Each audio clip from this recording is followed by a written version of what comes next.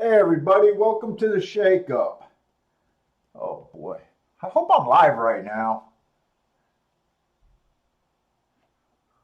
Hey, what's up, Grows It Well? I'm glad someone answered me right away because I was worried about I'm trying to use that original platform again. I handicapped Gulfstream and Kentucky Keeneland. I don't know why I'm saying Kentucky. Keeneland today. I hated the Keeneland card while I was handicapping it, and Gulfstream might have got wrecked in the rain. Uh, so we'll see what's going on there. Hey, what's up, Michael Lester? But I know at least the first few races today at Keeneland are all 2-year-olds. I almost wish I would have handicapped something else yet last night. I wish I would have looked at Belmont today a little bit.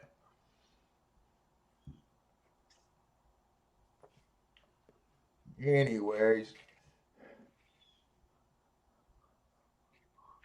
So they're off the turf today at Gulfstream.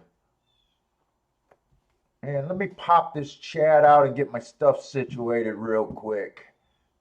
Where are we? Oh, I forget. I can't pop it out on this one. All right, shucks. I forget about that. All right, let me get my betting window at least.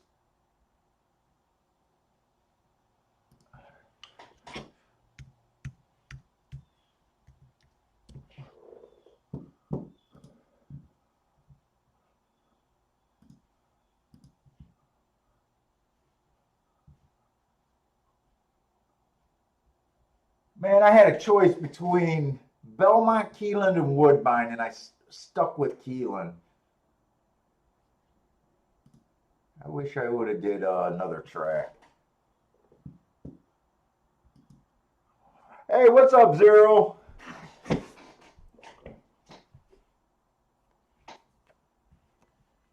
So anyways, this first race, we're going to be off the turf all day today. Like I said, I think the races are going to be kind of screwed today. We got a maiden claiming 40,000. I don't keep data on how the track runs during wet or versus dry or anything like that. Opening day, it was a swamp. I think I seen that it was a swamp today. I'm not sure. I thought I seen that it was sloppy. It might be the inside, but honestly, I don't keep wet and dry stats because in all the years that I've been doing this, just because it's wet doesn't mean it's going to run a certain way. Just like when it's dry, it doesn't. So I don't usually get into that. Yesterday, for the most part on the dirt, we thought it was all inside. This rain, who knows? So probably just try to handicap this stuff straight up and keep an open eye. So this one horse. So I think this is yeah, these are 2-year-olds. So not my favorite.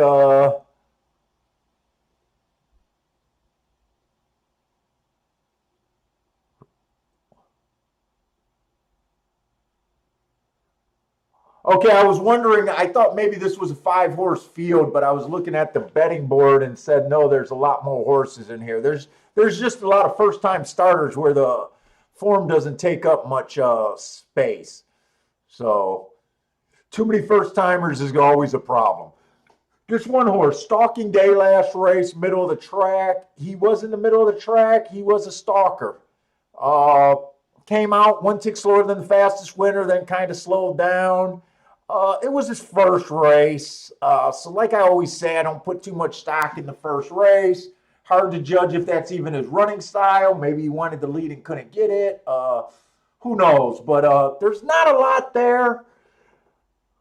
I do like the second a little bit, but there's not going to be a lot to go on here.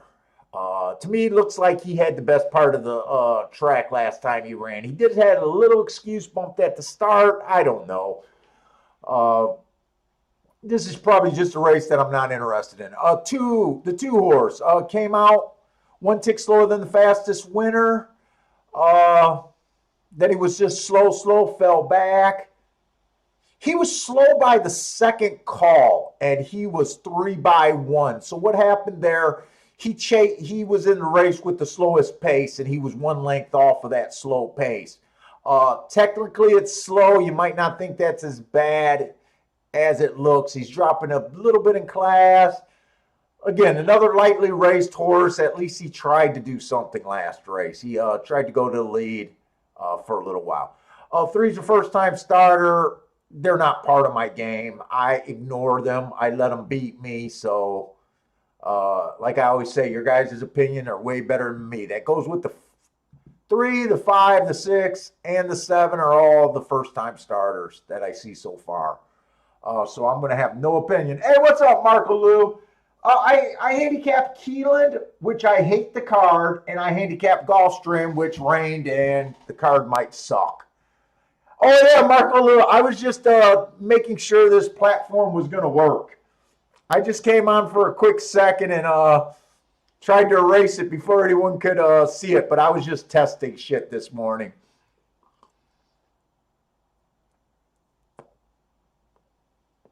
Let's see, that leaves us the 8 horse. He ran 2 races. Slow last race. According to his finish and his speed figure, you guys know I don't like speed figures, but we got to go with what we got here.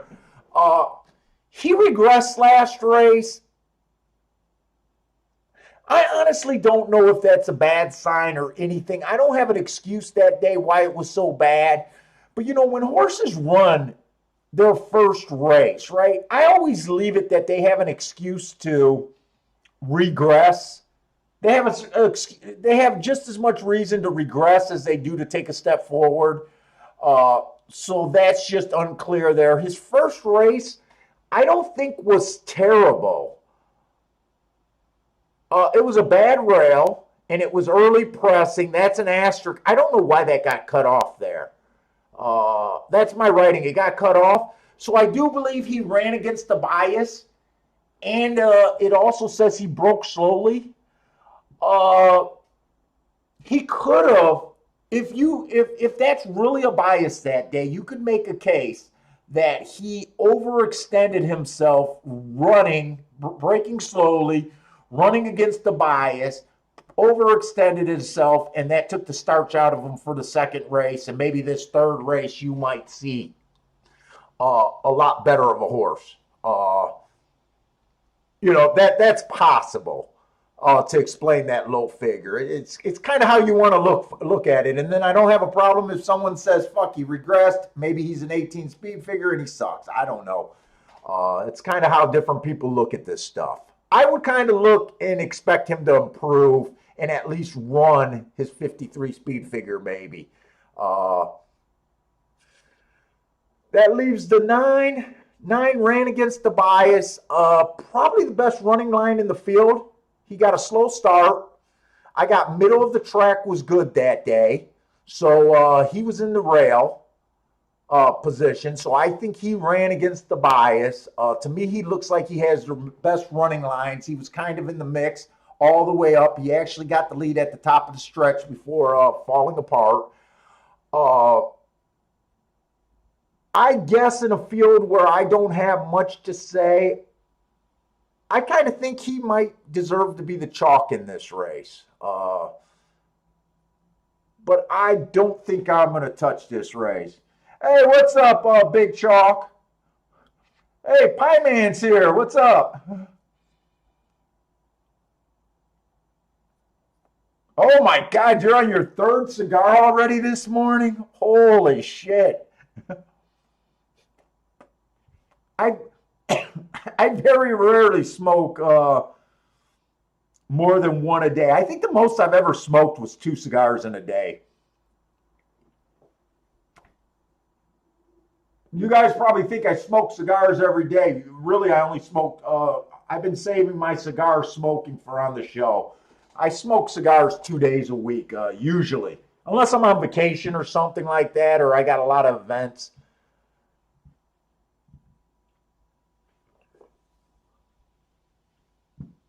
Oh, by the way, you guys remember that 9 horse yesterday who we were discussing about? Some guys, it was a horse that broke from the outside of the track, got to the inside, looked like a winner, and then his stride shortened terribly yesterday. You guys remember that horse? I actually did the charts this morning. I'm pretty sure it was an inside track yesterday. So that's one thing in his hat. But the thing that I noticed about that race, that was the fastest pace by far. Some guys were debating that he was just shit. I was kind of trying to hold it out to decide. I was kind of undecided. Did I think that was that race shit or not? When I did the charts this morning, with the fractions being as fast as they were, and they were quite a bit faster. Let me grab it real quick because I don't have anything to talk about this race. I'm kind of impressed with what he did. He'll probably be a horse that I don't like to make horses to watch list because I end up with way too many on my horses to watch list. And I usually can spot them without getting that alert. I keep notes. I'm able to do that. I don't need a watch list. So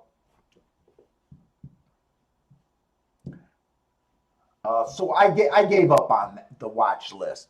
But anyways, this was his race. These are my 6 furlong races up here in the top clump. He was coming out of the 4th race. And if you can see, he went 22 flat. That's a couple lengths. That's 2 lengths faster than the next fastest runner. But the time that I was impressed with was this 44-4.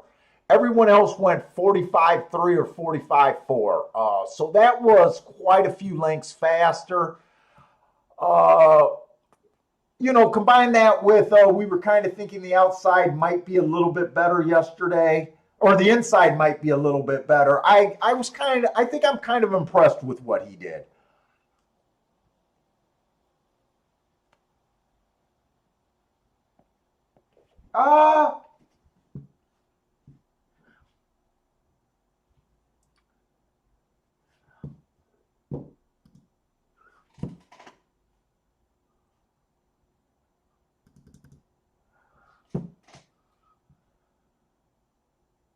Hey, Marco Lou, I got your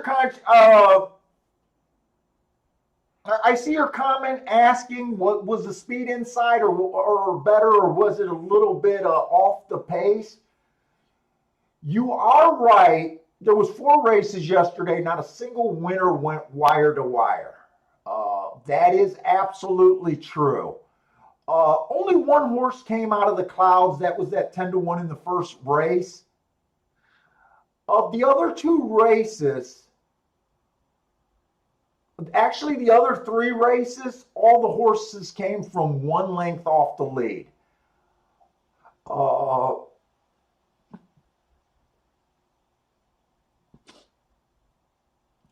So technically, I can see some people might. Okay, so let's just put it this way. 2 of the horses that won were big favorites. They were under 2-1. One of the winners was between 2-1 and 7-2, right? So not a big thing. So I probably would have labeled that an inside stalking track if I seen a lot of long shot winners in there.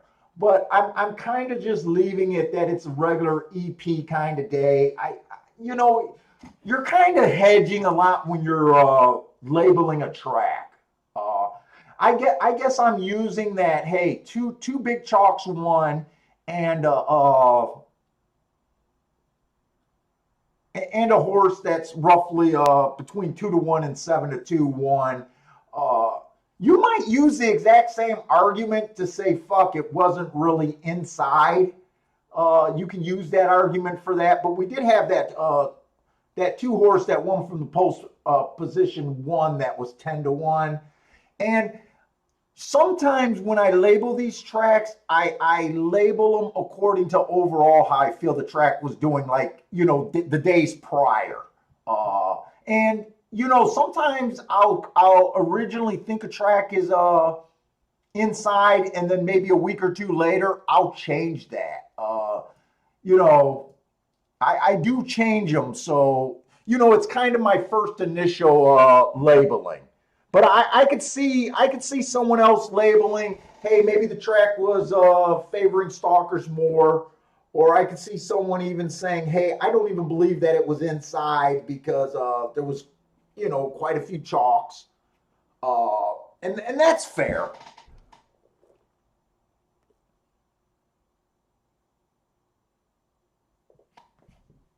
That's part of the reason why I feel that I can share my bias philosophy with so many people and not hurt my edge.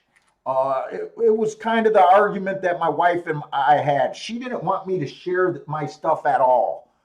Uh, and I wanted to do it, and I had to convince her, look, biases are subjective.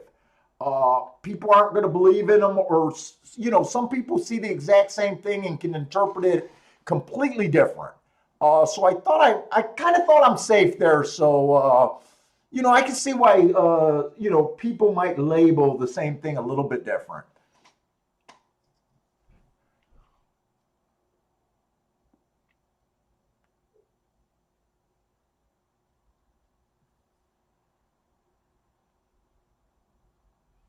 Uh, uh that nine horse, you know what? I want to say he went off at 4-1.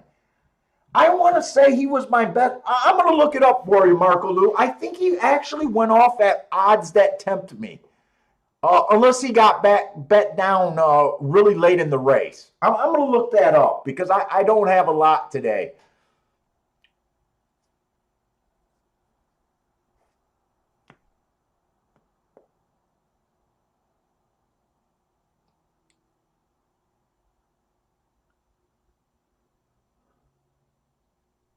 And it is a muddy mess, but it'll probably be dried out. And see what I mean about using the history of the track in kind of guessing and hedging to how I label shit. I mean, it's pretty funny that right away we get another two horse going wire to wire and winning, even though I kind of thought the best horse was on the outside. Uh, my attitude might change during the day, but remember when we start building these profiles, we're hedging, guessing, trying to narrow down the track to where we could take advantage of.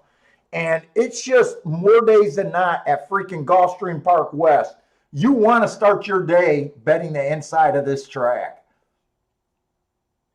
Hey, what's up, Bender?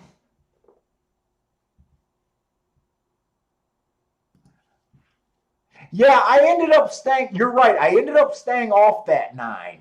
I didn't fall into temptation. Oh, I got that chart up right now. Let me see something.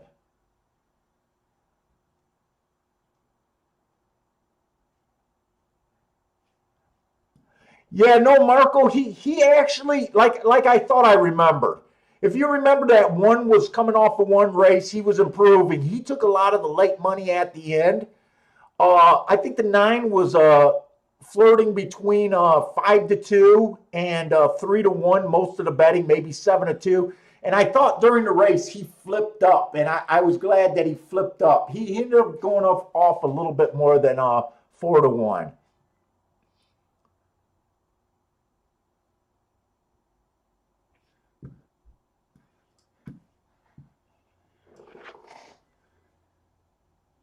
I don't remember if I actually bet that race, to be honest.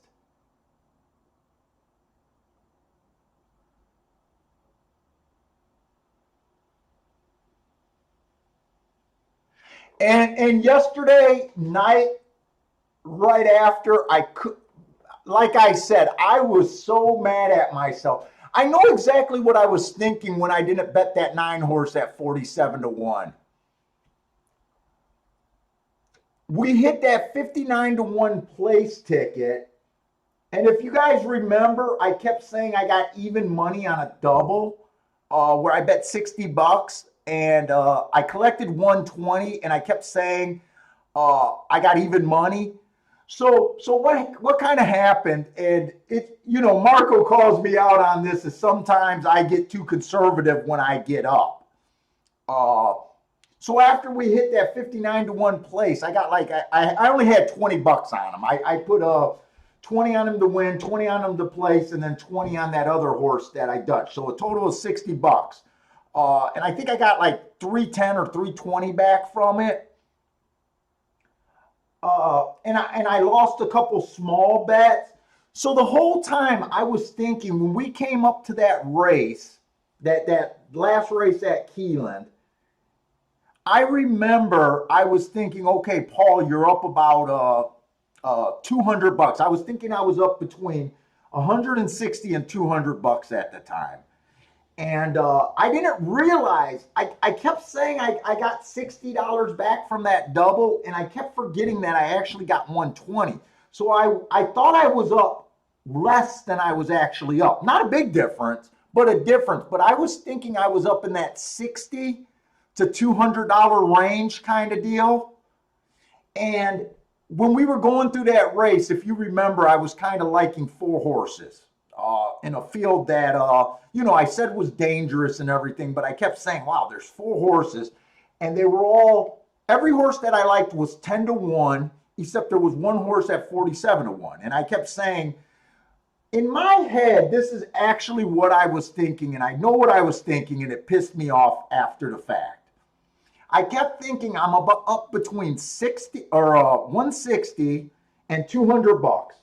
For me to bet this race, I am going to have to put $80 in. I'm not going to do a max bet. I'm not going to do a medium bet here. I'm going to do my small $20 play bet on all 4 horses. And I think I kept thinking, hey, you're only up 160. It's the end of the day. Maybe 200 at the best. Why are you going to give it back? Yeah, you might hit it and you might not hit it, but you know how it's my cheapness. I do this all the time and every paycheck is a paycheck to me kind of deal. And I cheaped out and that would have been a difference of an extra $900.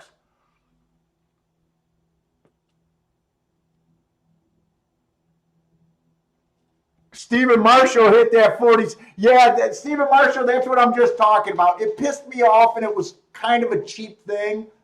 Uh, Look, when you do this every day, no one's out here to win $200. Like we want to win more than $200 or $160 or $100 a day. But let's face it, when you get close to the end of the day, right, being up that $100, $160 after battling, throughout the day, it's a lot better going home with that than it is turning your day around. I know that I take heat on getting too conservative sometimes late in the day. And yesterday it cost me a really good, $1,000 is, I think, a standard good day. And that's what yesterday would have ended up being. But, sometimes you got to be cheap.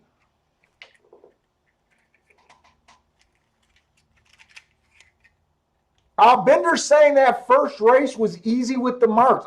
You know what? I think it was easy.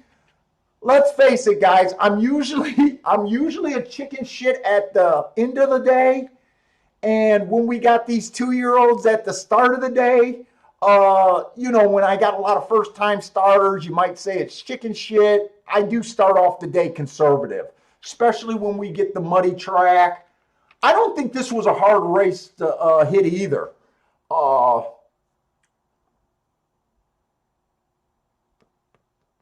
I think the 9 was probably the top selection with the inside horses. Is the only place you could go there. I did want to see, did that 8 improve a little bit?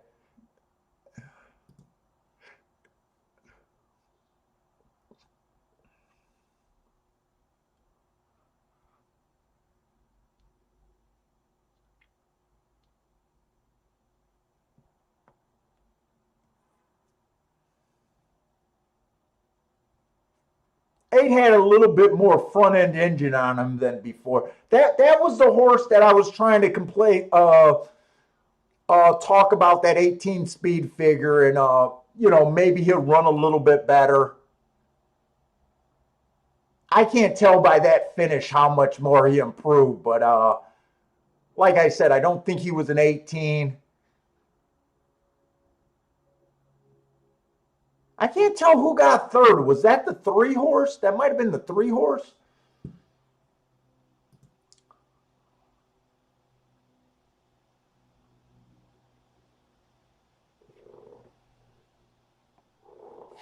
Yeah, Bender, I know.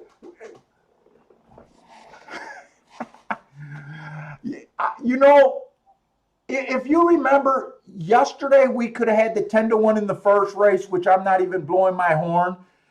There was another race yesterday. I want to say it was at Keeneland where I was between the 3 outside horses and I sat out, and it was a solid exact. I think it was a 6-1 and a 2-1 horse. Uh, it's just my overall. I've been in this game for so many years. Uh, I'm going to pick my spots, and yeah, I know sometimes I can seem extra conservative, but trust me, I'm really happy with the spots that I pick. There's always going to be woulda, coulda, shoulda races. But I do appreciate and glad you noticing the marks. That's why, on this show I wanted to share my form with people. It's the same thing about guys interpreting biases different. Guys can take my marks and interpret them different. And if they're helping you guys, uh, I always think it's super cool when guys take advantage of my shit better than I do. Hit a race for better than I did, or hit a nice combination, or even hit something using my stuff without me hitting it. I always think that's super cool. But my overall theme was a show. I just didn't want to have a show where I told people what I liked. I wanted to actually have a show where people are kind of seeing my thought process, seeing it and doing their own thing with it. Because I honestly think racing did itself a disservice with the experts they hire and come along and say, hey, these are the top 3 horses. I think that's bullshit. I always give myself crap for not being a good bettor. I don't think I'm a sophisticated bettor, but there's a lot more mind games being played than just going and betting top horses all the time.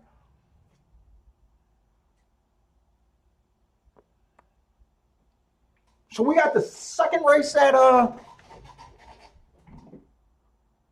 you know what? Maybe these races aren't scratched down to shit. Maybe Gulfstream won't be as I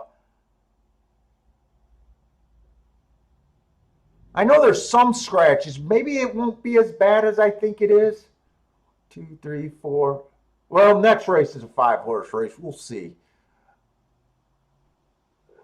All right, we got the second race. We got a lot of time here.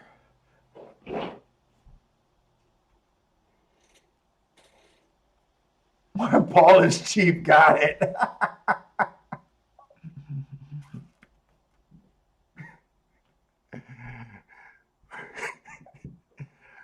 I am cheap. This one horse is coming off of a one race last race. I don't know. I can't make anything out of that race. Just looking at that running line, he was involved early, didn't really get in position, and he was a chalk. 2 races back, he was just average, slow. 3 races back, he was at $50,000 claimers and was just average.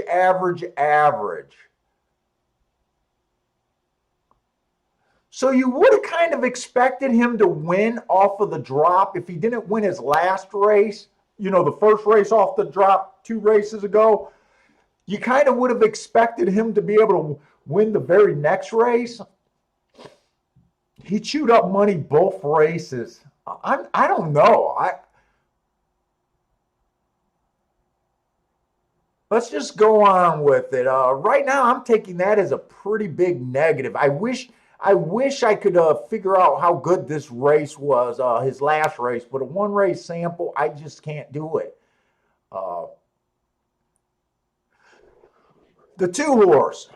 It was an early stalking day that day. It was also a bad rail. This horse had a bad rail. He was just average, average, average. Nice speed figure going against the bias.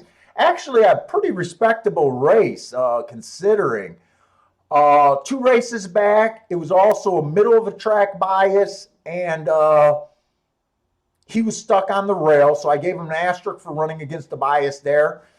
He came out pretty fast for the first 2 calls, average. I think both of those are sharp races.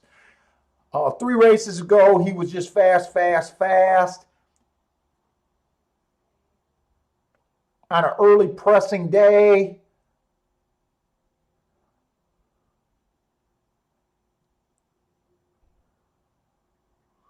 well, depending on how good your skill is at the skill of the person that's calling a bias, I think he has 2 legit excuses in a row. And to me, might be the horse to beat on the inside. He also has been competing at a much higher level. 3 races ago, he was at 75,000, 50,000. So he recently dropped. The 1 recently made a monster drop.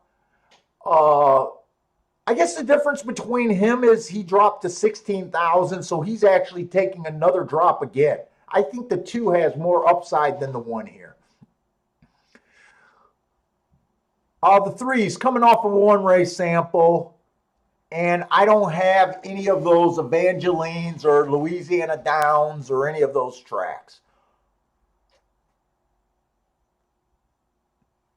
Just looking at his 1 race sample race, it was at this level before. He was at allowance 1X at Evangeline and Louisiana Downs. Honestly, I don't think that would compare to Gulfstream Park West, but I don't see enough of those shippers to even notice them. I'm just looking. He broke his maiden at the basement. He earned a huge speed figure.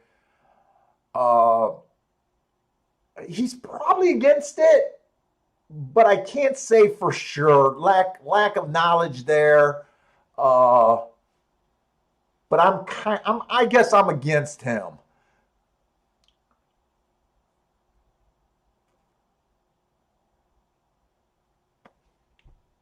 I'm really hoping that Gulfstream holds up, Bender, because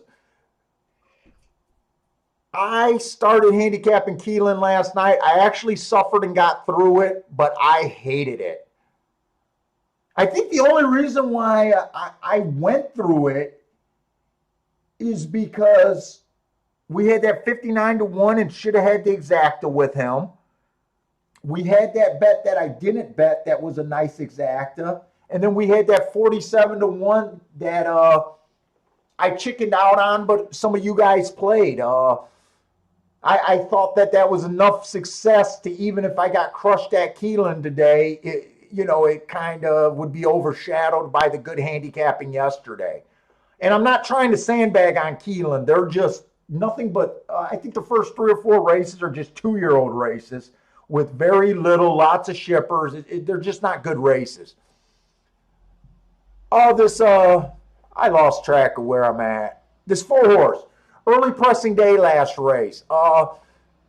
Could have technically gave him an asterisk for running against the bias, but I don't like giving closers asterisks very often because that running style is just not good at most tracks. He managed to keep pace with the slowest winner for the first 2 calls before falling apart. He is dropping. He used to have speed at 6 furlongs. So him not having any speed his last 2 races is something to be worried about. 2 races ago, it was an early pressing day. The inside was bad. Or no, I'm sorry, the inside was good. He had the 7 hole. That might be the excuse why he didn't have quite the speed there. Uh, but 3 races ago, oh, 3 races ago, I didn't realize that race was so good. It was an early pressing day, and he went too fast to win. Like I said yesterday and before, hearts are almost like getting an asterisk. Uh, I still don't believe in this horse, though. Wow, he's four. Wait a minute, he's 5-2.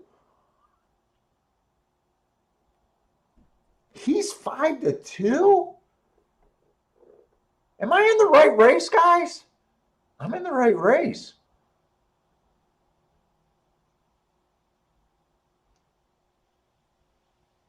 Does this look like a horse that the public makes 5-2?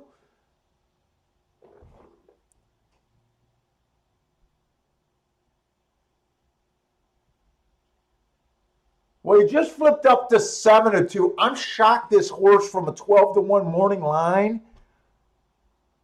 If this horse wins, I think you could get to him with the 2 marks. I don't understand how the hell the public got to him. Even for a flash of the board, no, the board's been open for a while. There's got to be money in the. I don't know. I don't like thinking bet down horses, and I never think people know anything in horse racing. But I just find it curious that he took so much money. I'm kind of against him. I still think the 2 got a lot of upside here, and I think the 1 might.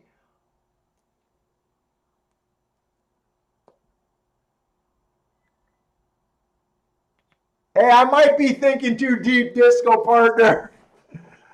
I might be.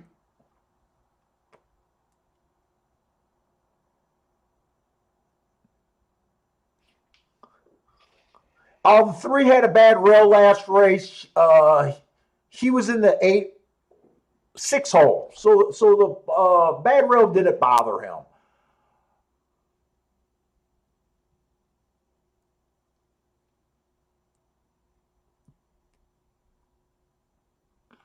Last race was average, average, average. Eh, I can't go back any other races because the next race was a year off. It was in September of last year, so it doesn't even make sense to look that race up. 5-2 on him, huh? Hmm. And the 6 horse, I just don't care for. The public doesn't care for him. Inside of the track was good. He had the inside. It was an early pressing day. This horse had no speed. Like I said, I don't give these horses asterisks, but technically he's an asterisk. Overall, I don't think you should be giving asterisks on closers' excuses. Closers always freaking have excuses. Uh, I'd be against him.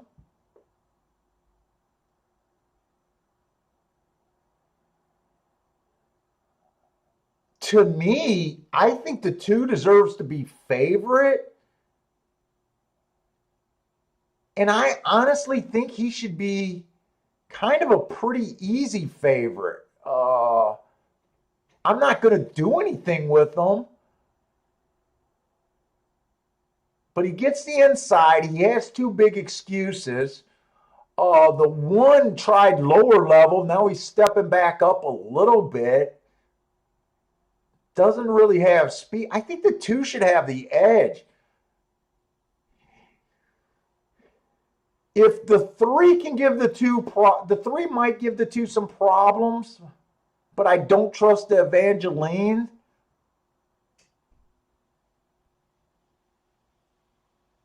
Fuck. 4 got speed. I don't.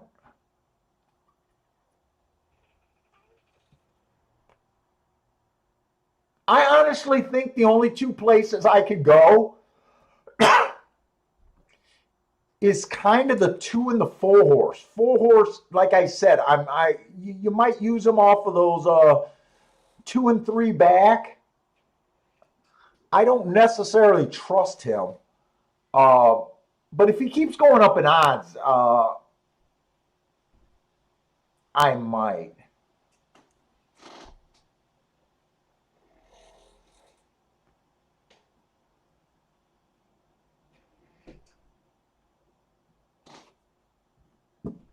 Let's see. Disco's saying that. Hey, Disco, you didn't stick around with us for Keelan yesterday, did you? You left early. We had a 59-1 shot that ran second. Should have nailed the exacta.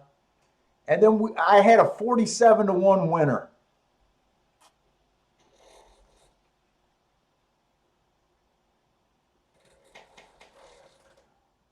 Jorge Big Chalk thinks the 5, I think the 5 will close good.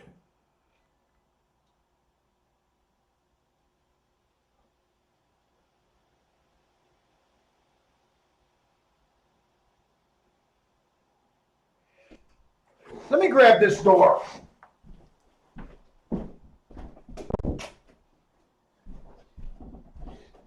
Yeah, if the 5 does anything, it'll be off the back end, I think. I kind of agree with you there. Uh, 5, okay, so most of these horses got a lot of class. Oh, the 5 has a lot of back class, but we know that he ran one race this year and then coming off a year layoff. I don't think his last race was a terrible race considering that. He probably has a bit of upside. He's not my type of horse taking a closer at 2-1. But I can see you thinking that he has upside. I tend to not like closers at short prices.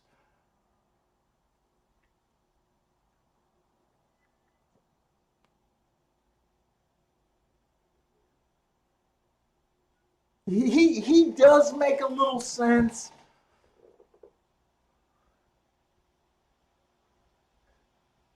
To me, in this race, the 3 and the 6 would be complete shocks here. I think those are the 2 horses that are complete shocks.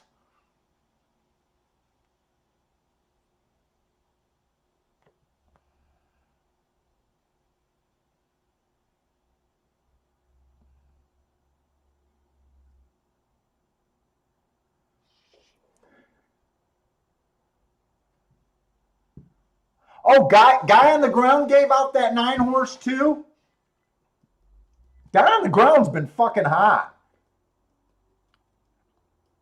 He came in here for maybe the first hour, and I think he hit the I think he hit a nice exact at in Keelan's early race. I think it was Keelan's early race with like a 5-1. Guy on the ground has not been fucking around.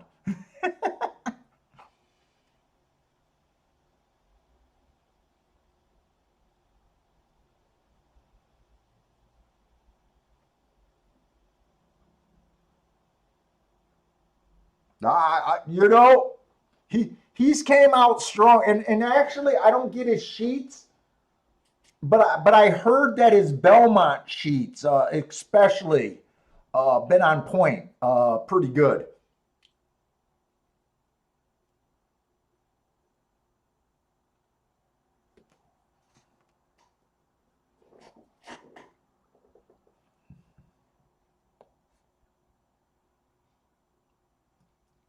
I'm gonna look at the next race real quick just to see if there's a double here.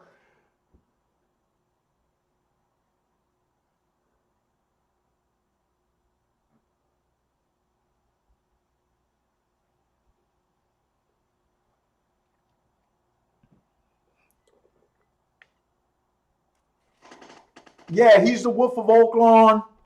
Chase. Guy on the ground. He has a lot of alias.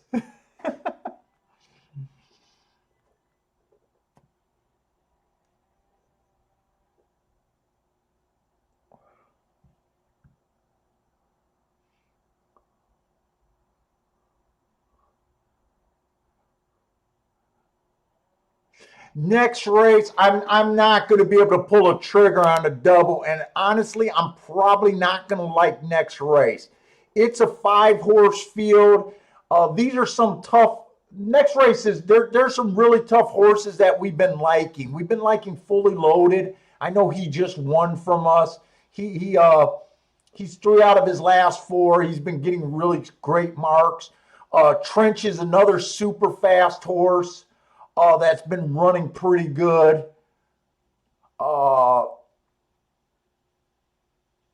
I see a lot of speed next race.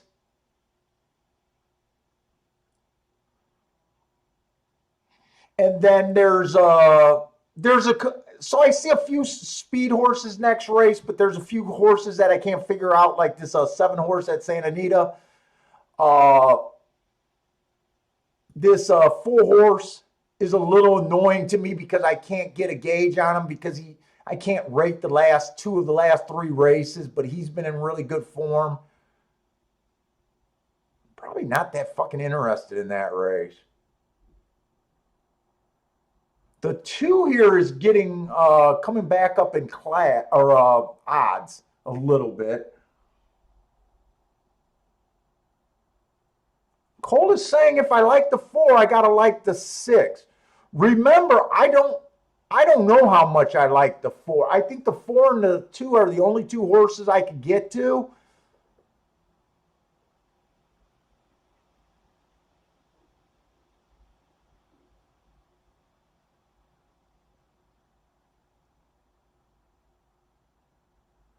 I don't get that comment. If I like the 4, you got to like the 6.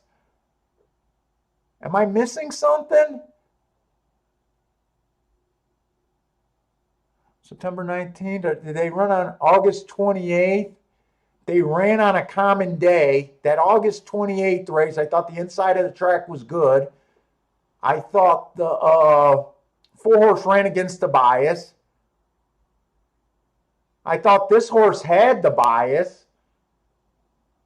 No, I guess I don't agree with that.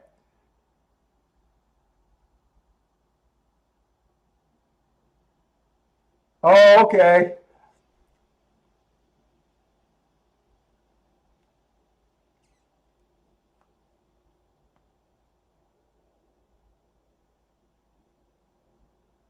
Oh, hey, what's up, Peyton? I didn't see you sneak in here. Hey, what's up, Mac and Company? I haven't seen you in a little while.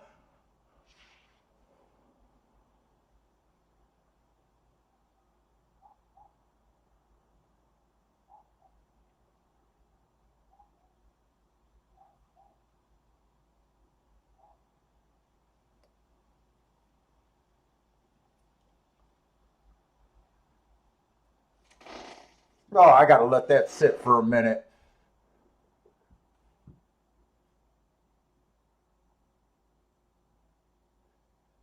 Here we have a 6-horse race, and we got 3 horses between 2-1 and 5-2. Usually, there's no edge in betting in these races, unless you like something outside of those.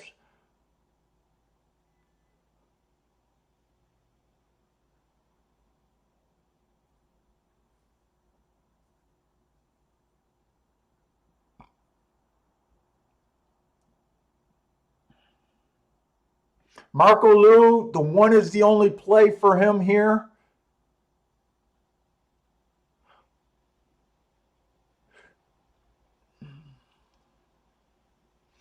If I were to do anything here, it'd be kind of probably something like a 1-2-4 box and maybe the 2 as a lone win ticket.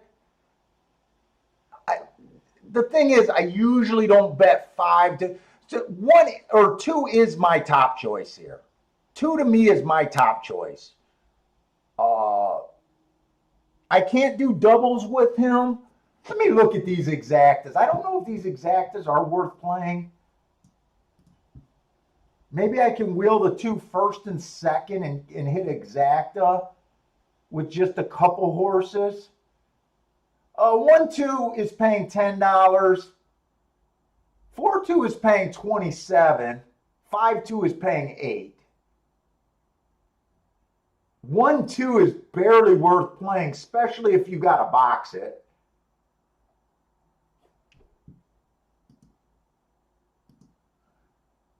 And I don't know why my payoffs just disappear after a couple seconds. There they go. I got them back. 2-1 is paying $11.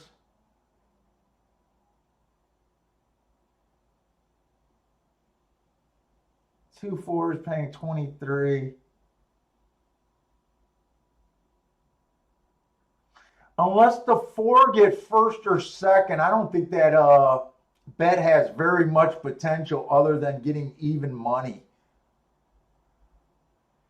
The odds are going to make me not bet this race.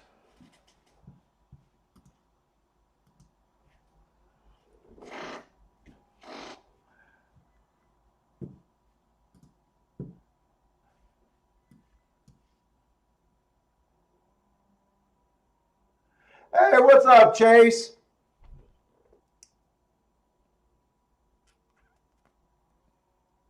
I was mentioning we had a good Keelan yesterday. We hit that 59-1 in second, Chase, but then we gave out that 47-1. But then I heard that you gave them out too. Someone mentioned you gave out that 47-1 winner. So man, you're staying in the hot seat, man.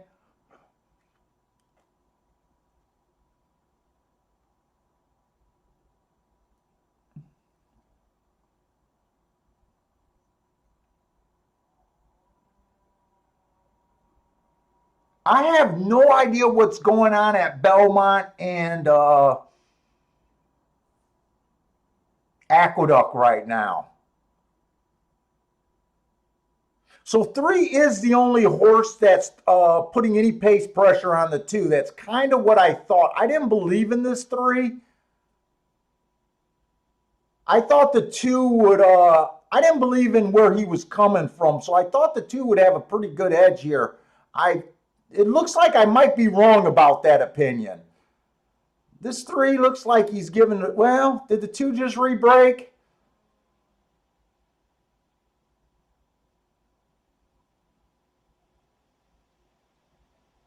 Come on, 4, at least getting out.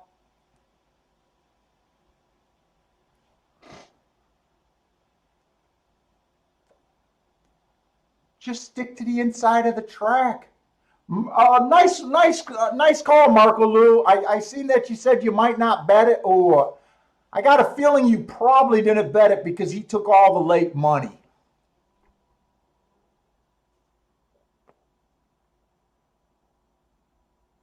But you still made a call that was the only horse that you could go with here. So I'll give you credit for the nice call.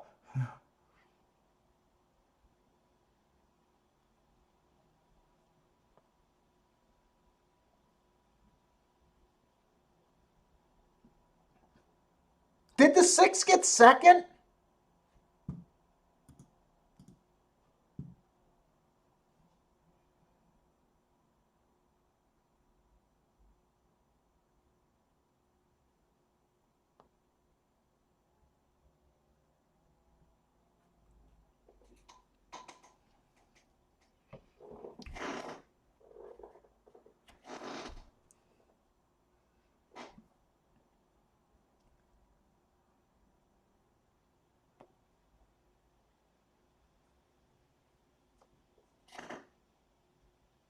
That 6 ran. I thought the 6 was a complete throwout.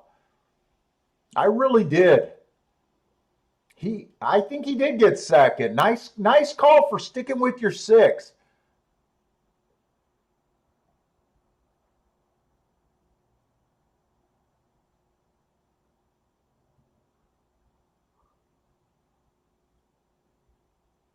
And I thought the 4 ran with the 6 in a common race.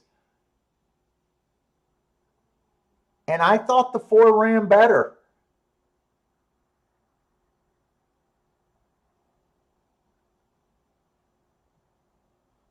Ooh, 35-1. I didn't see him go up to 35-1. Yeah, nice call. You should still get a decent place money out of that. You should probably get what, $16, $20 to place?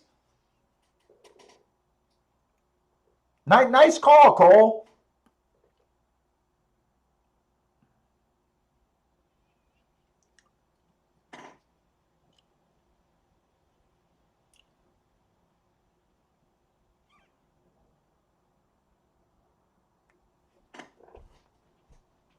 What are you going to get? Like, I think someone said you get 45-1 on that exacta, huh?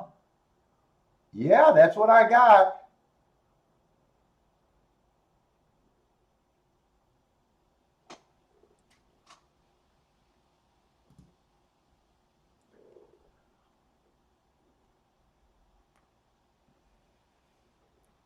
Hey, what's up, Premier?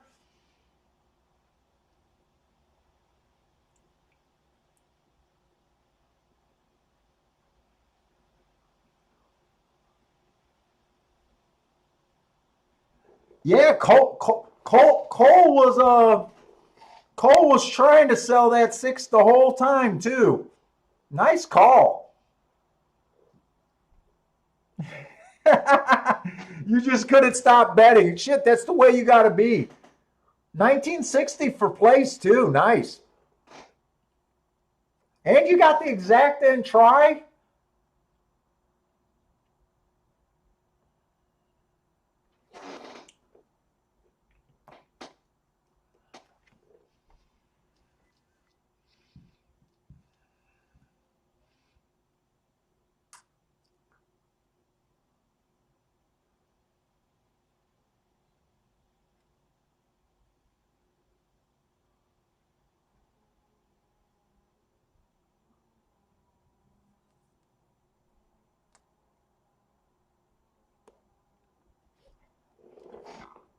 Oh shit, my stomach's upset.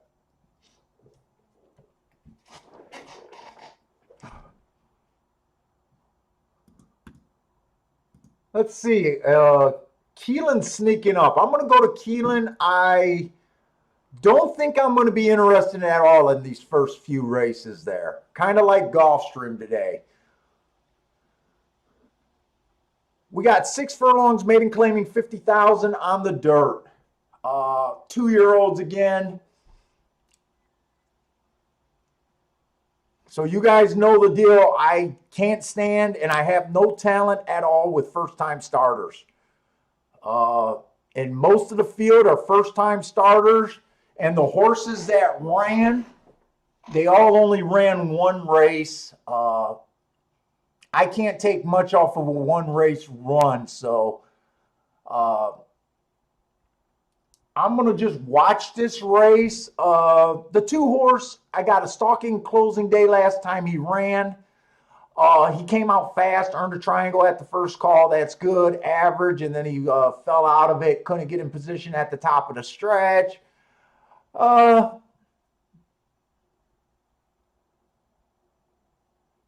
It's just too dangerous to take a lone triangle horse with so many first-timers, in my opinion. The 3-horse, I could not rate. Speed figures, that might be the top speed figure in this race.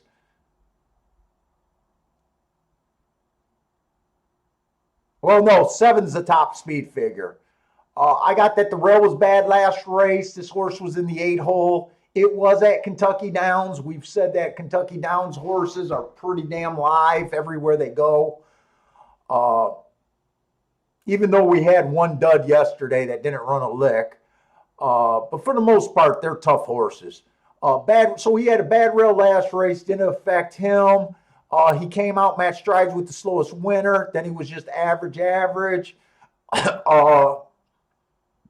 And completely fell out of it at the finish. There's just nothing in this race other than watching the race for me.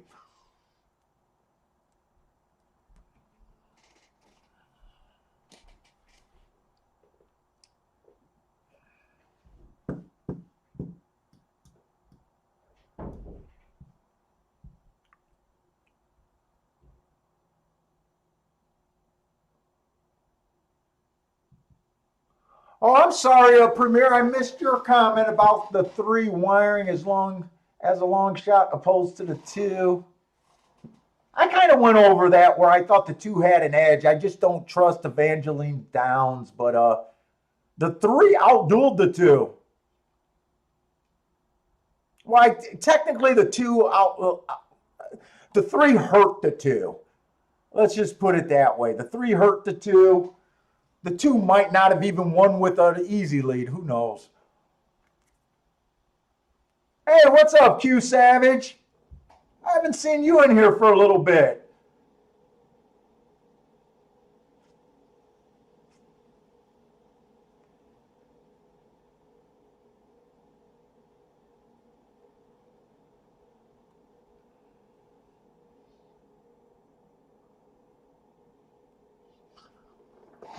I'm not interested in this race, and like I said, I'm not interested in the next race at Gulfstream. Uh,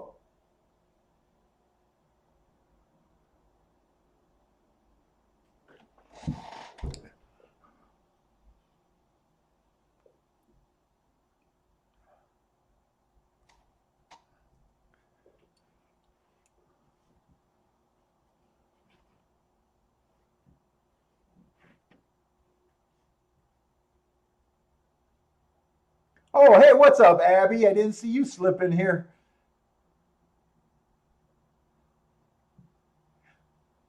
Abby's living on my schedule, just waking up and jumping into horse racing. I will say I love the West Coast. When I was in Vegas, I always loved the start time for races in Vegas. I love starting at 9 o'clock in the morning. I do love that about horse racing over there. They're 3 hours behind.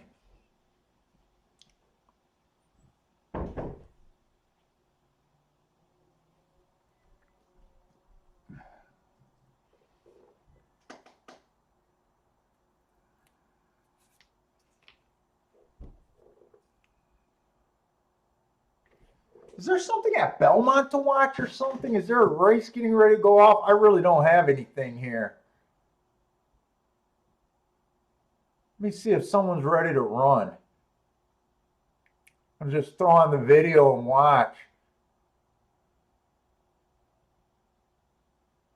Hey, does anyone have the answer to, I think, Marco Lou's question? Does anyone know what's going on with Belmont and Aqueduct's meet this year? Is Belmont going to run longer? Is Aqueduct even going to run this winter? Does anyone know what's going on there?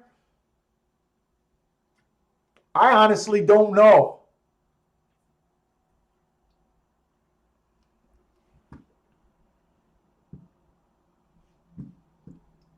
And let me try to see. Sometimes I think my chat is dead. Let me pull up the stream over here so I can make sure that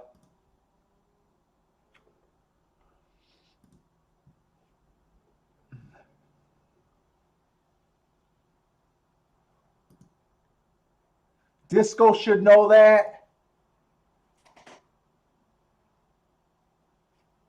I'll be right back. I'm going to run to the restroom. I'll be a few. Get some water too.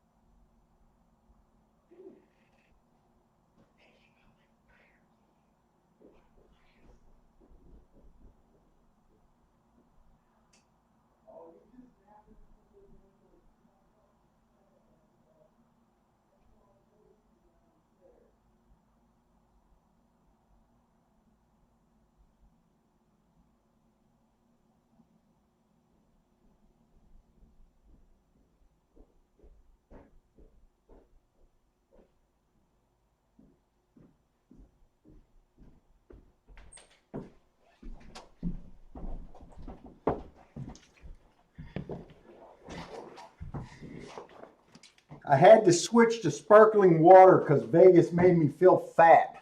I'm trying to cut pop out.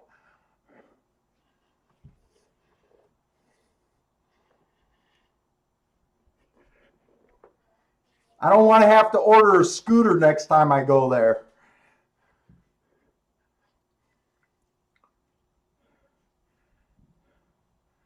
Okay, so Bender's saying Aqueduct starts December 10th.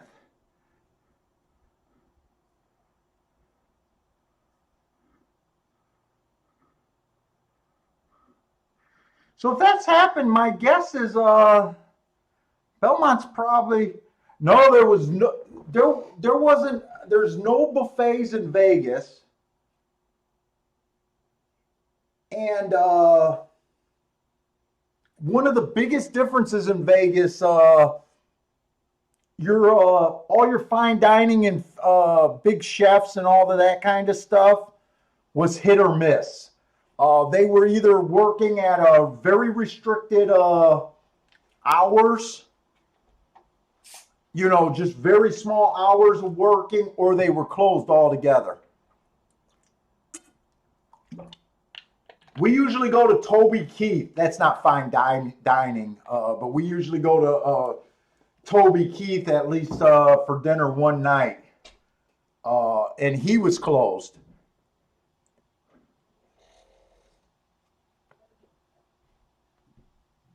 I like the Long Islands there better than I like the food.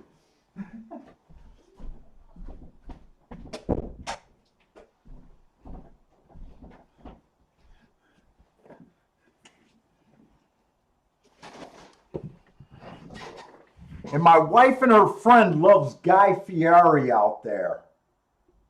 I hate that place. He was open like very restricted hours. Thank God, because I didn't have to go.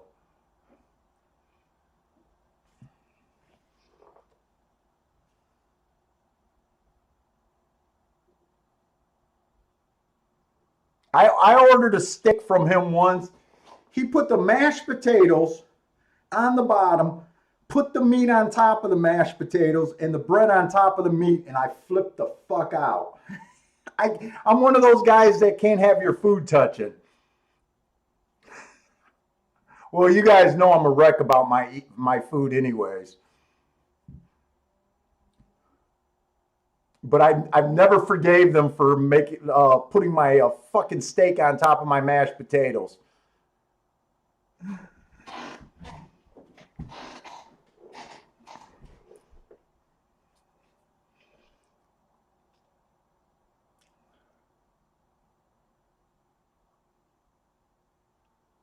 Hey, Kiki, was Wolfgang pucking them open? Limited days, limited hours, right? It was honestly the only restaurants that were open in every casino for the most part was a Mexican place, a burger joint, a pizza place, and a deli. It was very restricted. So if you go to Vegas for the food, uh, you probably would have been on the disappointed side.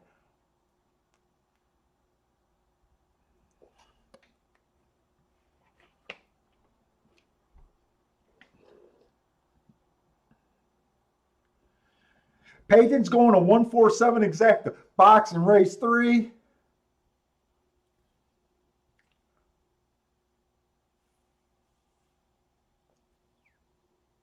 Yeah, I seen Bender put it up. Opening up in December.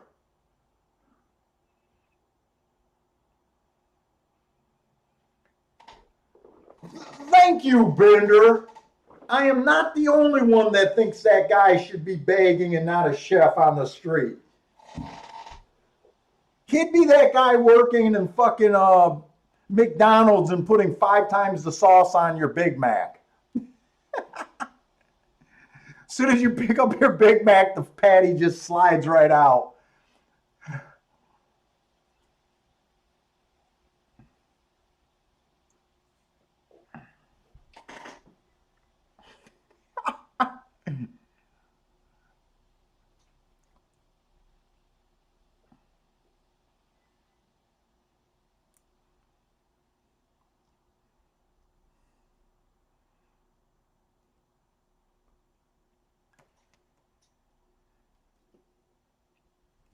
They when we were coming back, they told us that the homeless.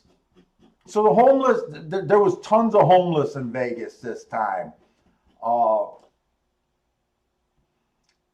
and one of our drivers told us that the homeless. So the Cromwell Casino, I think it's the Cromwell that used to be right there on the corner next to Bally's, is still closed. But from what we heard is that the homeless took over the parking structure. They broke into the parking structure and put a big old tent city in there. And they're having all sorts of problems getting them out of there.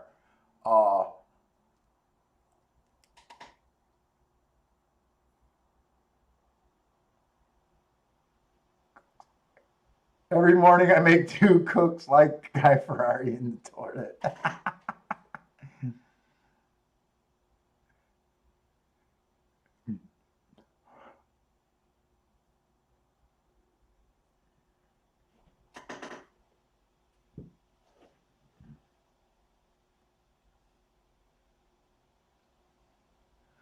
Hey, Marco Lou, I only walked through the D once, and honestly, I don't remember it. I'm from Detroit, and I was told that they have a Detroit theme in the D, and I guess I didn't get it. I didn't notice, it didn't stand out. And I'm one of those people that said, why the fuck would you have a theme from Detroit, a theme hotel? I don't know. I don't know if that's true, but that's what I was told. We did not make it to downtown Vegas this time. Usually we go for one night and hang out. We did go to the Mob Museum. That was one thing that I had never done before. We visited the Mob Museum.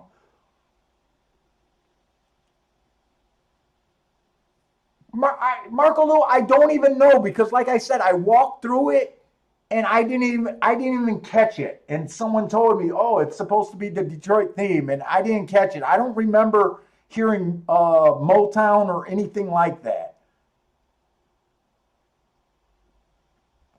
Oh, a huge sports book in December?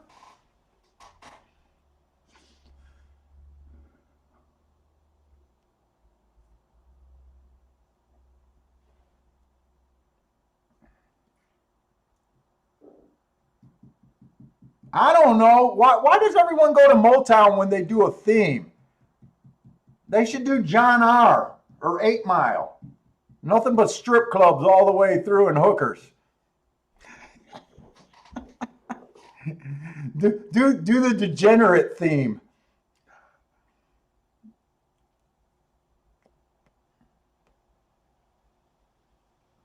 The Mob Museum was okay. I guess I'm not to me, I would have just I watch all the mob documentaries and all that on cable, and to me, if you've seen all of those, you kind of know what the Mob Museum is. It wasn't really anything extra. Uh,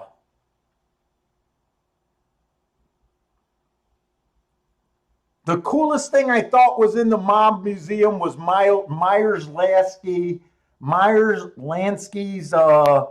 cigar case.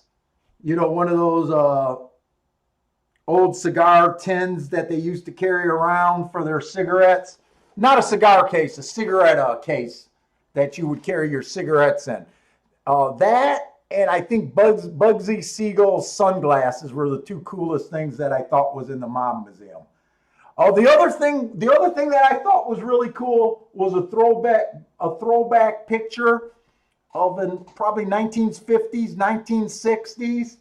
They had it was a picture of a hotel's pool. I don't remember which hotel it was, but they actually had floating craps table. And the craps dealers were all in swimsuits. Everyone was in swimsuits and they were playing. They had about 3 crap tables in this swimming pool. And I was like, that's the old Vegas that I would have liked to see. I thought that was cool.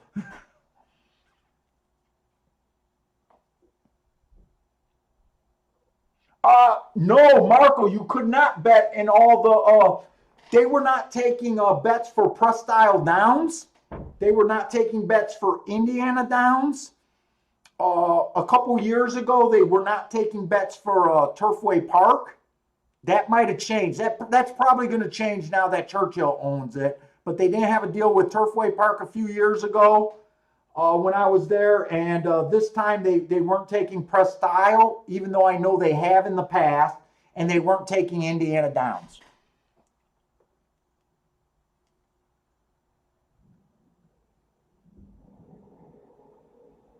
Yeah, I've seen blackjack tables before. I think they used to have blackjack tables, swim up blackjack tables at I think Hard Rock had them. I don't know why I thought it. Maybe because I prefer craps over blackjack these days.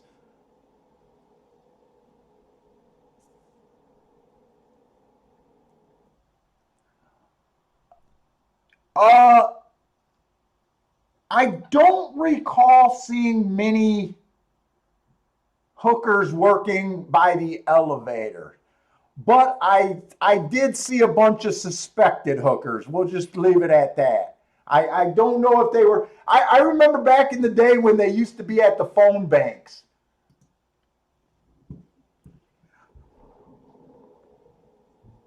When they used to have pay phones.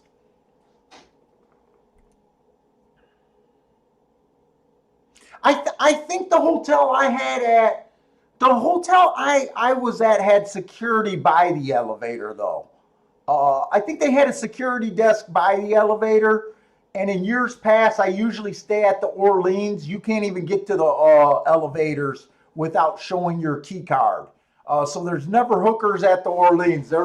Well, there's hookers at the Orleans. They're just not by the elevator.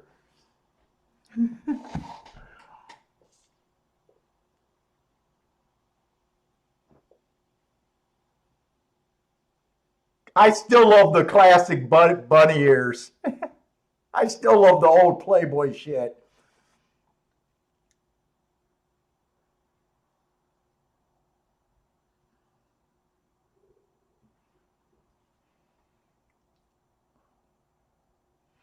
Was Tropicana that casino that I stayed at that I said they need to tear down?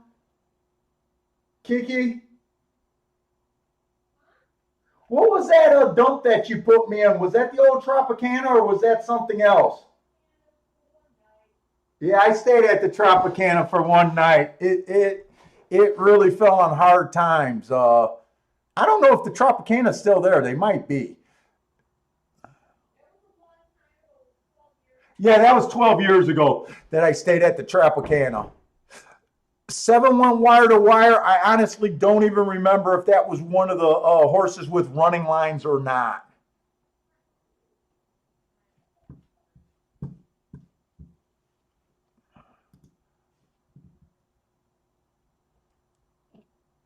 Oh, 7 was the Kentucky Downs horse. So those Kentucky Downs horses are dangerous. He was 5-2 though.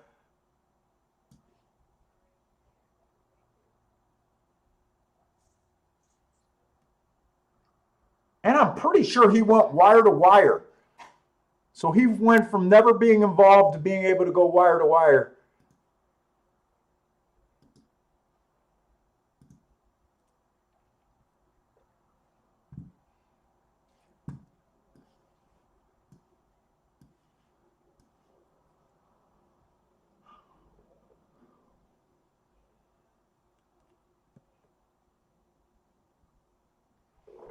let's see, we got the third race over here at Gulfstream. I'm not interested in this race. They are betting Trench. Fully Loaded, getting a lot of respect, which I think he should. But I have no real opinion of this race. I'm probably rooting for Fully Loaded here. He's been really good to us. That's the 2-horse. I expect a real fast pace. We'll see what happens this race, but I'm not doing anything here.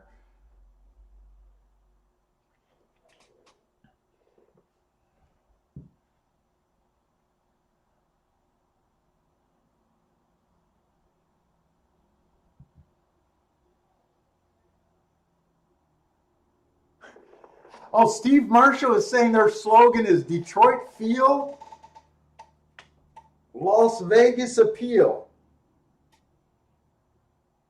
So does that mean the staff greets you with "What up, doe"? What up, doe?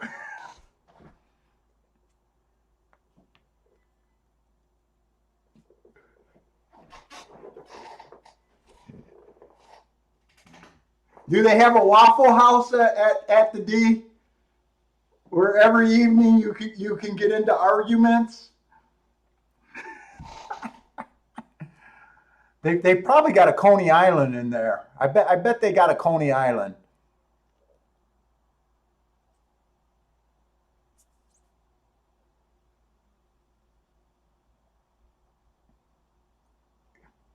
If someone tells me that the D has a roller rink, I'm going to the D next time. Tell me they got a roller rink, and I might stay there.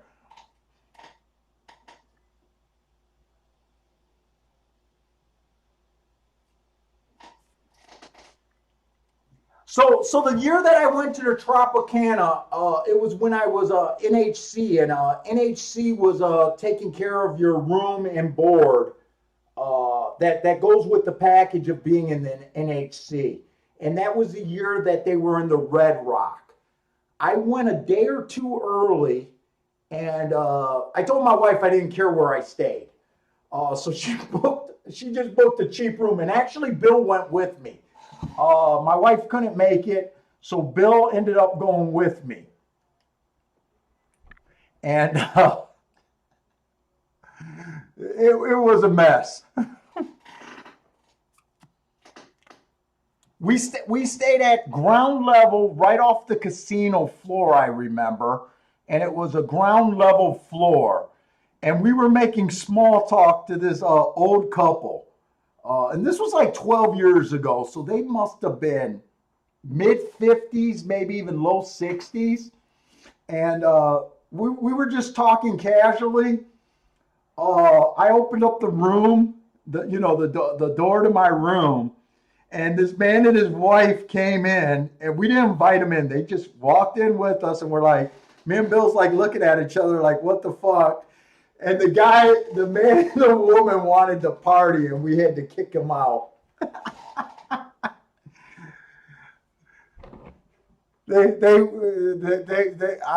We think they were swingers, old school swingers back in the day, and they wanted us to party with the old woman, but we weren't into it. That was a Tropicana there, and the rooms were a wreck, and I just remember it smelled so musky and moldy there.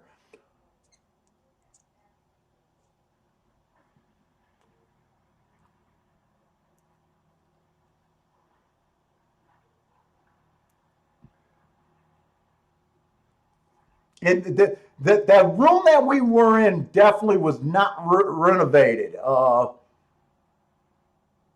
Although they did have a lot of work crews in the casino doing work, so maybe it's not as bad as maybe they have reinvent. I think they were putting carpet down and they were doing a lot of work there. I remember a lot of scaffolding and stuff. So maybe they made some real changes there. Maybe it's not as bad these days. Yeah. Hey, what's up, Marcus? Bill probably said no to them because I was there. That's right up Bill's alley. Right now on a slow show, I'm really missing Bill right now.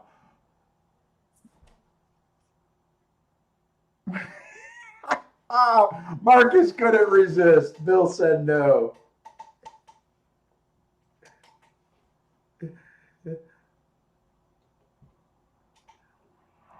That was the year that I told you guys about. They had the NHC and the NHC and the Orleans tournament on the same days, and Bill went because they had a rule.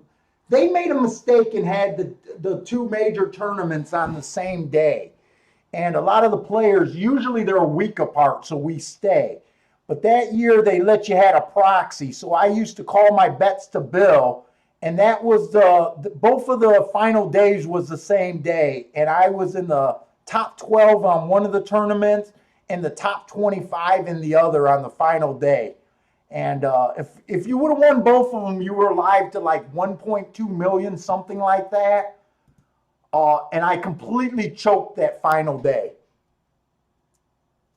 One was a 3-day tournament and the other one was a 2-day tournament. I completely choked. Maybe I needed that old broth for some relaxation. My wife better not have heard that.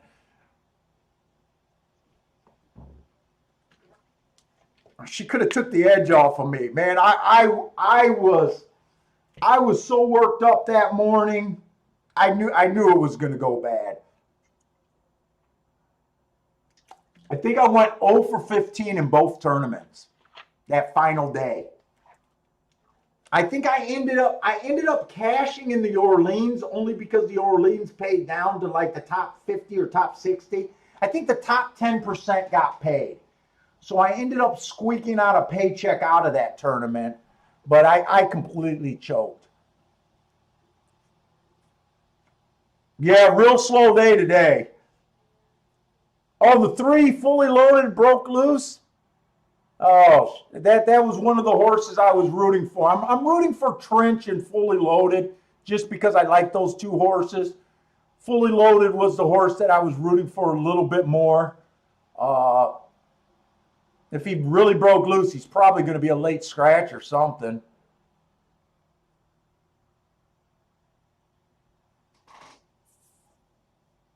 Marco Lou's jumping ship. I don't blame you for that.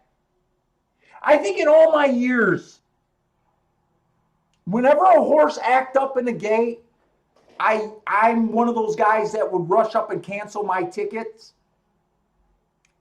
I can only think of one time. I remember a horse flipping in the gate at DRC in Detroit, flipped in the gate. I had a bet on him. I rushed and canceled the bet. I thought he was going to be a scratch, and I was going to scratch him anyways because when you flip, I don't expect you to run.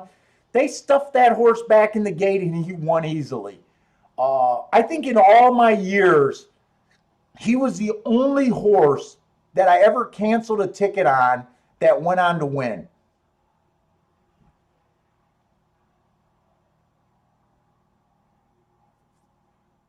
Oh, it was Trench broke loose, not Fully Loaded. Fully Loaded is the 2.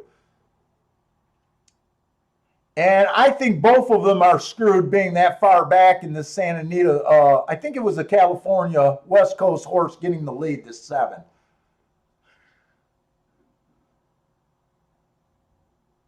I don't think I've ever seen Fully Loaded, the 2 horse, come off the pace. I'll be shocked if he can come off the pace.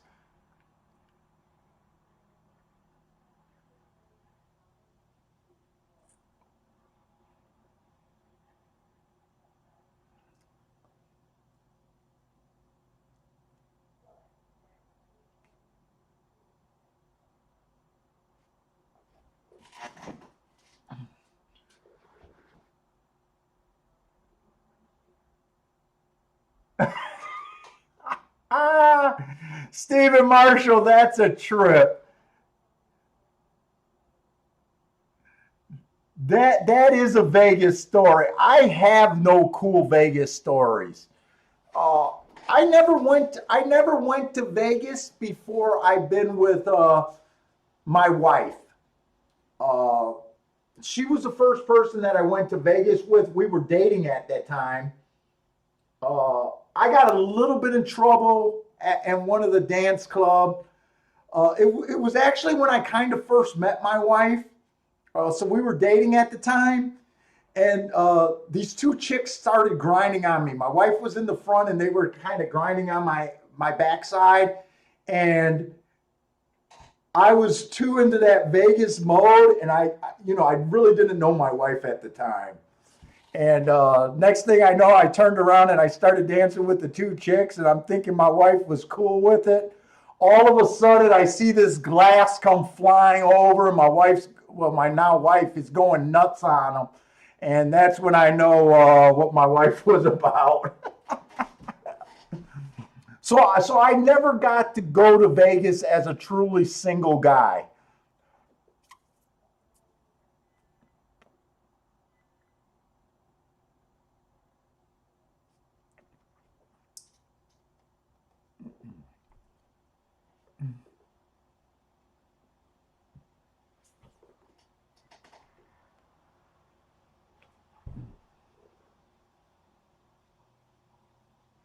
Oh, you parlayed that $5 into a nice win.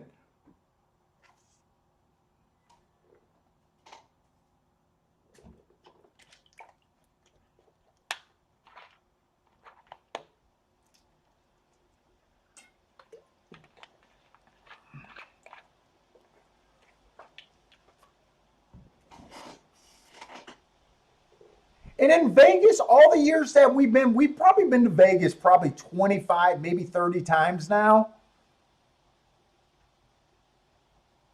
I've never had I've never had a monster trip in Vegas.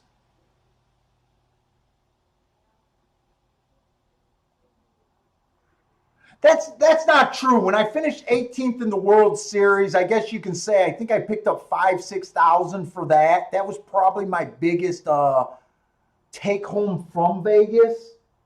But I felt like a loser because I made a 50-50 call in the last race that cost me 100,000. Uh, so even though I won that, I felt dejected and everything. But in all my trips to Vegas, I've never had a bad losing. I've never lost in Vegas. Uh, and usually Vegas ends up being pretty much a push for me, or I might win a little bit, and I'm counting all the expenses. But in Vegas, I don't do anything different. I don't play any other games. I go out there and do just the horse racing, and it's the same as here. That's kind of why Vegas is kind of losing its appeal to me. Uh, I know I'm not up for the crazy nights, and playing in the sports book, it's actually more comfortable playing at home. Uh, but I've never had a true Rolex day in Vegas. I mean, paying for your trip is pretty good. I mean, you figure you're going to spend at least 25 to 2,500, 3 grand just to go and to cover your food.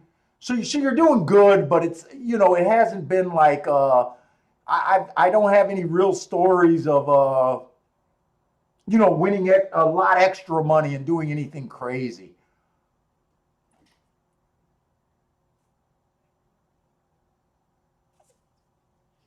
That ESPN, that's the tournament that I made the $100,000 decision in.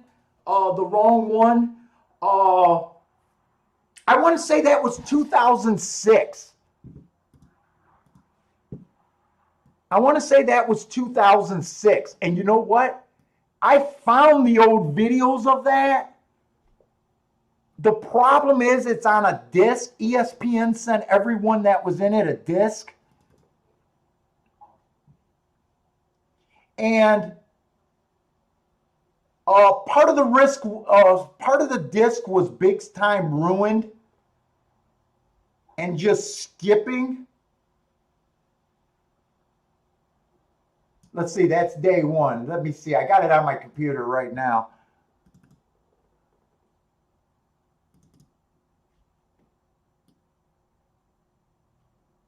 What is that? I don't even know what that's a video of.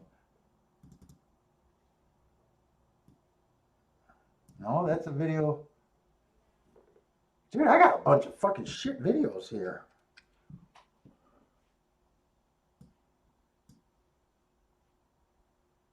Oh, maybe it's this one.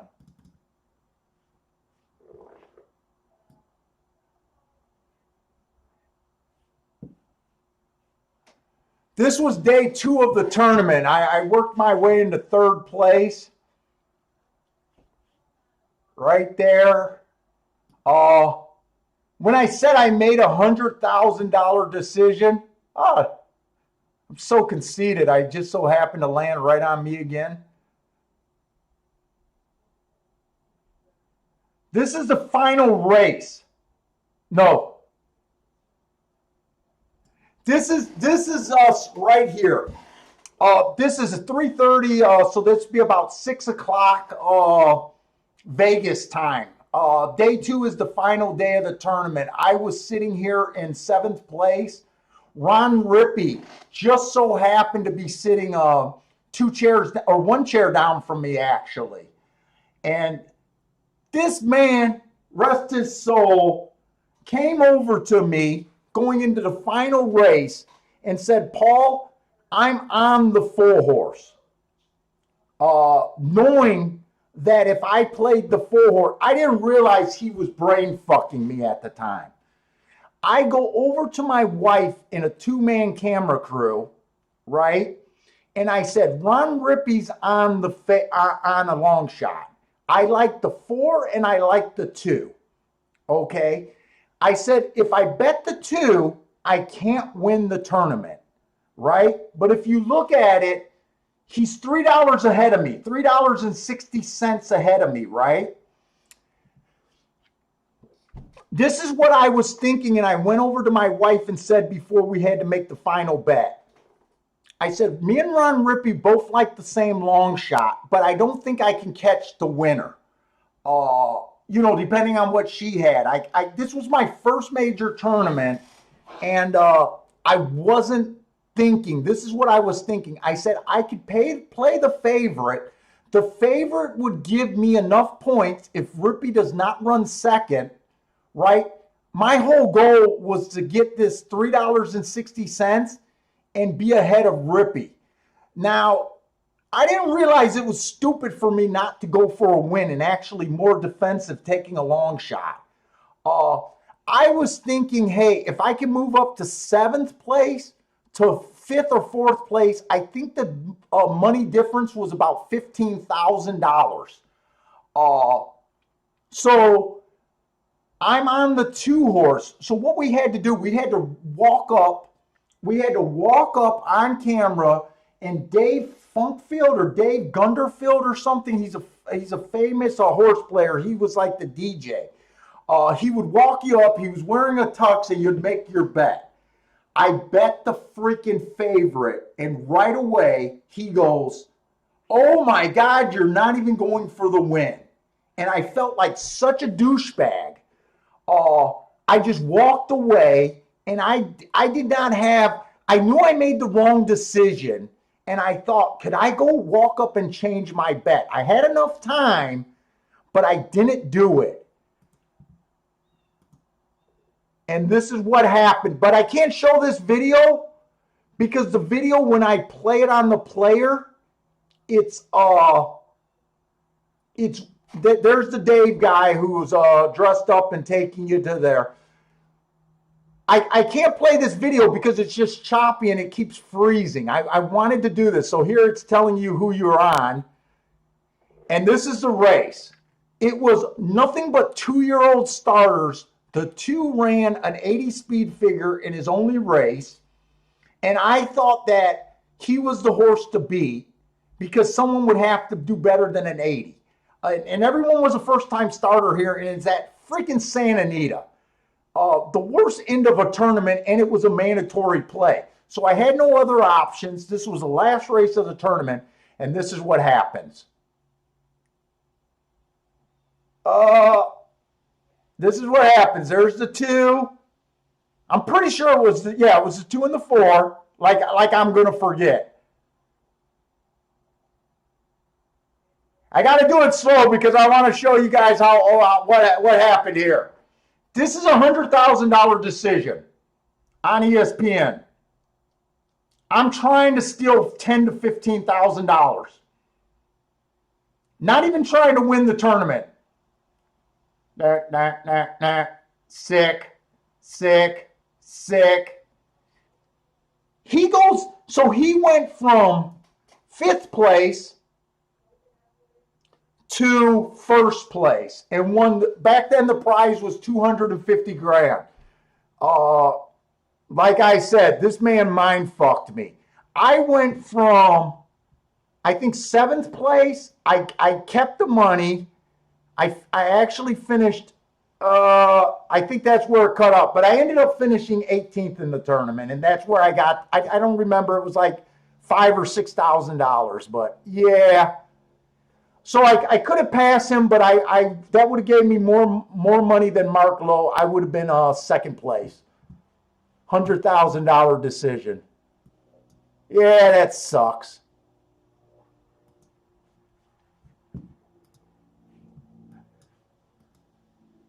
I wish I would have went up and changed the bet. I even went over to my wife and look, they cut that because it was insignificant at the end of the day. But I really wish they would have left that of me going to my wife and telling her my plan.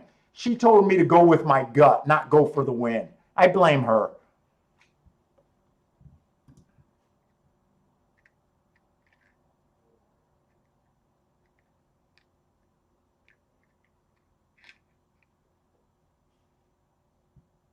Sorry about that, guys. I went on that thing.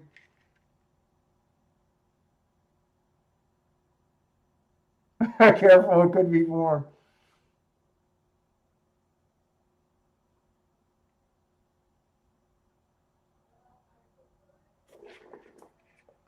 Some of those guys are still around. Ron Rippey passed away. He was a newspaper columnist that did horse racing his whole career. Mark Lowe, I think, is still around doing tournaments. Remember, a lot of these guys, horse racing, I've been one of the youngest players in horse racing for, it seems like well, now I'm 49, but I was a young horse player for a long time. Cheryl Britt's still around. I see Cheryl Britt's name still around.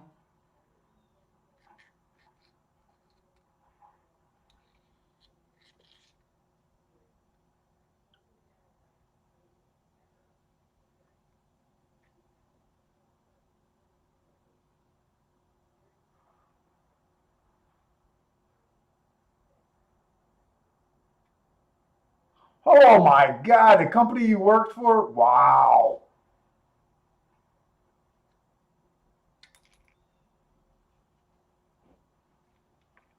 Strupa won Vegas playing poker.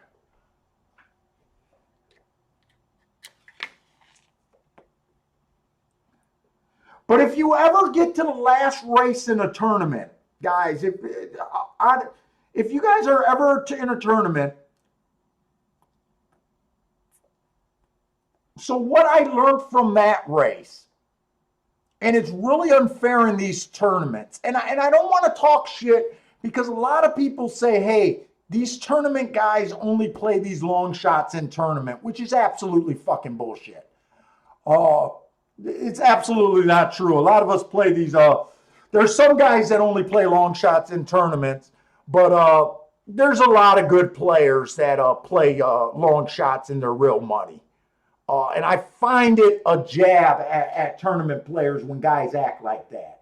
But if you ever get in the last leg of a tournament where you're in, it's my recommendation would always go for a long shot, because you're not only you're giving yourself a chance to win, but the more important thing is you're stopping the guys that only have one decision to make. You know, the guys that are 50 points behind, all they're doing is looking for the 20-1. And a lot of races, there's only one or two horses that qualify. When you're up at the top in seventh place or fifth place, you got to worry about the chalk. You got to worry about everything. But from what I learned from that tournament, it's best just to play the long shot to block the other players and hope to get lucky or hope to protect your position. I wish I knew that at the time, but like I said, I think that was actually my first year of playing tournaments. And I'm sorry, I'll try to get back to the races. It's just a slow day for me here. Fourth race, we got a maiden claiming 20,000, 7 furlongs on the dirt. This one horse, Bad Rail last race, match strides with the slowest winner, average and slow, really fell out of it. He was pinball at the start, but man, I don't have a reason to get behind him. The two horse, I didn't go back to November last year at Tampa Bay. He's ran one sprint race, didn't show any speed. His other two route races, he had no speed. This is a 7 furlong race. I don't prefer these type of horses for a sprint, but he is dropping in class.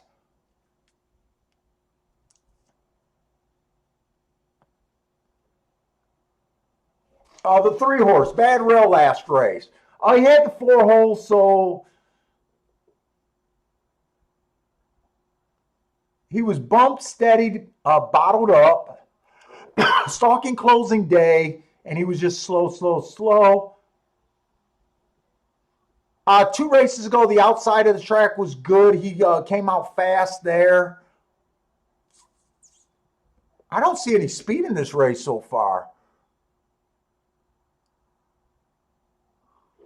The 4 horse is a 9-5 morning favorite, but he's 9-2 right now. 1 race sample last race. It doesn't look like a bad race. 2 races ago, I think he ran on a bad rail, stalking closing day. That should be an asterisk right there. That should be an asterisk. He had the 2 hole, and it was a stalking closing day. Yeah, that should have been an asterisk. 2 races ago, he was average fast. 3 races ago, he right now looks like the speed from what I see so far.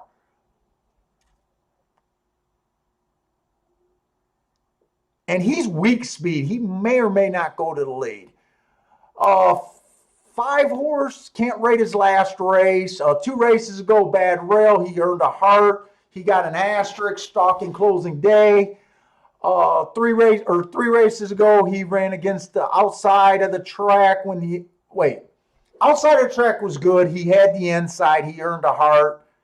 He's the best marked horse on paper to me.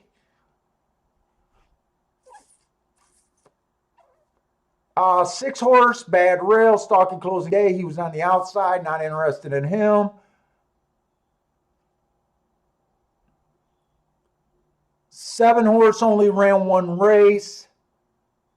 That's not a bad race. It just looks like, when I say that's not a bad race, I think that's a better race than I have it marked. It looked like he was chased the slowest pace of the day that day. He was 1 length off, and he got a circle for being slow. I don't think he's a complete throwout. He has some upsides on improvement. Where are we at? The 8 horse, I'm not interested in him. And the 9 horse, looks like he needs to come off the pace. Bad Rail, stalking closing day last race.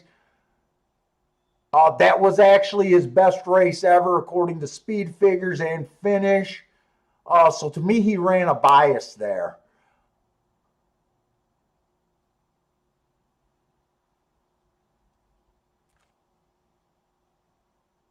I think I might try to get involved this race. I'm mostly interested in the 5 and the 4.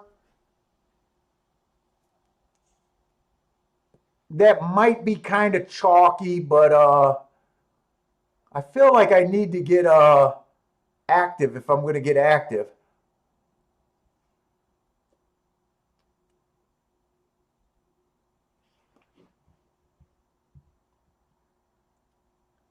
Let's see, Alex. Hey, what's up, Alex?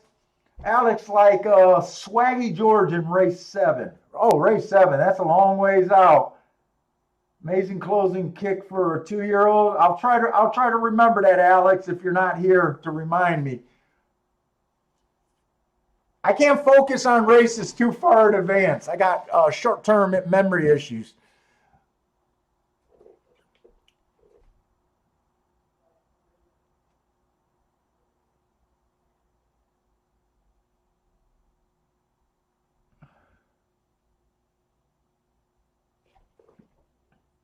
Wait a minute, Paul, you usually make these plays when you are up 200, so I understand. Oh, are you talking about the tournament play? My big choke? I think that, by the way, I think that 4-horse was 18-1 in the tournament. I think he was like 16, 18-1, something like that. Now you gotta remember back in that tournament day, back in that tournament, my play has switched. Believe it or not, guys. Back then, most of my play was between 3-1s and 5-1s back in the day. I was not always this long shot player. You know, we developed. I would play long shots, but it wasn't my style of play back then. Was a lot different. For instance, I would take a 5-2, 3-1 horse that earned hearts or ran against a bias where now I'm more likely to sit out the race if I can't find a double or exacta. I'm way more selective now than I was back then. And that was just 2006. You know, I did change my approach.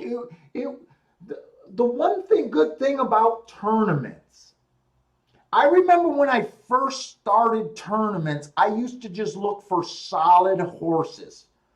Uh, and I would make my tournament plays around solid horses. And in a lot of early tournaments, uh, I found myself looking at the scoreboard and wondering how the fuck these guys are already got 100 points and feeling like you're so far out of it. And I think me playing in the tournament for those years that I was active is what really changed my philosophy on, even though I was a winning player back then, I really changed my philosophy. Back then, I used to bet a lot more money on wins in any particular race. I kind of changed my philosophy going for longer shots, uh, being more selective, spreading out and playing war grenade like tickets, and changing my philosophy. And I think a lot of that was my influence in the tournaments.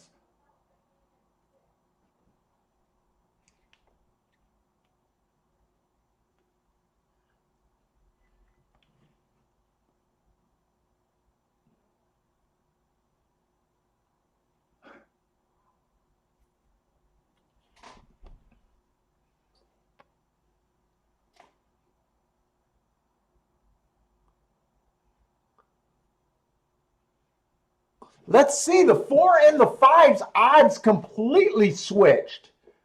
I honestly like the 5 a little bit better here, which I'm happy with this odd switch.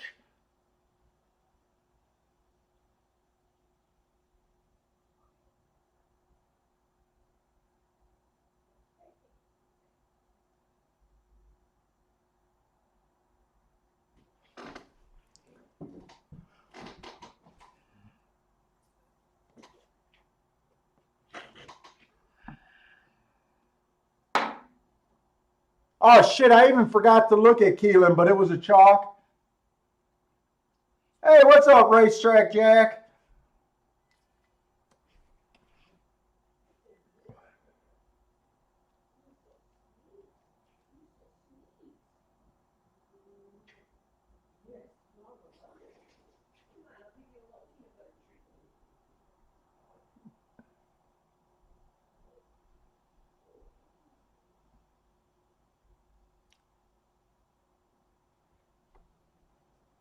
I'm thinking about doing an exacta box here. I'm thinking about betting the 5 to win. I'm thinking about doing something with a 4-5, and I'm thinking maybe the 3 horse.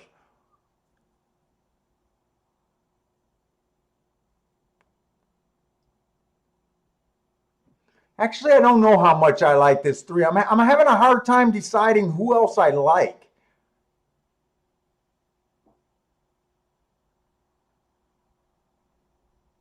Let me see what these exactas are paying with the 4-5-7.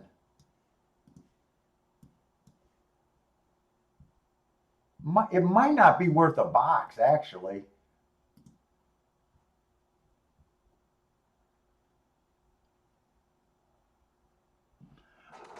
You know what? That's not worth an exacta box, because if it comes in 4-7, it's paying $8.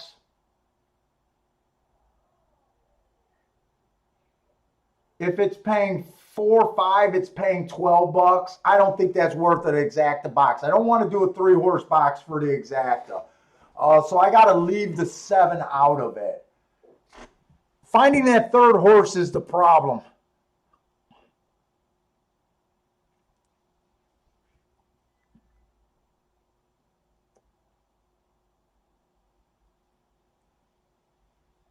I'm going to do that 4-5-3 and bet the 5 to win.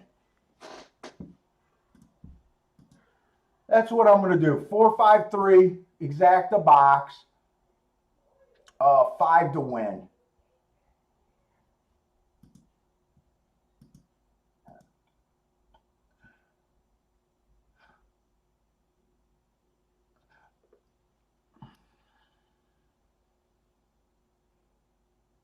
You know what? I first did this on my small side of wagering.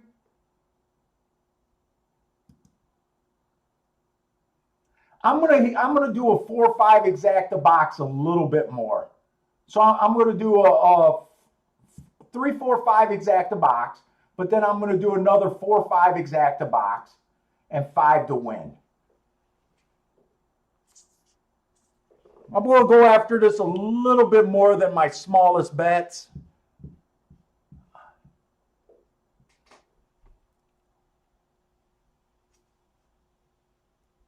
No disco. I have not played a ticket yet. I hate the Keelan card so far today. I hated handicapping it last night. That doesn't mean I might find something today. I don't really look at the look to try to find what I liked the night before. I just marked the stuff, and overall I thought I hated the Keelan card. Gulfstream, I thought Gulfstream, when I did the scratches, I thought most of these races got wrecked. But you know what? These races aren't as bad as I thought. It's just I haven't been interested in the early races so far.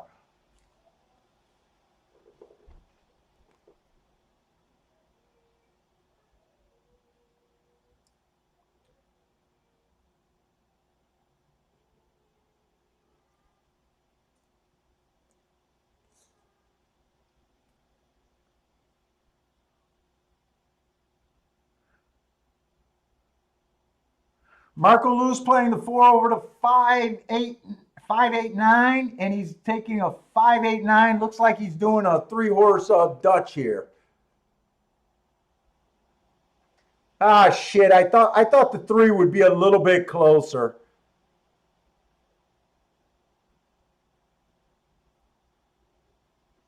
I should have kept that rail horse on the ticket. I was kind of contemplating it, thinking that the inside might be good, but I did not do that. Right now, I'd be happy if I could survive with the 5-4. All right, the one's at least going away.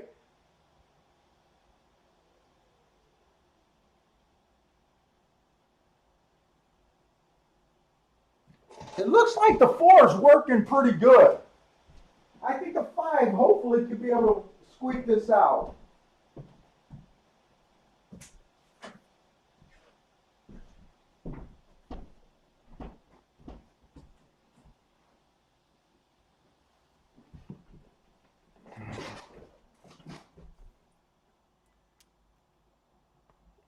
I don't think the 4 has enough horse. He's just lumbering. I think he's going to be beat by this 2 horse.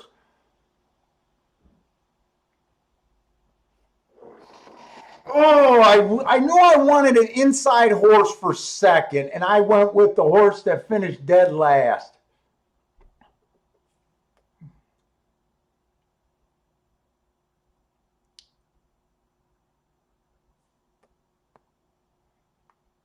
Ugh.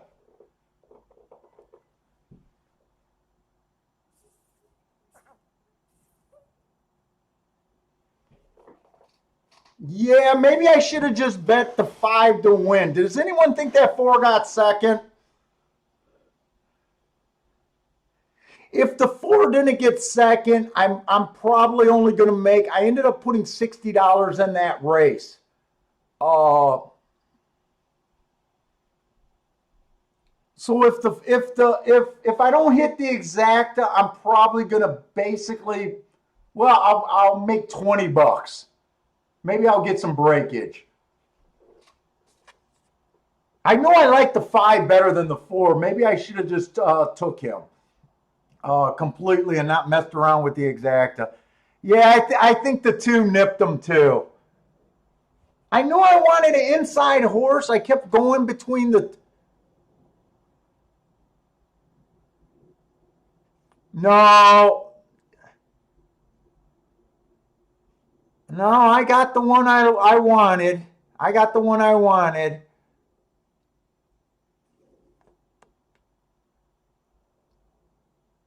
Two is dropping from maiden special weight. Shit.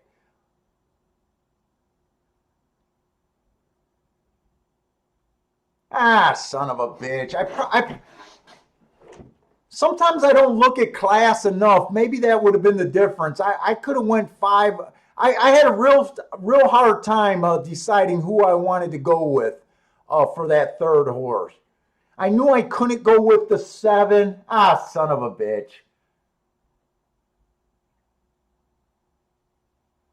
Well, at least we got the winner. Yeah. Stephen Marshall took the 5 in the doubles.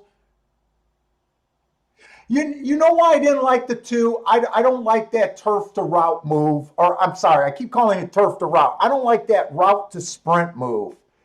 The only thing that would have made me like the 2 over the 3, and I didn't like the 3 that much. Remember, I was grabbing. If I would have noticed that maiden special weight, maybe I would have did it. I can't even say I would have did it 100%.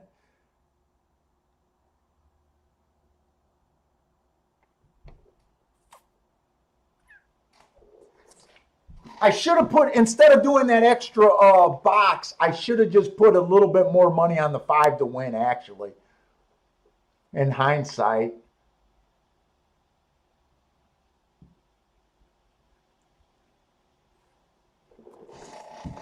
Five really look good. I'm glad the odds changed. I was very glad when the 4 started taking the extra money, though.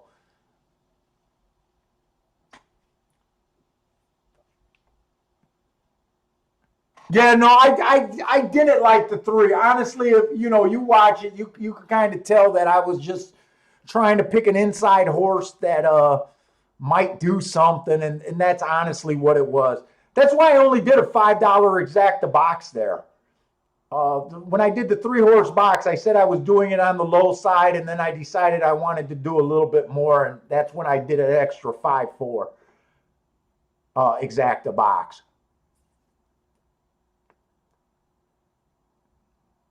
I put 60 in the race. I'd get at least 80 back. Eh.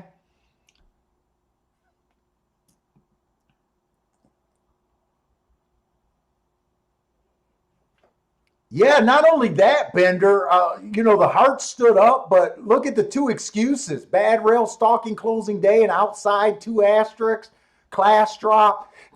So these are the type of horses that I used to play in the tournament all the time. I used to try to just handicap every fucking card and try to find standouts like this. And I used to be happy with 3-to-1s back in the day. They gave me a little bit of breakage. I make an extra $4.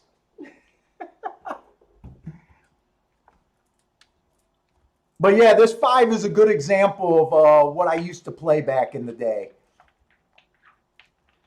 Now I don't even like 3-to-1s for a win bet for the most part, unless I probably should have not been so fucking talky and got to work and started looking at doubles.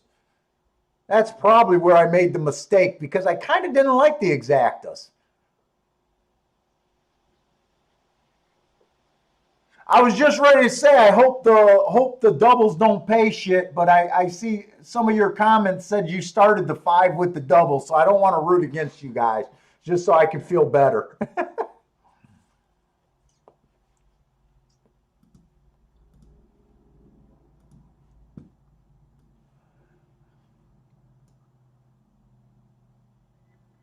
No, that didn't remove the bankroll at all. $24.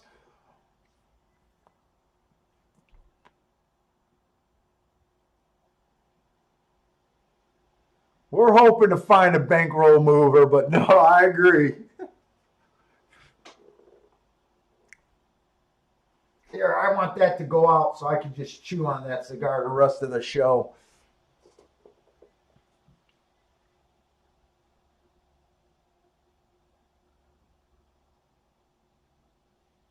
In hindsight, when the five was 4-to-1, 9-2, maybe I should have just put a moderate $60 bet on them, and that was it. Uh, but even that, you would have got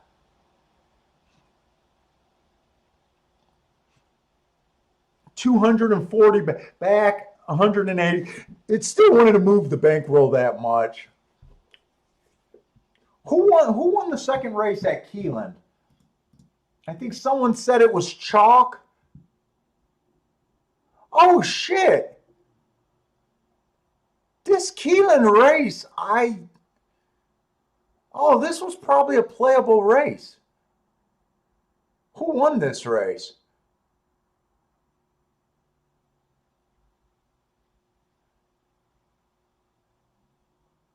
I probably would have been looking at the 3 and the 2 there. Who won the Keeneland second race? For some reason, I thought all the early races were nothing but 2-year-olds. The 3-1. Oh, Jorge Big Chalk says he won it. Was the 3 a price, or was he kind of low that I wouldn't have been that interested? Let me get the results there. Oh yeah, no.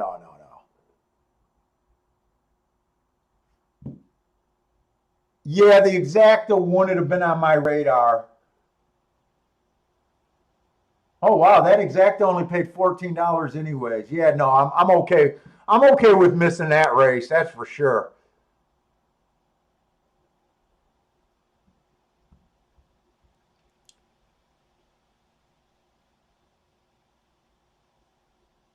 I might have been tempted to bet the 2. Yeah, no, I wouldn't have bet. Did the 2 run that race? Was he? I take it he wasn't a scratch, because I think I got the scratches. In fact, if I would have looked at that race, I probably would have said I like the 2 and the 3, and probably if the 2 was long enough, I probably would have bet the 2. So it probably would have been a loss, actually.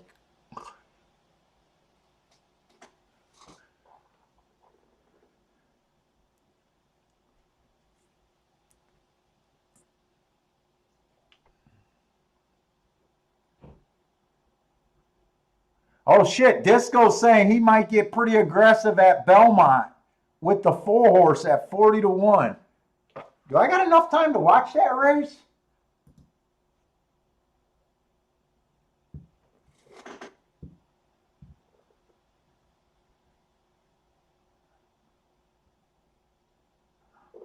let's see. I'm going to do Keeneland real quick. I think I got time to watch Keeneland. There's nothing but first-time starters in the race. The one horse ran against Tobias last race, went too fast to win. 2 races ago, he went fast. He's probably a good starting point. I'm rooting for the 2 or the 1 and the 3 here. But there's danger. I think I'd rather just watch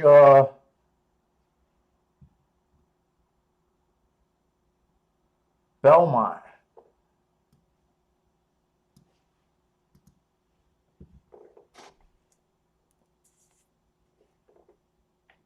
If someone says they're playing a 40-1, I'm interested.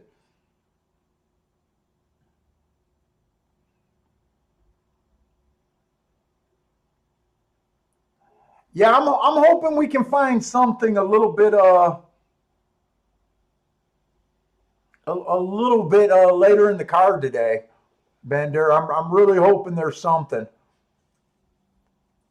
And Marco Lou, I promise I won't get conservative, and I promise I won't try to sandbag and nurse a $25 or $24 profit for today. That's a profit that I'm not going to try to nurse.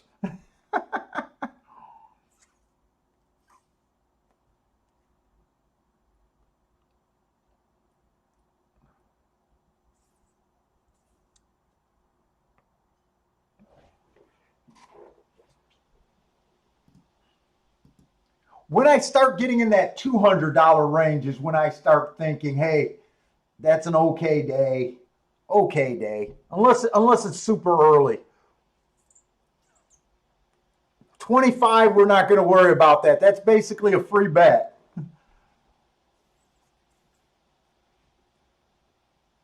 And it is wet over there at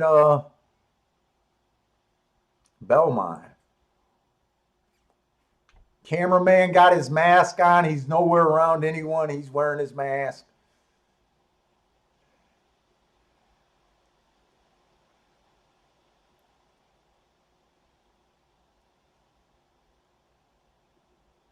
Shit, I don't know if we're going to keep this video. I can't tell if that's the rain that's making it look choppy or it's getting ready to lose it.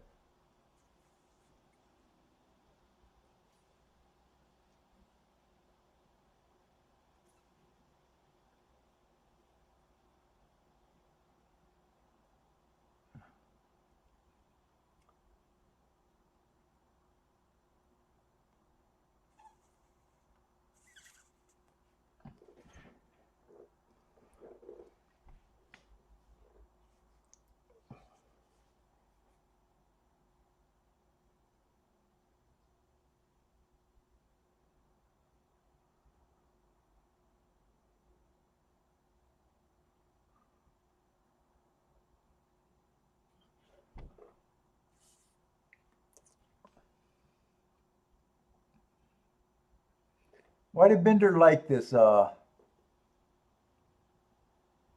Disco. Disco likes this horse. Win, place, and show. The 4 at Belmont. Okay. I thought it was the 4 we're rooting for.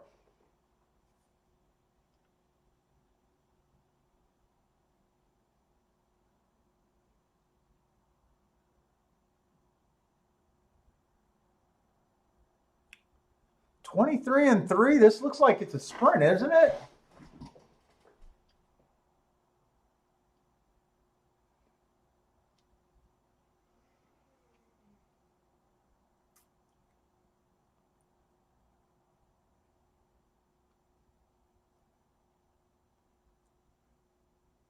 Shit, you're dealing with the 39-1.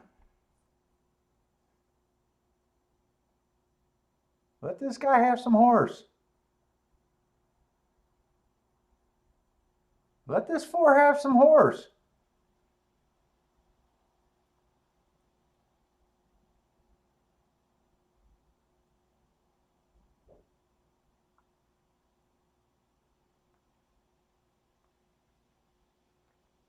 Uh,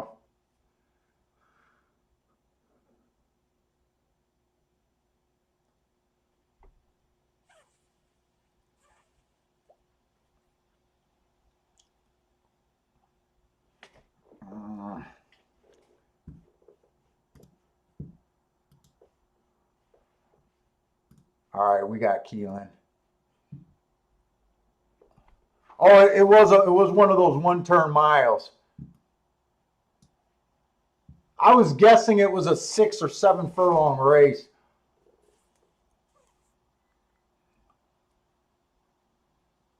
Yeah, I was pulling for you, Disco.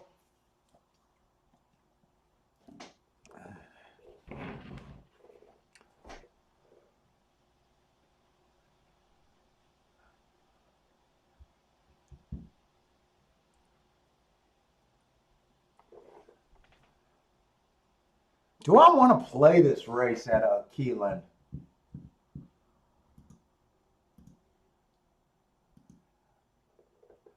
There's a lot of first-time starters in this race that makes me nervous. Who's the 7? 7's probably, I think everything outside of the 3 horse is a first-time starter.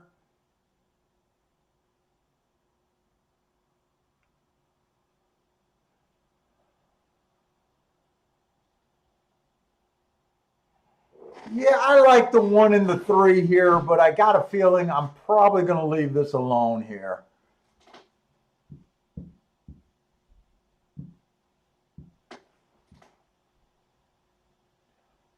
We got half the field or over half the field's first timers.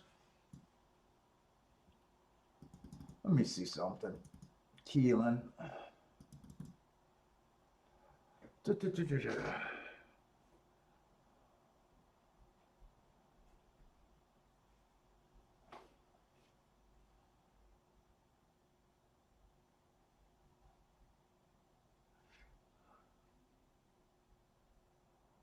So far at Keelan, I think speed and stalker is what you want to be, but I don't feel like post 1 through 3 is really what you really want to do.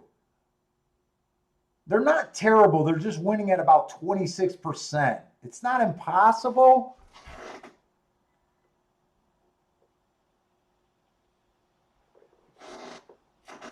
I like the hearts on the 1 horse.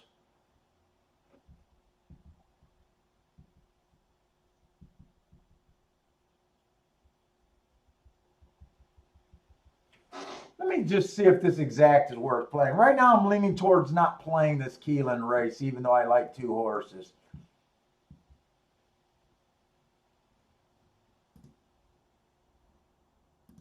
Probables. Yeah, 1-3 is paying $11 and 3-1 is paying $12. I already made my 1 bet that wasn't really a bankroll mover. I don't really. 3-1 is kind of tempting on the 1. I guess I'm going to use the bias report that tells me the rail's not really super great so far. And I'm going to use the lack of information on the first-time starters to just stay out this race. Yeah, I'm just staying out this race.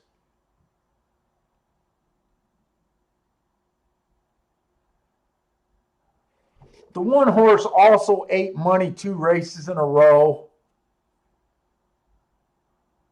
I honestly don't really blame him for eating money. I mean, I think 2 races ago he ran a good race. I think last race he had an excuse.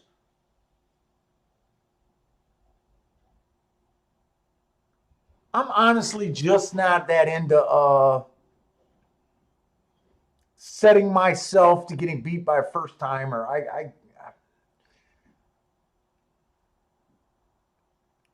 I'm still on the fence. I'm definitely not going to bet the exacta. Right now, I'm thinking of betting just the 1 to win and that's it. But I'm kind of.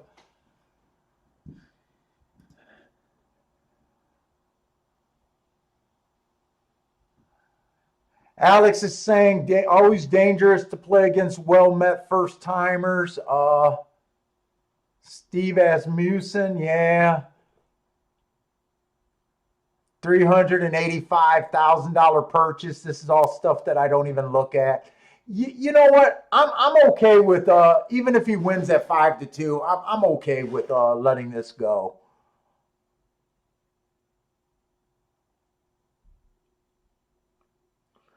And let's face it, I wouldn't put any more than 20 bucks on him. So it's really not even worth the 20 bucks to profit 50. And he might even drop a bit more. I'm done with that race. I'm done with it. I'm done with it.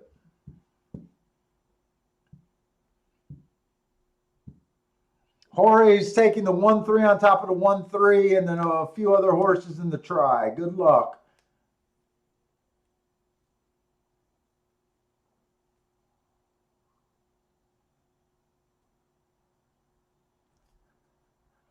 Marco's saying, look at the sire on the 7. I know nothing about breeding.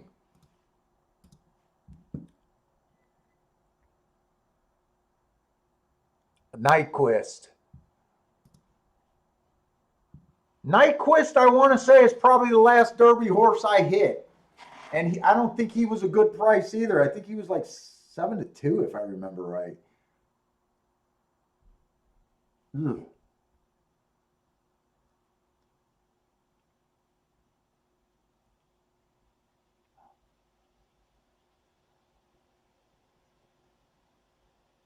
I think it was Nyquist.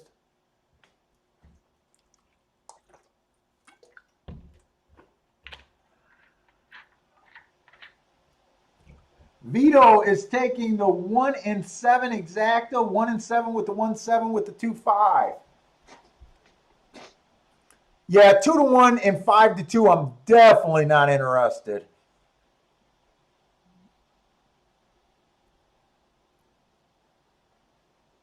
I don't know why that extra $2 make all the difference in the world, but I think in the long run it does.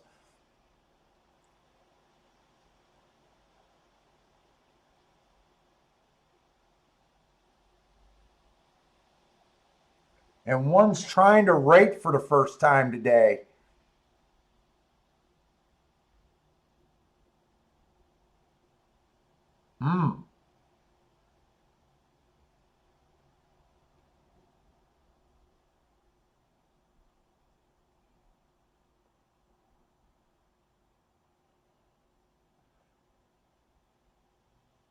Shit, I don't know what happened, but man, it looks like this one wanted nothing to do with this rail.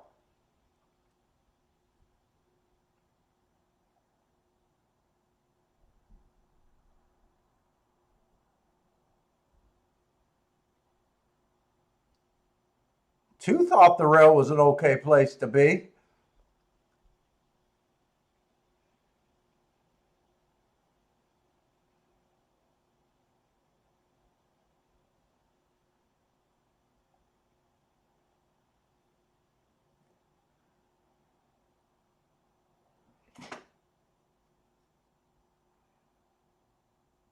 It came in 1-3, 1-3-2, or 3-1-2.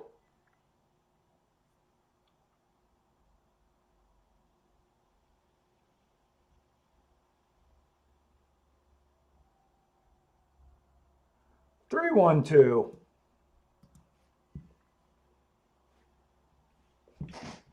I don't think that. I looked at the exacta unless it went up, and I doubted if it went up any. $10. $10 or $11. Yeah, no, for a dollar.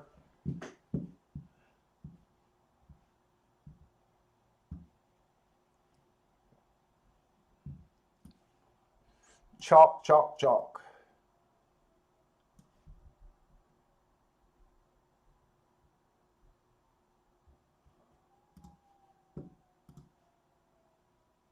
Oh, shit.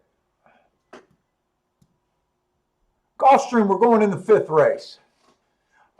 This one horse, Bad Rail last race. He had the 5-hole. He was 3-4 wide. Average. Only one race. Can improve, can regress. Who knows? I always have a hard time with trusting 2-year-olds second time out when they run a decent race. But I don't think that's a bad race. If he could run that or run better, he got a shot. The 2-horse, Matt Strides with the slowest winner, slow. Don't really have an excuse there. Slow. Matt Strides with the slowest winner, slow. Nothing's there that making me that interested. The 3 horse, the inside of the track was good last race. He had the inside. Uh, I usually find that unforgivable when a horse has the good part of the track and they don't improve. But he did try a stakes race before breaking his maiden. I think in this case, I'll be able to forgive that race. 2 races ago, Rail was bad. He had the outside, average. Ran okay, ran good, but to me, he had the bias there, or at least the good part of the track. So, The 4's a first-time starter. 5's a first-time starter. 6, early pressing day last time he ran. Slow that day. 2 races back, stalking closing day. He stalked, almost win, average. That should not be a slow. That should be match strides with the slowest winner. And 3 races ago, he ran against the bias, so he had improved both races after that first race out. I don't know what I think about the 6 hole. He has a little bit of upside to me.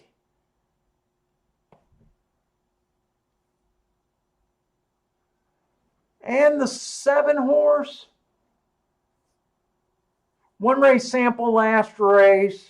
2 races ago, he came out fast at a route. Last 2 races were routes.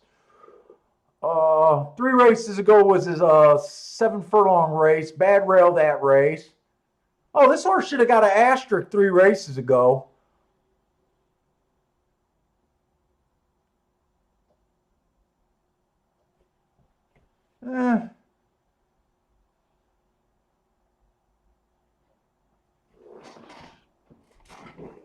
Well, I tell you what, they're really hammering the inside of the track at Gulfstream.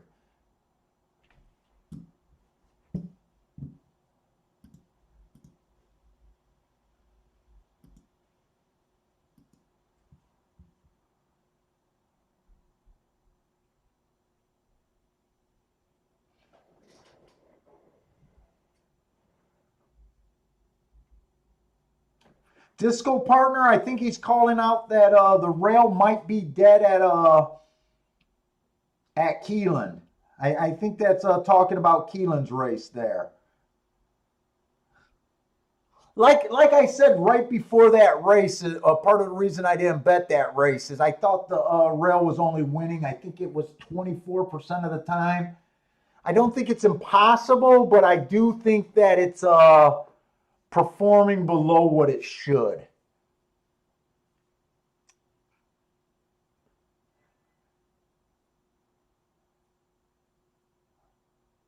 Yeah, he is talking about Keelan. Cool, thanks. I kind of agree with you. I thought that one ran a pretty decent race. I think they tried something new with them. They looked like they tried to rate with them for the first time.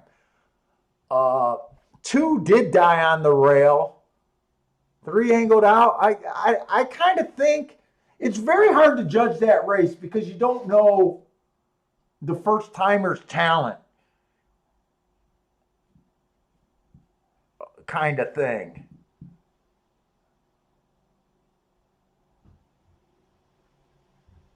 But I'm kind of trying to avoid that rail a little bit at Keeneland myself.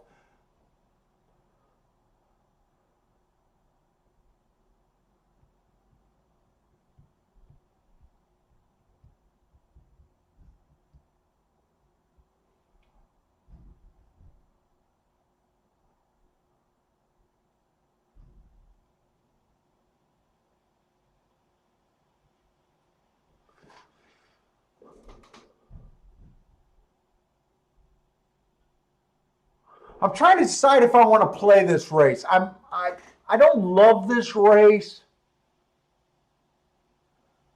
I kind of right now we haven't seen any fireworks, but I'm kind of leaning towards the inside of the track. I actually want to fade this 1 horse. Let's see. Last race we had the 5 win.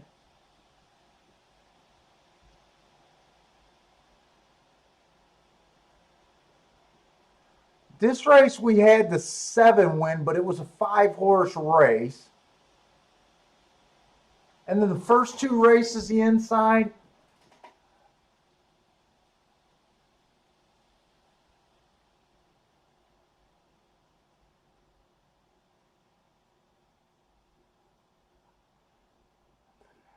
You know what? I think I'm going to play this bet, and I got to move quick, but I got to find the damn race.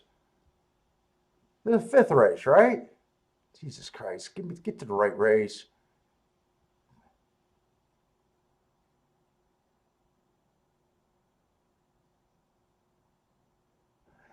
I'm going to play that race. This is probably a kind of a loose play for me. I'm going to do a small exacta box, 3, 6, 7. Oh, give me my betting window.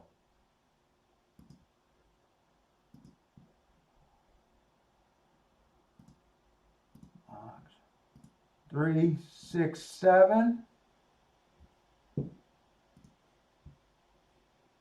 Okay, and then I'm gonna Dutch the 3 and the 6 to win here.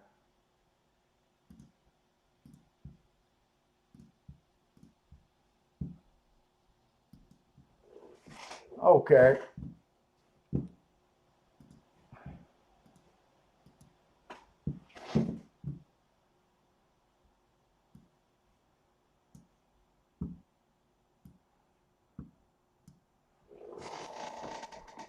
Three, 6, 7 in a box, 3 and 6 to win. This is kind of a loose play because at first I didn't like this 3-horse. I decided to use him because he went to that stakes race last race. Caesars like the 4. I think the 4 was a first-time starter. Disco is on the 7 to win at Gulfstream. Shit, I'll be happy if the 7 can win as long as the 3 or 6 can get second. Who was a 5? I don't remember who the 5 was.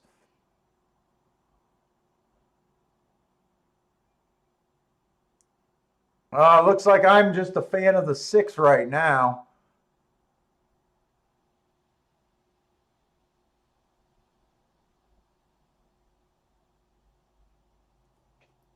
Who the hell was the 5 there?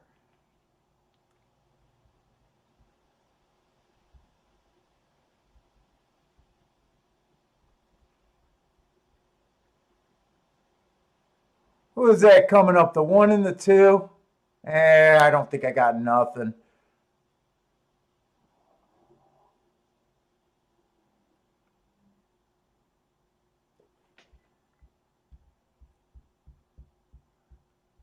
Yeah, I don't think I have anything.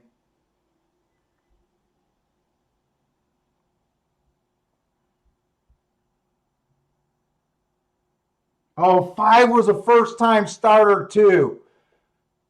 Okay. All right, I'm okay with that. I thought I made a mistake on the 5, but I didn't. I thought only the 4 was a first-time starter. 5 was a first-time starter too. Okay. Todd Fletcher. All right, I'm actually okay with that. I lost, but at least I feel like I made an okay play.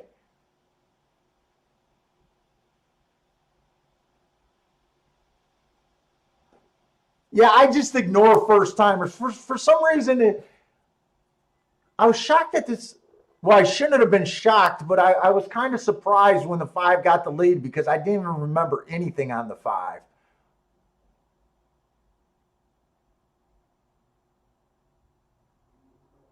5 just got the lead when there was no pace in the race. What the fuck was I even thinking?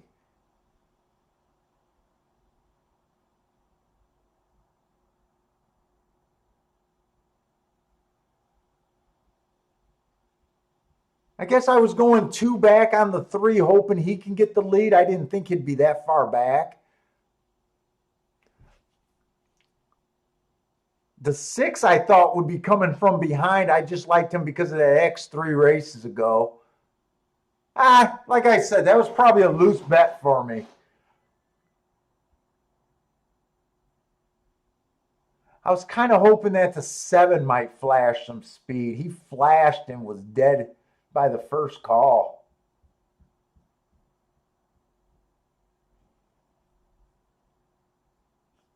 Bender saying 4 wires on 4 dirt sprints so far today.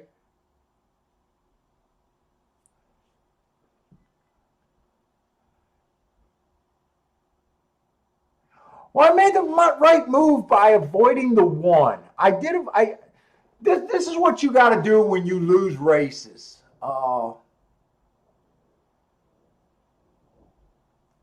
You want your reason for being in the race to be the right reason. And my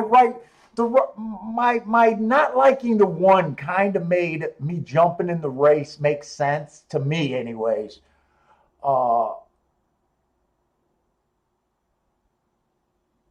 So I'm okay with that.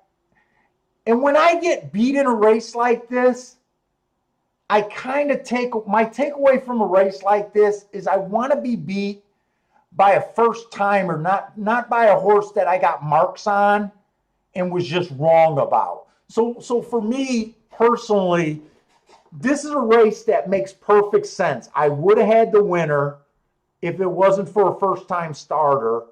I had no shot at the exacta, but that's what makes me okay and be like, okay, I made a bet, I was just wrong, but at least I beat the horse that I was trying to beat, and I got beat by a horse that, I have no real information on, and I knew it was kind of a weak call, so I'm completely okay with losing the outcome of that race. I'm surprised I'm surprised I even jumped into it, not really understanding the pace, but sometimes we just gamble.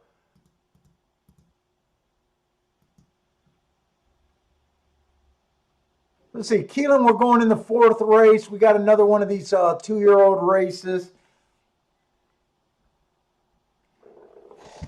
Cole's saying, how did he miss it was a Fletcher horse? I didn't know that at the start, and it wouldn't have made a difference to me because I never really look at connections. But when I glanced at it, I just so happened to notice that.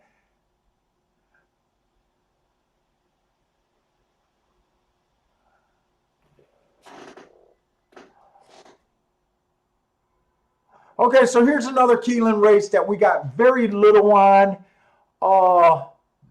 This is on the turf.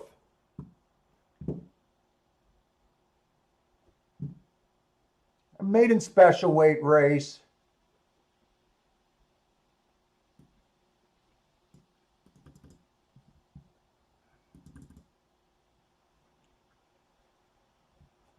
So the biggest thing I like on the turf so far at Keeneland is I think the rail, for the most part, has been dead.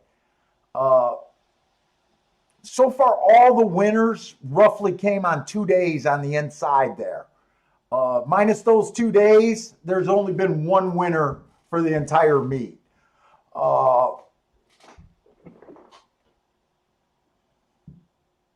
Small samples, though.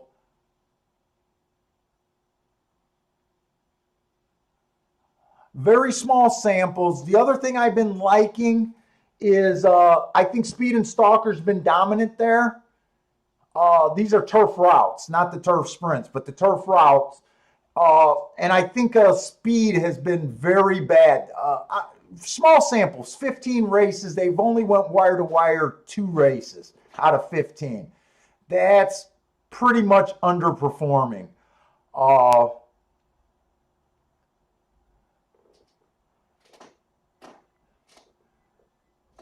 So there's going to be a lot of horses that I have no opinion on with them being first timers. The 3 is basically a horse that I don't follow this circuit. I know nothing about this circuit. I think it's Canterbury, but I'm not even sure on that. I am just ignoring him, just like I am the other first timers. So I'm already putting a warning how I approach. Uh, I'm terrible with first timers. The 4 horse, Bad Rail last race. He was in the 8 hole, so that didn't affect him. That was at Kentucky Downs. So we got the good part of the track. Kentucky Downs horses have been performing very well until we bet one yesterday that didn't run at all.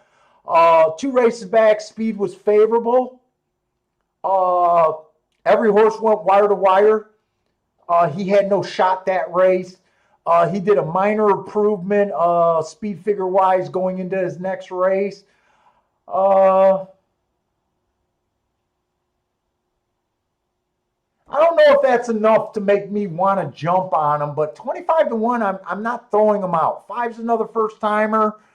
The 6 horse, last race, average at Kentucky Downs. That was going 6.5 furlongs. Usually I thought that speed was bad there, but there was a day or two where speed did okay at the sprint races.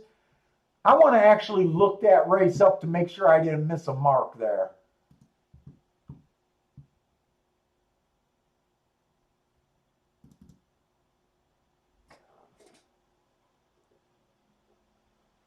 Kentucky Downs, September 7th. That was opening day.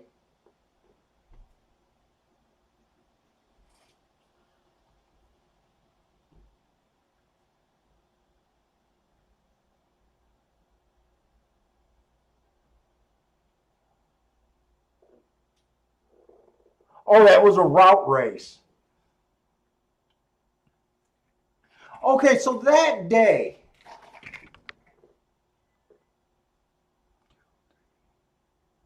there was 8 route races. Overall, I thought that was a stalking closing day, but I'm going to put it out there. There was 1 horse that went wire to wire that day. All the other winners came from 3 lengths back or farther.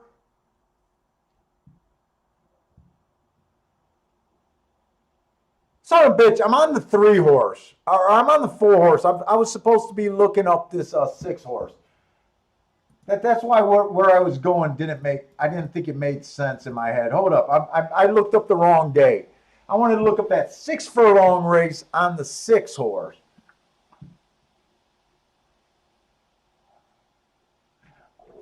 Okay, there was 5 sprint races that day. Only 1 of them went wire to wire. 3 of them they closed from the clouds, and 1 race they stalked. It's coming out of the 5th race. Dude, I might upgrade that to stalking closing track. The pace was really soft that 1 horse was able to wire. At first, I just left it as an even track. I think I might upgrade that or put a bias. I'm going to look at that like that might be a bias day. I'll be updating these profiles as I go about what I really thought by the results. But I might be stuck on this horse a little bit. But I don't think speed is real good for a mile here. 2 races ago, speed was favorable. This horse had no speed, so I gave him an asterisk for running against the bias. He did improve his speed figure by quite a lot. I'm okay with that marking. It's just how you want to look at his last race. One of the biggest problems is I still think he's going to be a speed horse here. Oh, and he's only 7-2, so I'm not really willing to pay a lot to find out about him. The 7's another first-time starter. The 8 horse, last race he ran, it was an outside stalking closing day. He had the 4-hole. I didn't give him anything. He tried to deep stalk almost to close there. I don't think that was a bad race. 2 races ago, it was a stalking closing day. I gave him an asterisk for going too fast to win. I think that's a good race. Wow, he's 11-1. 3 races ago, it was an early pressing day. he came out slow and had no shot. So here's a horse that improved off his first race. At 11-1, he's definitely in my radar. The 9 horse, like I said, I don't think speed's going to be what we want today. Stalking day last time he ran, he got an asterisk for trying to go wire to wire.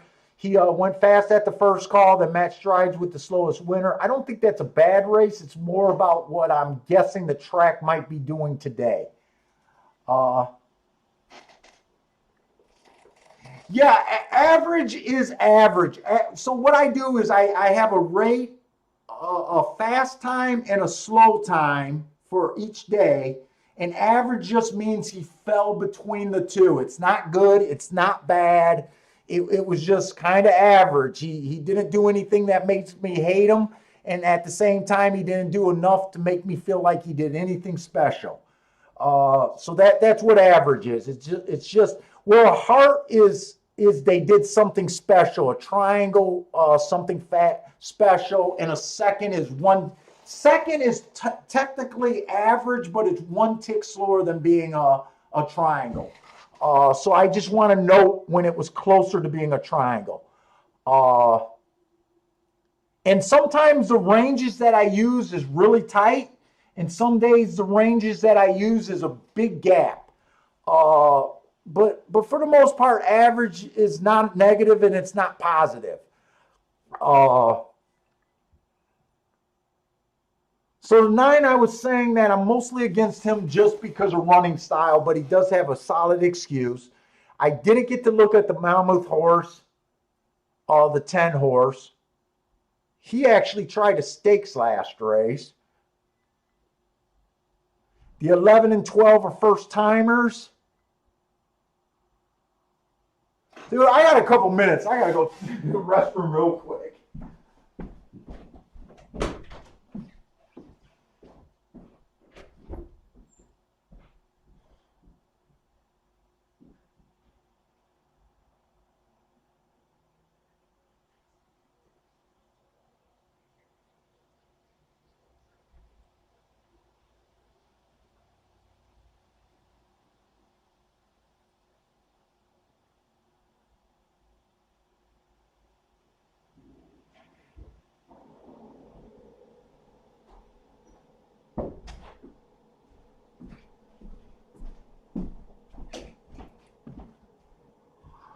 Oh, the other thing about averages, like it depends on the marks of the overall race, how strong I think a race comes up. Like averages sometimes plays like hearts or, stronger if everyone else is slow. Circles are my worst marks. But like on this 6 horse, first time out, it was a speed favoring track. He couldn't get the lead. I'm willing to forgive those circles because it was a speed favoring track and he had the wrong running style. So it's still like you're playing like more art than facts there, kind of thing when you do your handicapping. Like when a horse earns a heart, but he did it against a bias, I tend to find that stronger. I'm willing to forgive this slow. Like to me, this horse makes a debut slow, right? On an early pressing day where he had no front speed and he wasn't a presser, I give him an asterisk. To me, that jump up in speed figures really makes sense the next time he runs. You can also argue, hey, it's second time out, he might improve too. But to me, that's what makes sense. He runs his another race really good against the bias. He came back, kind of held basically the same speed figure. I like him to run the same speed figure or maybe even, run a little bit better. But if you hold the same speed figure, I still find that useful. Kind of. I think I'm going to try to do something with this 8. This is the first long shot today that I don't love this race, but he's the first look at a price that I kind of see something I like. The 6 horse I would be interested in, except I'm kind of using the Keelan profile to be against him. If he wins, it's kind of like I'm just going to be a big boy and say I'm not willing to take 4-1 on a horse that I think is going to try to go wire to wire. It's kind of the same case with the 9 horse. Nine showed speed last 2 races. He ran against the bias last race. I like him, but I don't know if I like him on the track. You know, if he was like 20-1, I'd probably be like, hey, I might be forced to bet him. But at 9-2, it's like, I'm okay with it. So right now, the 8's kind of where I want to be.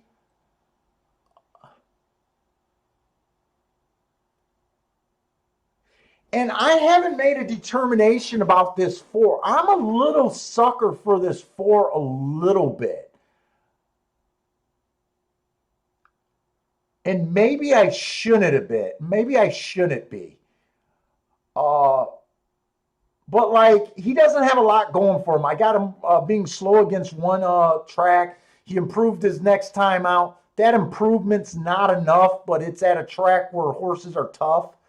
You know, that's real competitive racing. I'm willing to give him a shot mainly because I see 2 very small things that I like, but the 25-1 I just can't get by. I'm willing to take a shot and do a Dutch with the 4 and the 10 here.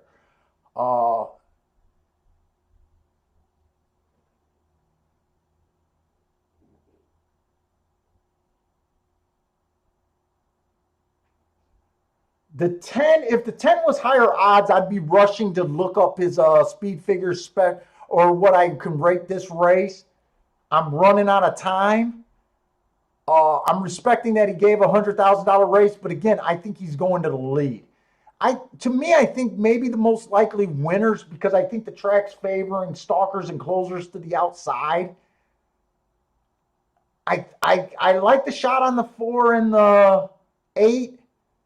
If I get beat by anyone here, I really prefer it to be by a first-time starter that I know I just couldn't have had. But let me get this bet in. Oh, I got to even get to Keelan.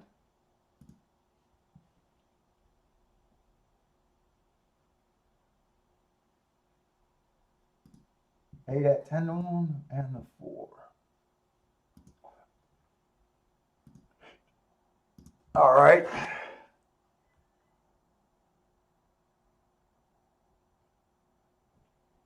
Hey, what's up, Ryan P? I think you snuck. Hey, Javon too. You guys snuck in.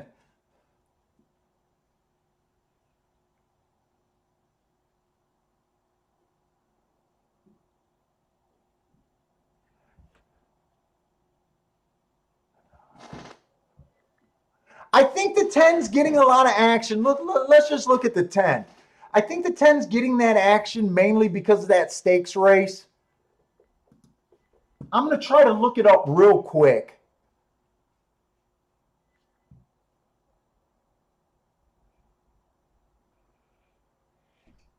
But let's just say I liked speed at this track.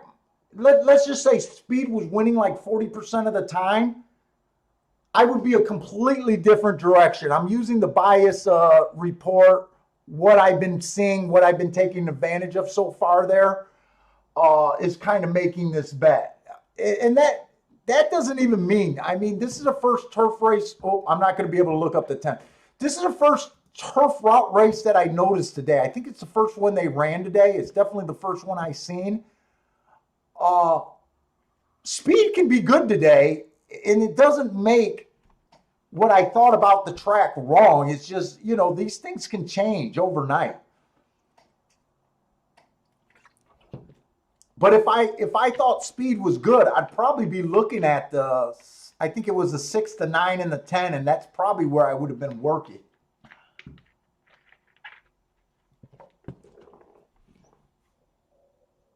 But honestly, I don't love this race. Like I said, this is the first race where I've seen some 2 long shots that I feel like there was a reason to bet here.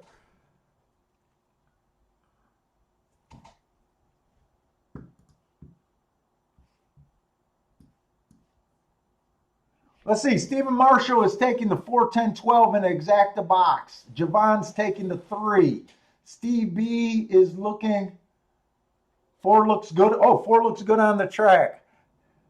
I need Bill to tell me here he has a sexy butt and maybe he's a winner.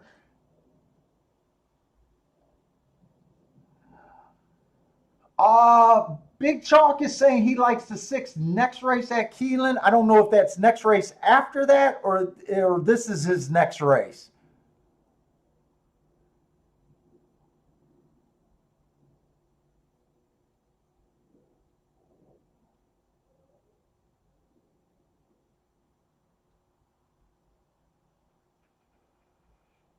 Oh, sorry, Ryan. I didn't see your question. I thought I was asking Binder's questions about average.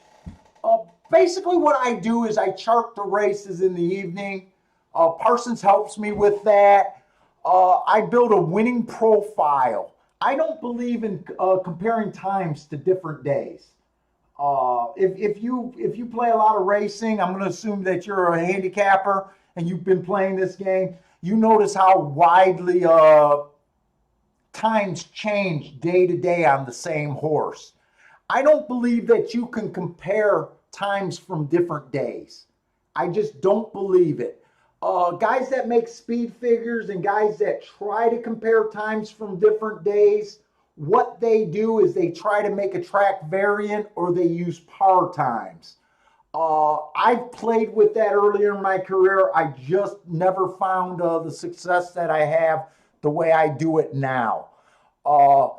Basically, I build a track profile, and all I do is try to look for horses that I feel that did something good that day compared to the times that day. It's no indication that they're going to run great next time out, but nothing is. Just like a speed figure, you earn a 90 speed figure one day, and the next day you earn a 60. It's just me playing this game for a lot of years and coming up with my own theories and what's works for me kind of deal.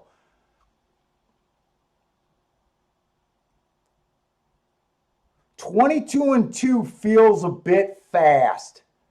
My 8's in position. I just need him to have a run and not to let this 6 get too far out. I can't tell if this 8 horse is up and down or if he has a run. And the 10 is coming from off the pace, which I did not see.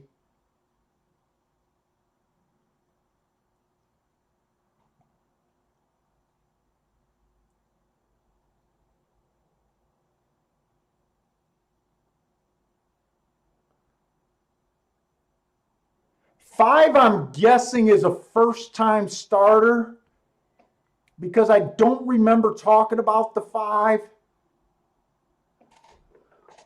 The 6 to me, I think the 6 ran a very good race.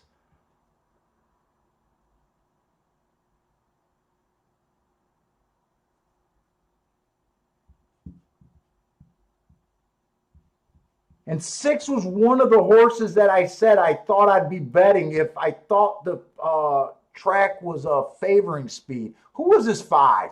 5 is a first-time starter, and this is kind of like the other race. If I get beat, I want to get beat by a horse that I would never play. And I think 11, who finished 3rd at 70-1, was a first-time starter. 6 was well met at the win, or I'm sorry, 5 was well met at the windows at 4-1.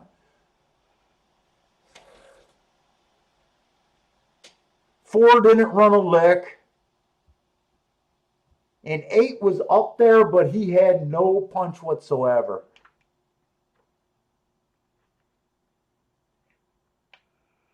See, I use these biases. Like, I'm completely wrong about this race. The finish. I want to get beat by a first-time starter if I'm going to get beat. But I want my bias to kind of run how I thought the track was. I kind of said I thought the inside of the track was underperforming. So I'm happy that the 5 at least won, and I'm happy that the 5. I didn't see how far the 5 came off the pace, but he definitely came off the pace. 6 had the lead. I think 6 ran respectable considering everything. And then if you see everything else came all outside. So to me, I'm fine with, my basic theories. It doesn't help me this race. I take a little loss, but let me get that damn door.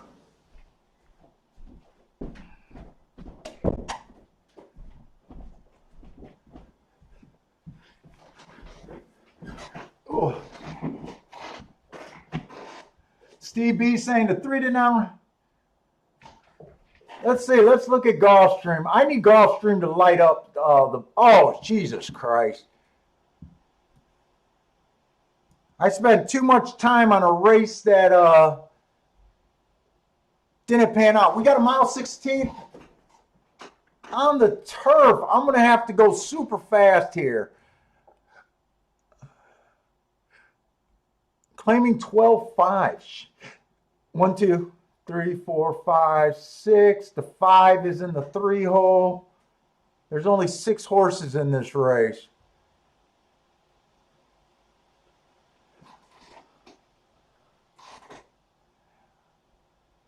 Yeah, fuck me. It is what it is. 3 races ago, the 5 won. He got a nice soft pace. He came out average, and he was the slowest winner of the day. Just missed. No, he won that race 3 races ago. He won that race. 2 races back, he comes back on a speed favoring day, got a nice soft pace, was able to go wire to wire again. 3 races ago, this horse came out on the turf, went too fast to win.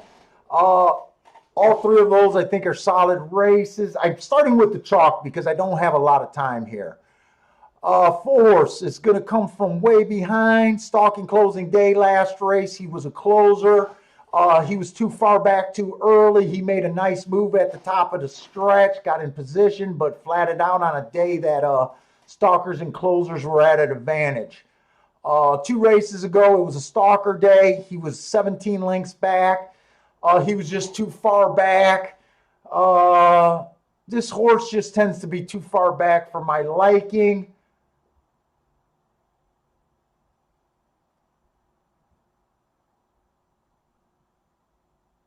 Five horse got the lead. Who bothers the 5? Oh, the 6 horse. Average Matt Strides with the slowest winner. Fastest winner at the 3rd call. So he slowed it down and was able to accelerate. Came from off the pace. That's a good race. 2 races ago, he earned my hearts. So he came back and won that race. 3 races ago was a stalking closing day. If he was longer than 7 to 2, I would try to. I might have been interested in him. 9 just looks like kind of a slow 1-pace closer. 10 looks like a deep closer. They're useful closers. They all won recently. The 9, the 10. This is on the dirt, right?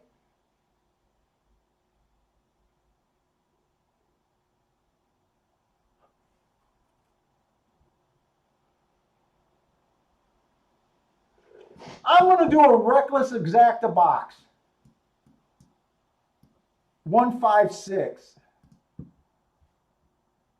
I don't even know. Oh, I might get that in.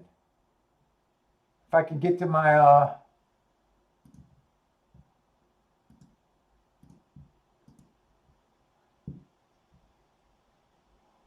I want that box.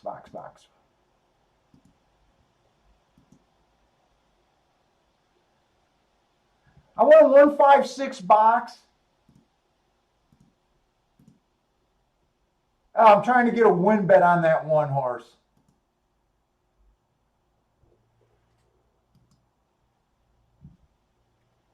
I'm making small bets again. Hey, what's up, Larry?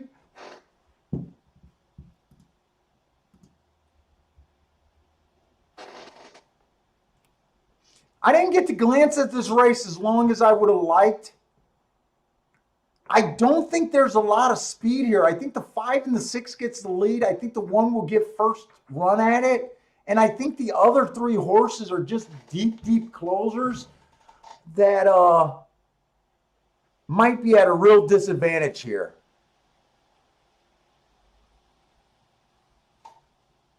And I just threw that bet on the 1 because at 8-1, if this 5 and 6 hooks up, I think this 1 might get a solid first run. And I even thought with the 3-horse box, maybe I can get lucky and get a 1-6-6-1 instead of the 5. We'll see.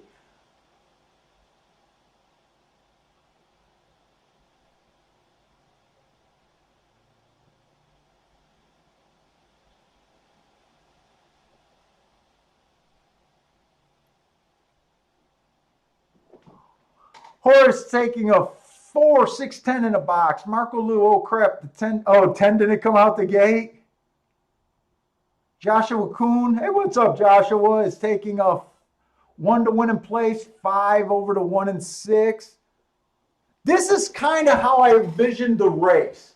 5 and 6 wanting the lead and the 1 possibly getting first run and everyone else being kind of far back. In this scenario, I'd be super happy if I could get a 6-1.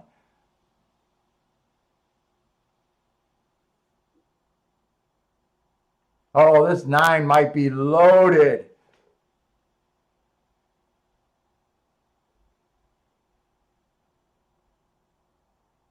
Nine looks serious here. I got everything I wanted except for this 9 running. Come on, 1. Come on, 1. Come on, 1. Come on with this 1. Come on, 1. It's a pay raise, baby. Give me a pay raise. Give me a pay raise. Yes.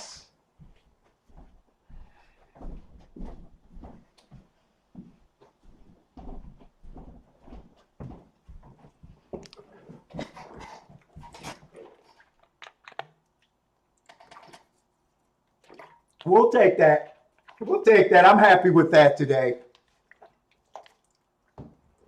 We'll take that. That's solid.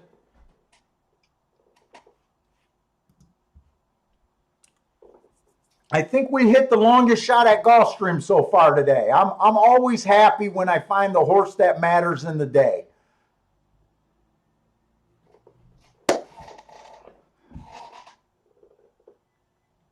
Joshua Kuhn took the 1 to win in place. He missed the exacta, but nice for hitting that 1.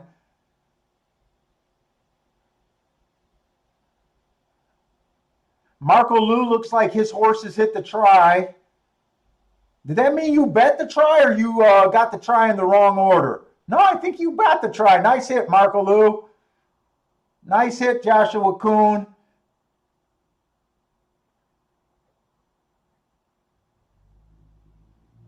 Mack and Company looks like he,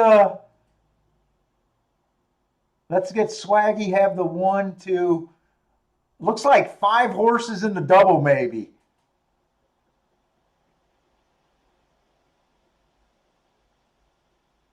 Marco Lu thought the 5 was a bad favorite. Let me look at the 5 again.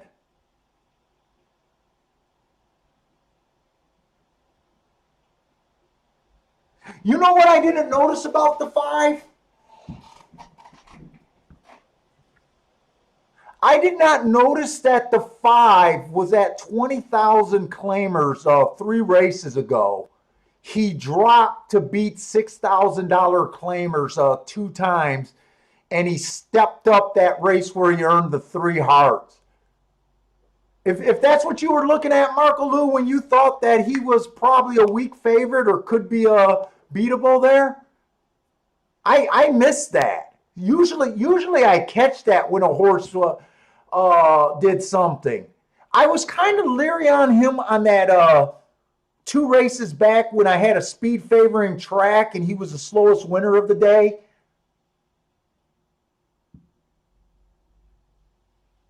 Well, we got what we wanted, man. This one did not interfere with that five, right? I know the five got squeezed out a little bit. I don't think there was anything to interfere there. Oh, you don't bet tries, Marco. Okay, I got what you're saying.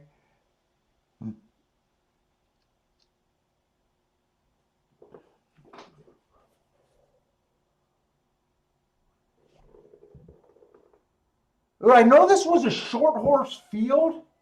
I didn't get to check what the expectation was on that exacta.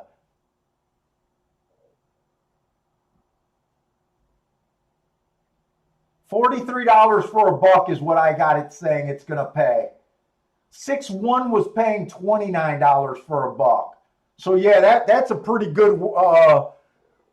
That's a pretty big difference in the exacta. Plus the win bet is a pretty big pay raise there. We'll take that all day long.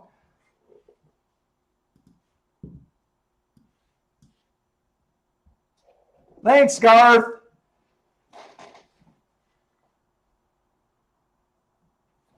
I didn't see what happened to the 10. I see a lot of you guys are saying that the 10 missed the break and stayed in the gate. Yeah, we don't want a refund on that because that'll cut down our payoffs, guys. If you had the 10, sorry, I feel that way.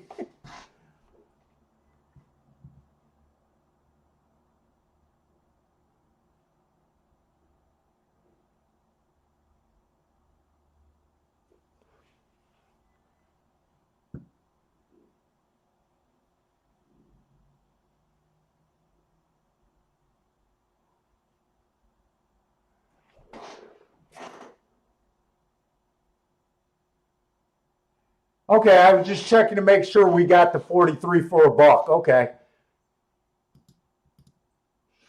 Sometimes when I go back and look at the payoffs, I know on the old Twin Spires before they checked the before they changed the platform, sometimes the final payoffs would be different from the last. When I had the probables open, but I think they keep updating on the new platform. And they've been right more often than not, I think. I think they've been right all the time, actually.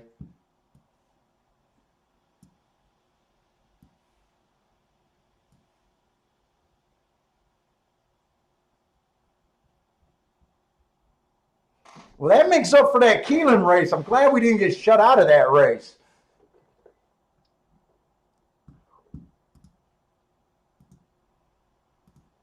And we got 16 minutes for Keelan.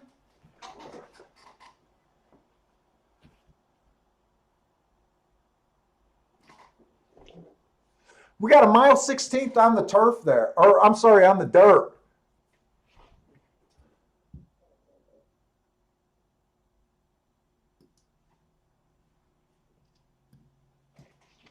Oh, let me see something.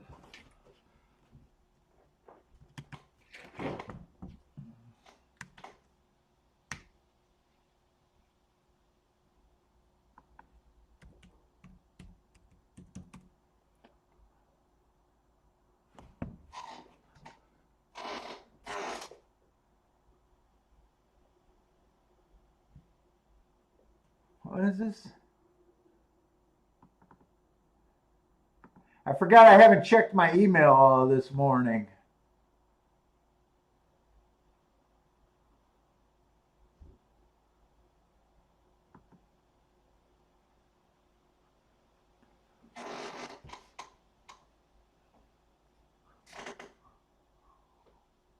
Oh, more Steve. Is that Steve?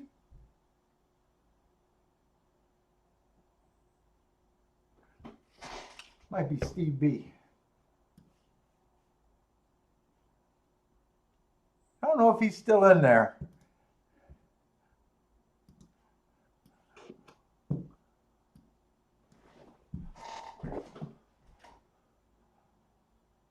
Let's see, where are we at? Keeland?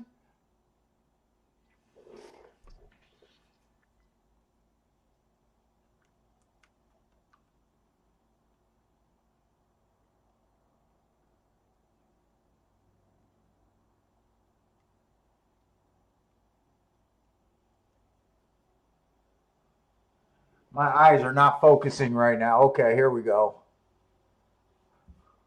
Okay, Keeneland. We got small samples, but I am liking the track there. I did not chart Keeneland last night, so I don't know if Keeneland ran to the profile. Do I got enough time to check this and go down my stupid rabbit holes? I think I got enough time to check this real quick.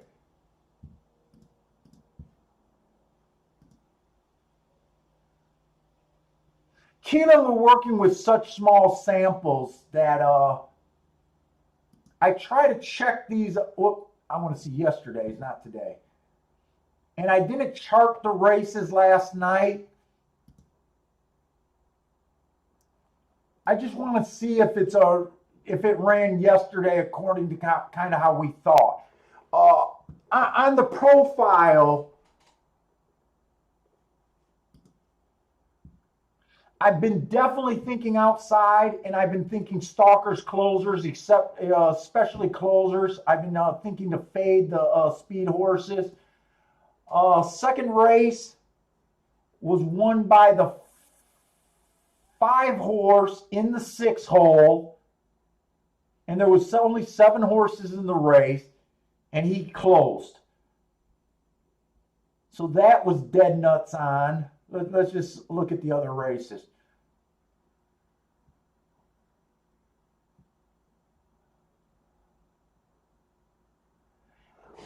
The 7th race yesterday, there was a 7 horse field. The 9 horse won. He was in the 6 hole, so he was the second widest horse on the track. And the 7 was ran second, and he was the second widest track. And they stalked. And is there another? So they only ran twice yesterday. Have we seen any dirt routes today? I don't know if we've seen a dirt route today. Sprint, turf route.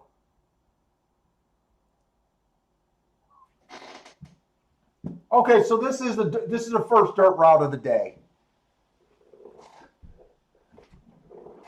Hey, Steve, was that you that sent me this email? I didn't check my emails this morning. Are you the guy that sent me a email?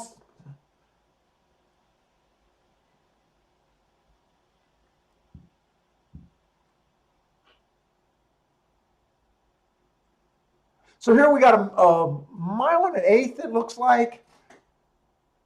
Maiden claiming 30,000. I kind of think the inside of the track has been dead. Small samples. Yesterday it held up out of 2 races. This is the first route race of the day. Okay, cool. Well, I hope you're having a good day today, man.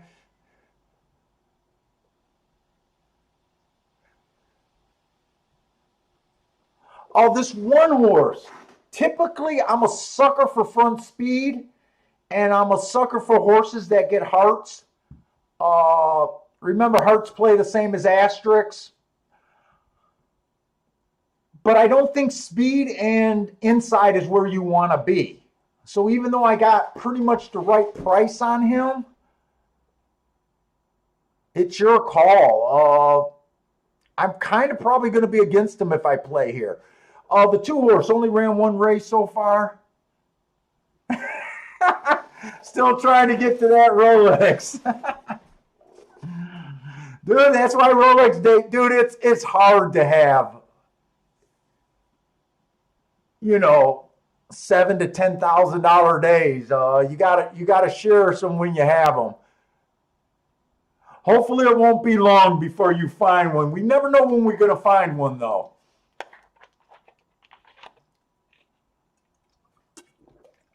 I got advice from an old timer when I first started playing and was being like everyone else playing all the tracks. This was when simulcasting first came on board in Michigan. Actually, I don't even think we had simulcasting in Michigan. This was when I used to have to go over to Windsor to play, Canada. But he told me the most important thing in long-term betting in this game is don't let your money get funny. Make sure you have the money when your opinion counts. And I think that's kind of why I've been, I get conservative when I get up, because an up day is always better than a bad day. Uh, as long as you can stay in this game and you keep betting in the right type of races. When I say right type of races, it's when long shots are winning. Long shots that can be had are winning. Whether you hit them or not, you want to have most of your play in races where you know that you're making a stand for a reason. And he was the guy that got me into believing don't let your money get funny. Don't be that broke guy at the track when your horses finally came in. You're borrowing $2 to bet them. And that's why I try to avoid a lot of these shorter price horses, and even like this 5-to-1 horse that I do like, but I don't think the track is necessarily playing to his advantage right now. If he wins, I probably could have had him, but right now I think there's danger in playing a horse like this, even though he might be one of my top rated horses here. The two, early pressing day last race, he was a presser. Slow average. He has room to improve there. He's on the inside. He's taking a lot of action. He's dropping in class just a little bit. 9-5 gets me away from him anyways. And I don't even know how much I like him. Like I said, a lot of times when a horse runs a decent, good race, they can just as easily regress a little bit. The 4-horse. That was a marathon race. We don't have the first call. He was average slow, no part of the race. 2 races back, it was an outside closing day. He was an outside. He had the proper running style. All he managed to do was make up a couple lengths to get in position at the top of the stretch, but had no run after that. At 4-to-1, that's not a super appealing to me for him. A 5-horse is an outside closer. He's just been slow all 3 races. The timer malfunctioned 2 races ago, so I don't know if I trust that. What I like to judge closers by is this top of the stretch call right here. If you guys can see where I'm doing that. I like horses to get within 3 lengths of the lead, and for his entire career, the closest he's been is 4 3/4. Not interested in him. The 6-horse, closing day last race, he had the rail. I don't think the rail was bad. I thought that was going to be at Keeneland, but it's not. So it was a closing day. He was just slow. He tried the turf route for the first time. You might be able to excuse that. He's got a decent price. 2 races ago at 6 furlongs. It was an inside stalking closing day. He had the 5-hole. I didn't give him an asterisk because he was a stalker and closer that day, and it said that he was a stalker closer that day. You can go either way. I just chose not to give him an asterisk. He did go too fast to win that day, so they were really stalking and closing. If this horse earned 2 hearts while being 6 and 4 lengths behind at those calls, that was good. The only thing is, I honestly don't know if you want to take the horse's best race, in my opinion, and knowing how that works stretching out. His speed figure didn't go that down very far trying turf for the first time, so that might be a good sign here. But for me right now, I'm probably going to be on the conservative side, and I'm just probably going to nothing's right now forcing me to bet. The 7, I don't keep track of Prairie Meadows, so I don't have that race.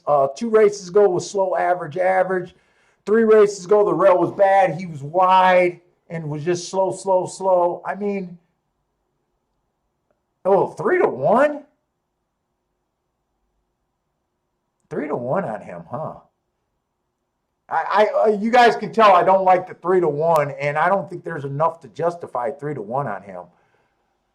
He is outside and he is a stalker, or he's a deep closer, but I don't believe in taking short prices on a closer. I don't even think of touching closers until they get to be about 5-1 or higher, usually higher. The 8 horse, bad rail last race. He had the rail. I gave him an asterisk there. He's trying turf for the first time. 2 races ago, the rail was bad again. He was on the outside, but let's face it, that was his first time out.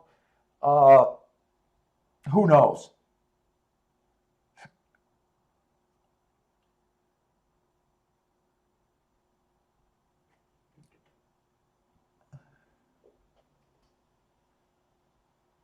Yeah, eight is making a big drop. They call that the biggest drop in racing, maiden special weight to claimers.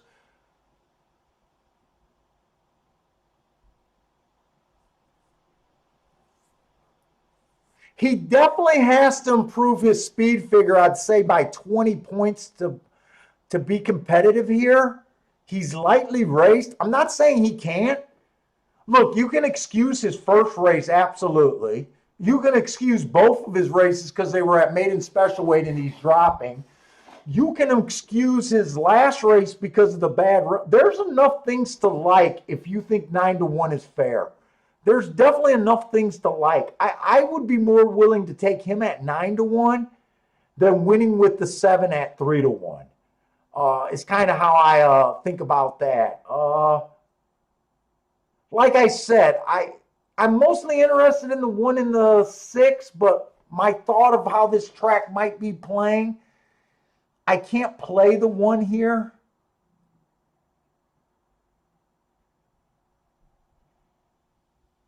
And the 6?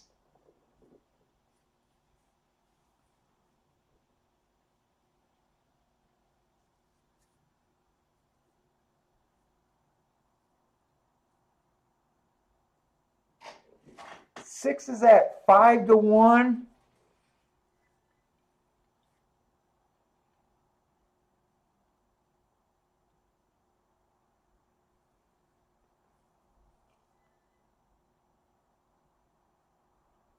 He's not making me bet him. I'm going to sit out here.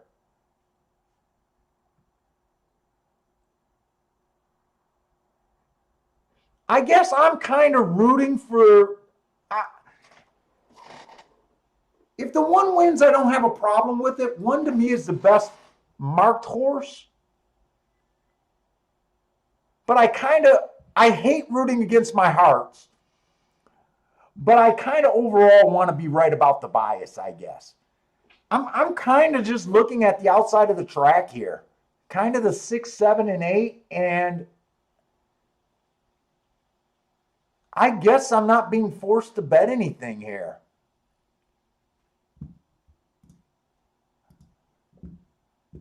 Steve B says he's watching this race.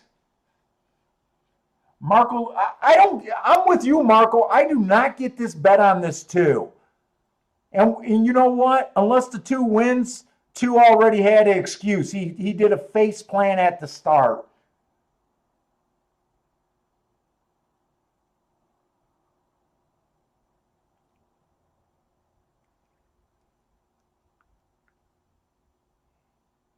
Eight, getting that drop to maiden special weight is up there dueling with the 1. I don't think I seen the 8 going for the lead.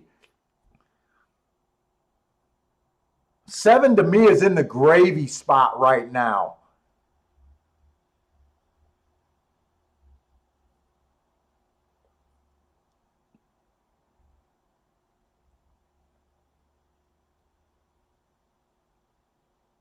Seven to me looks freaking dangerous. We got a slow pace. There is a slow pace here.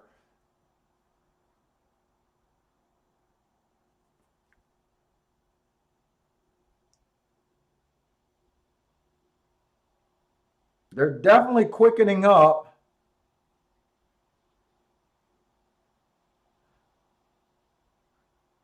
Boy, I swear to God, you could see the acceleration on these horses' legs. A lot of times you can't really see that, but these horses really look like they accelerated here.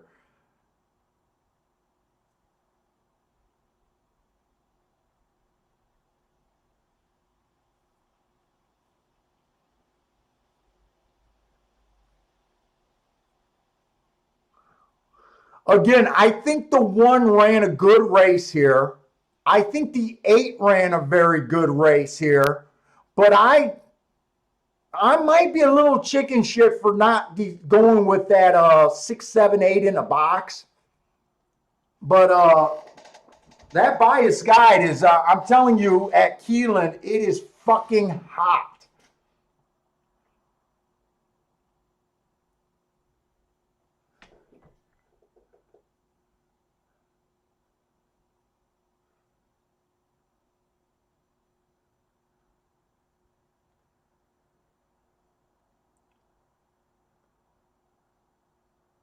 And Jesus Christ, I guess I wasn't really looking at the odds of those horses.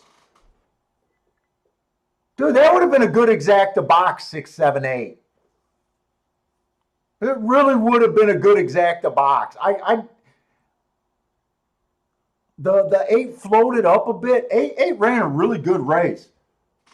Hopefully Marco hit that race.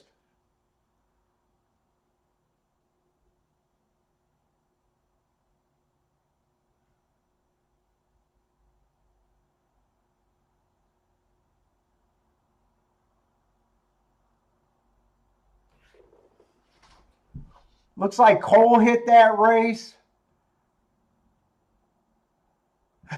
Big Chalk says, get some chalk. Big Chalk, I'm going to convert you. You're going to be changing your name to Jorge 11 Fade the Chalk or something like that. I want you to change your name to Long Shot Shopper over there. I'm going to convert you off of these chalks, man.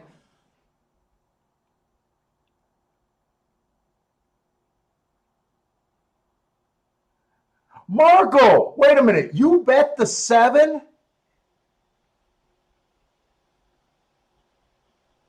Marco, do you mostly play win bets?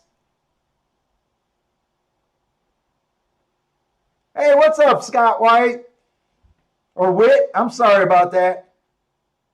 Marco, you of all guys should have hit this exacta. You were if you caught the 7 to win.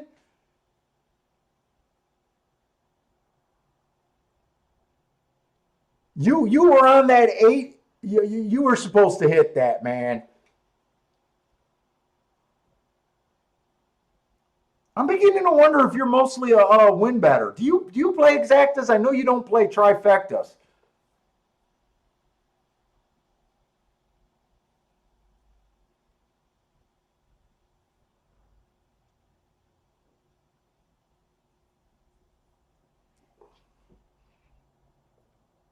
Cole had the 7-8 for $10. Nice.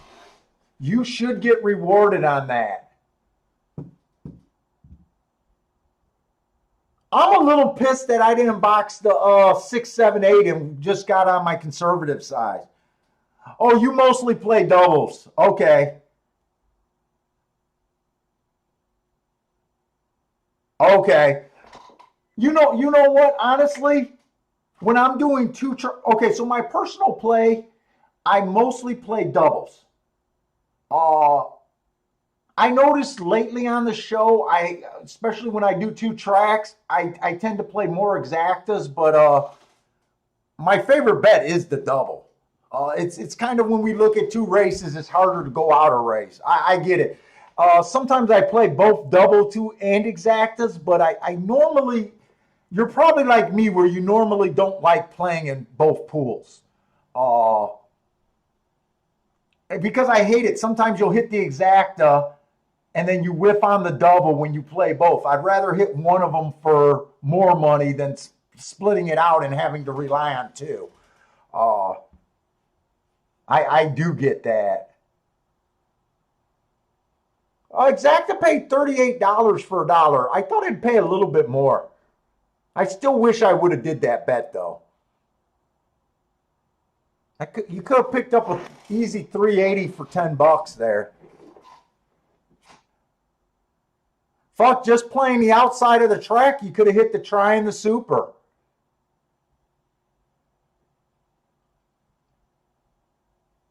I don't know. Where's my discard haters telling me there's no such thing as biases?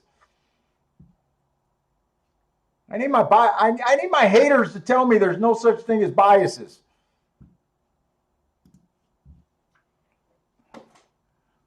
Yeah, the two did stumble. The two we really don't know. The two didn't get a chance to run his race. I did not understand the bet on him, but I can't say he was crap because he lost all chance at the start.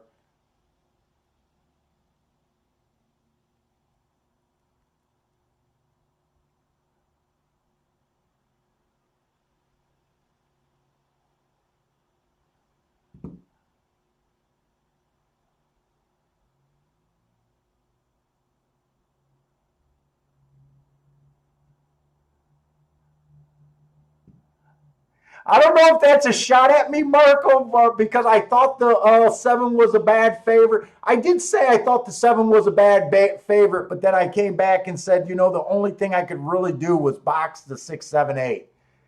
I didn't like him as the favorite. Luckily, the outside of the track would have saved me if I would have did it, but I can't tell if that's a shot or not.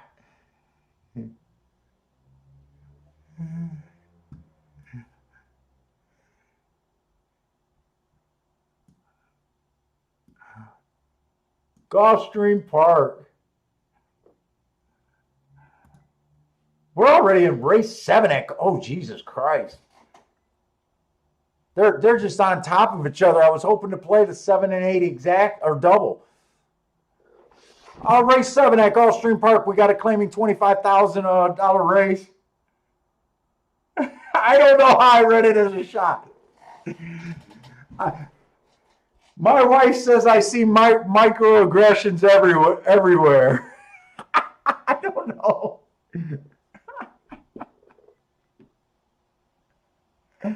I don't know, man. I'm sensitive. My wife says I'm too sensitive to do this shit. She's up there piping up, yeah, you are, you little bitch.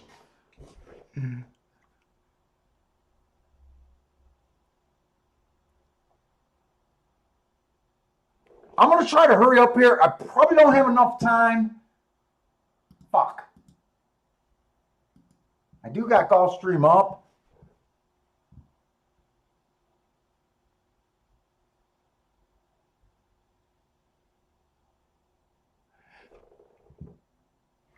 Shit.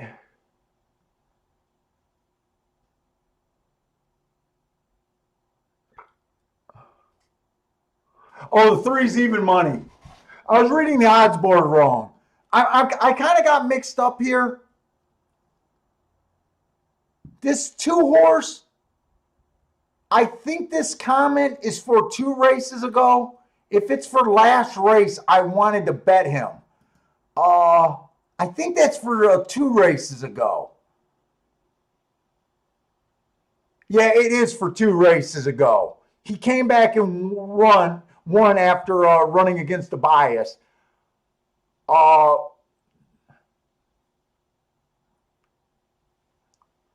The 3-horse ran against the bias 2 races ago. Improved the next time out at 15-1. Also went to a stakes race. I think he's pretty legit here.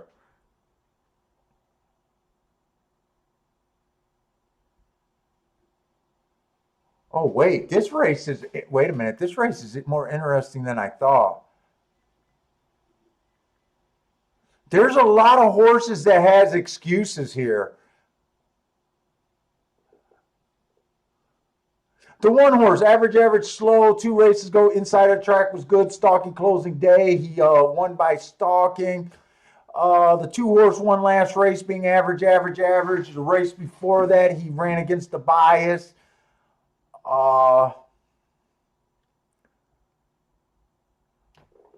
The 3-horse ran against the bias 2 races ago. He came back and improved his speed figure by a lot in a stakes race. Right now, I probably agree that he deserves to be the chalk, mainly because of that improvement and then the stakes race. If he does not win, I would be interested in this 5-horse. Bad Rail last race, stalking closing day. I gave him an asterisk and a heart. I don't think there's any room for an exacta here. 3-5. I'm going to try to get a little win bet on this 5-horse. Ah, shit! I got to get all the way over to Key.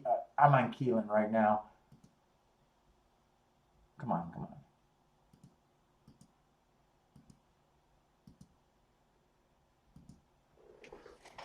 I actually got that in.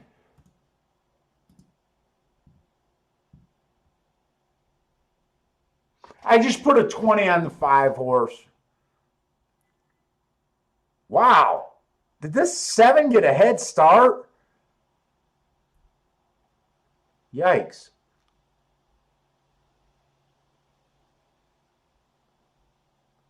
I think 3 completely missed the break. 3 looks like he broke in a tangle.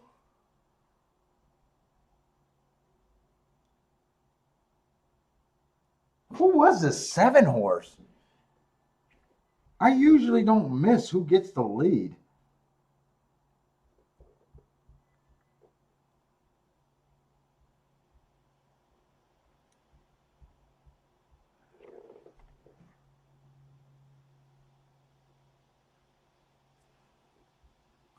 This is 7th race. 7th race.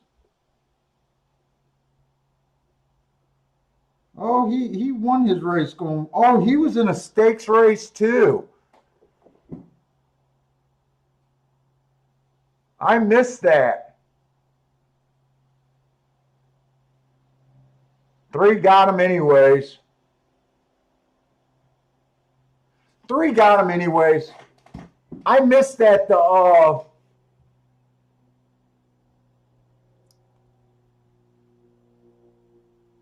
is that the same stakes race? Oh, that was a mile race. That wasn't. No, that's not the same stakes race.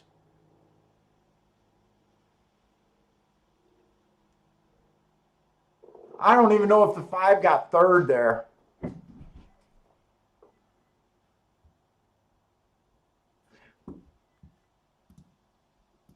Yeah, 5 was my top, or 3 was my top choice there, but his odds were too low. I want to see if something happened to the break. I was a little surprised that this 3 came off the pace, to be honest.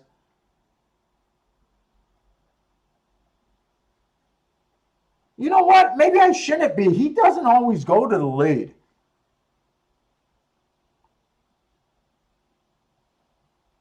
For some reason, I thought the lead was a need the lead type. He's only had the lead in 1 race.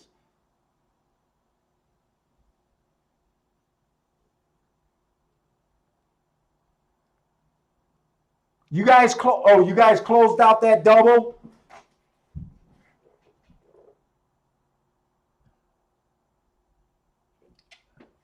That double had to be decent, right? We got a 7-1 in the first leg.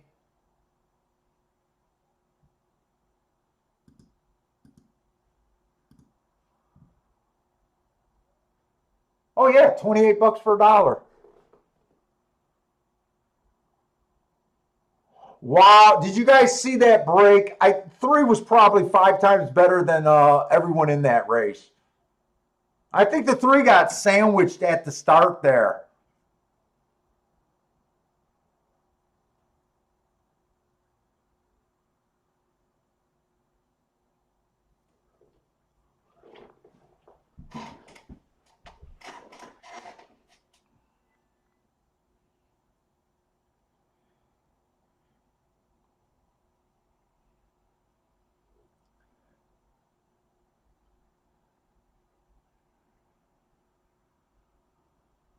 Who's high?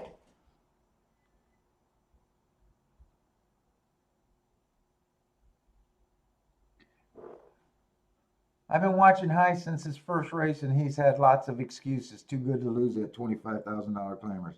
Is that this race? The 3?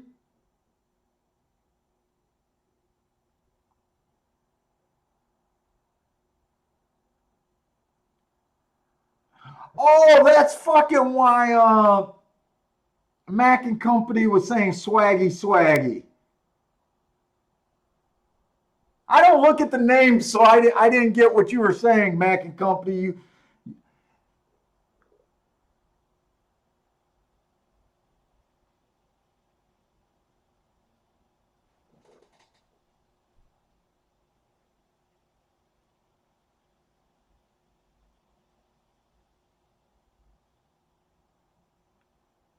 I want to watch this start of this race again. You know what? I'm going to go to the restroom and then come back.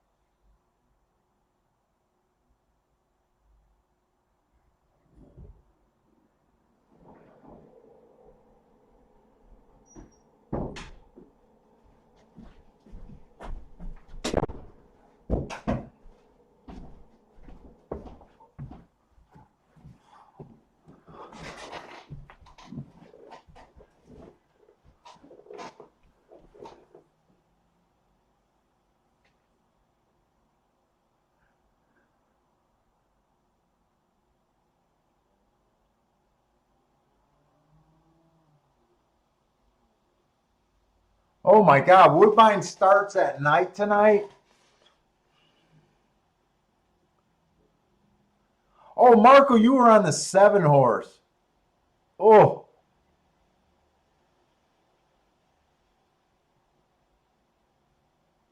that's kind of a tough beat there.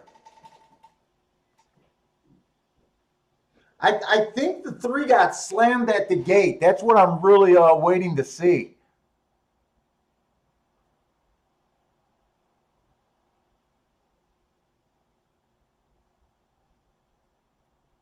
And we went right back to chalks at Gulfstream.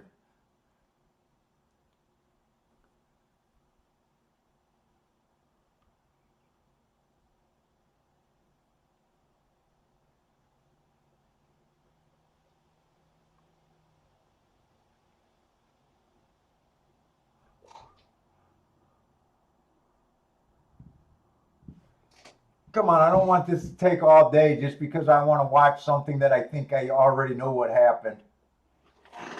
We still got a lot of time at Keeneland anyways. I hope I don't like the one in the last at Gulfstream. Oh, shit.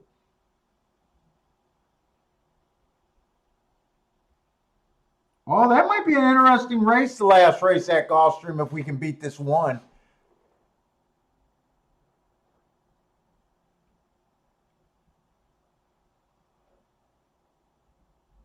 Wow, the pick 3 to the 1 is brutal. Got to beat the 1 next race.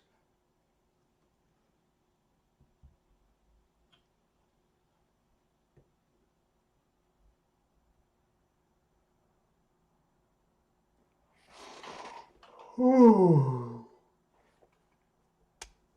Whoa, shit, sorry.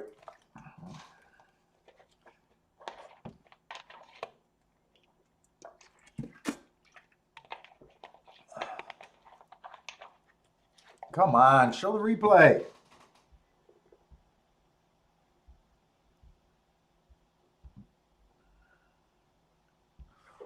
What race are we even on at Keeneland? We're going into 6th race.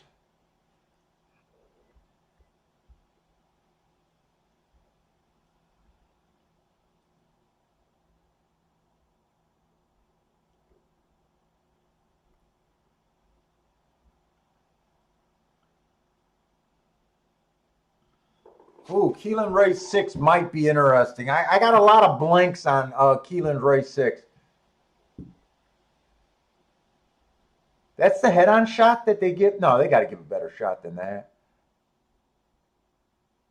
Oh, yeah, look at Zaya's almost, Zaya's steadied pretty hard and almost could have lost his balance there. I want to see if it's as bad as I thought from the head-on.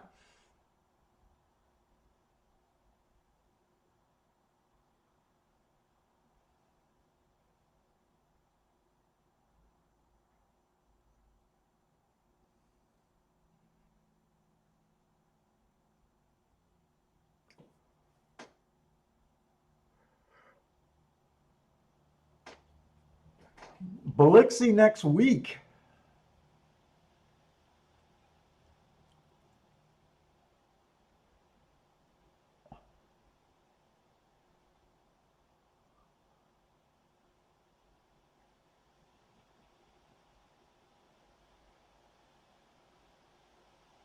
Boy, he looks like he waited on the 7 to drift by him.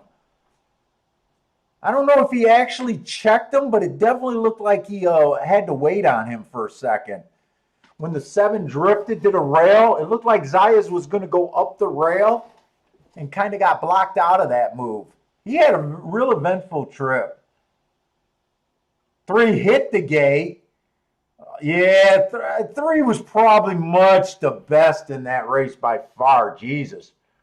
Hit the gate, got sandwiched.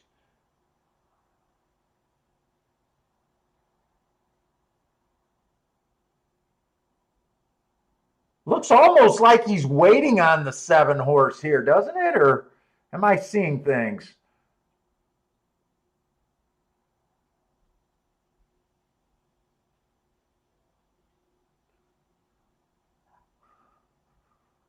That Zayas guy definitely wanted a paycheck off of this horse. Let's see if this looked as bad as I thought. He starts going up the inside.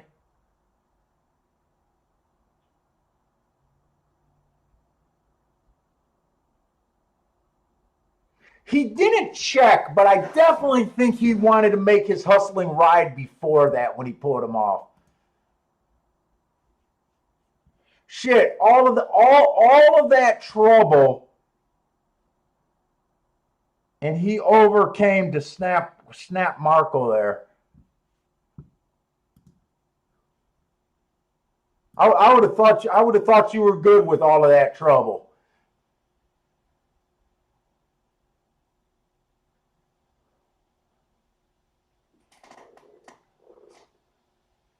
Dude, we got 2 cheap races. Wait a minute. Why did I think Keeneland was so shit today? Maybe not. Oh, this is Gulfstream. Jesus Christ. Cheese and rice. All right, this is why I thought Gulfstream or Keeneland was a little tricky today. The 1 horse, I didn't get around to looking up Thistle Downs and Mountaineer and Mahoney Valley. I didn't get around to looking up the 2 at Oaklawn Park. Right now, I think you want to be a speed in the stalker. The 1 horse at least fits the bill of having a little bit of speed and being able to stalk.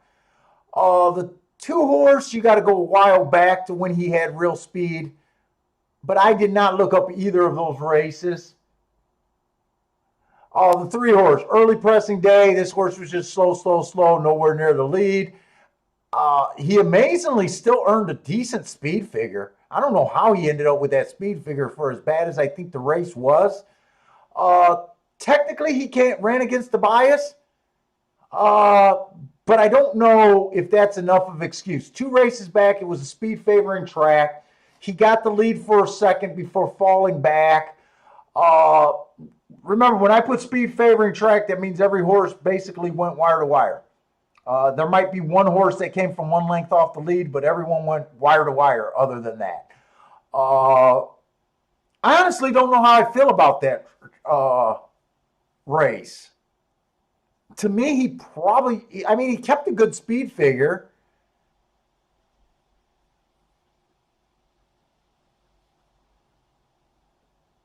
I mean, sometimes there's no shame in just going against someone that's just a little faster than you. It's a little, it's a little discouraging that he fell so far back, especially on a speed favoring track. I don't know how I feel about that. I kind of think the inside of the track is it's not impossible at the sprint races, but I think it's a little rough going. Let's see what else is there. The 4 I can't rate because of Lone Star. He does have the right running style here. The 5 I didn't look up because I didn't want to go to March and do Turfway Park. It's just getting. This is why I'm not interested in this race. I just can't figure out most of the horses. The 6 ran at Churchill Downs, but he hasn't ran since November. I mean, that's getting to be a year layoff. The 7, I got the inside of the track. I think was good that day. It was definitely a stalker closer day, but I think the inside of the track, I gave him an asterisk, but he did have the outside and he did stalk. If I'm not right about the inside was the place to be, he just ran his race and it wasn't good enough. If I am right about the rail being good that day, he has an excuse. I'm not sure how I feel about that. I think he pretty much has a decent stalking style here. The 8 horse is at 6-1. Stalking closing day last race. He closed for the win. He was also the fastest winner of the day. 2 races ago, he ran on a bad rail, so he ran against the bias. Came back and won his very next race. 3 races ago, he was average before pulling up. Overall, he's been running a lot of routes, but to me, he's a sprinter. Fact is, his only 2 wins were both at sprints. I don't know why they kept this horse as a router. And the 9 horse, I got nothing on.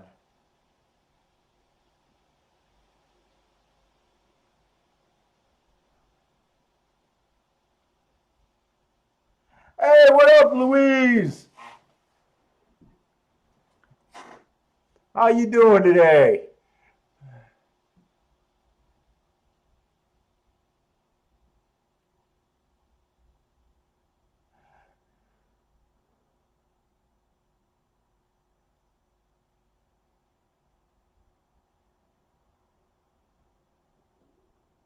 Here, the only 2 horses I can kind of like is the 7 and the 8. They're at about the right odds for me to do a Dutch bet here.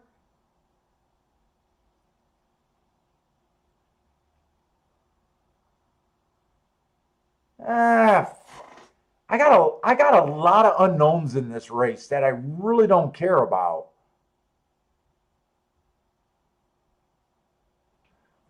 You know what? I think I'm going to look at I think I prefer to play the last race at Gulfstream. I think we might have a better opportunity there than here.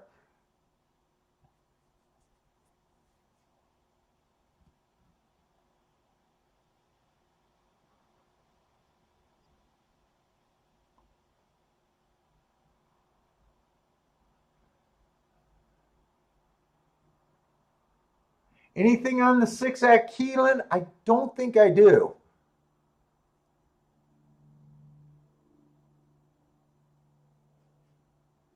He hasn't ran since November. Yeah, I definitely don't want to talk you off the 6 at Keeneland. All I can say is they didn't lay him off for almost a year to find this spot. That's the only thing I can say, but I never like to say no on an 18-1 shot. especially if you like them. I'm going to try to look up just to see if those races look like anything. I tend not to like to look up a horse, that long ago. The last race at Keeneland yesterday, remember I looked up that horse that I chose not to look up, and he had ran against the bias with good marks. November 23rd.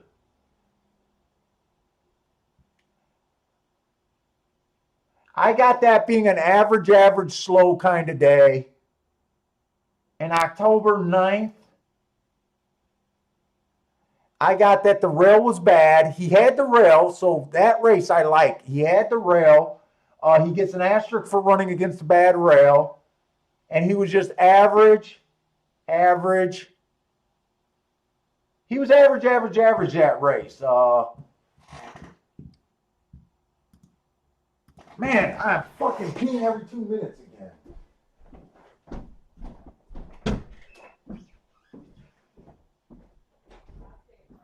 Yeah, I know. It's because my butthole's so tight I can't contain my prostate. Yeah.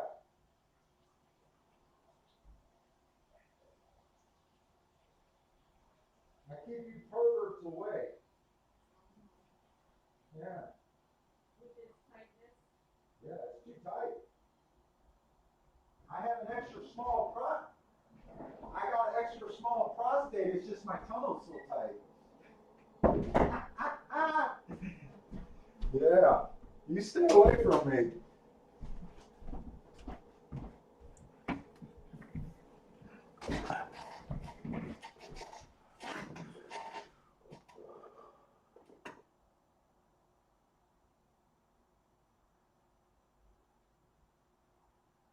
Come on, 6. I'll root for your 18-1. Hopefully you bet them. Hey, come on with this 6.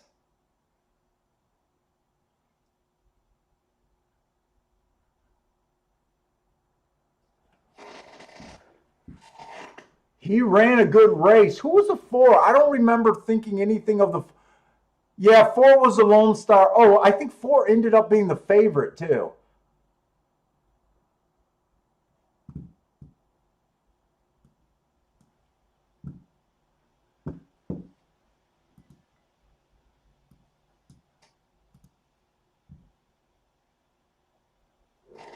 Damn, he sure came back and ran good. I'll tell you that.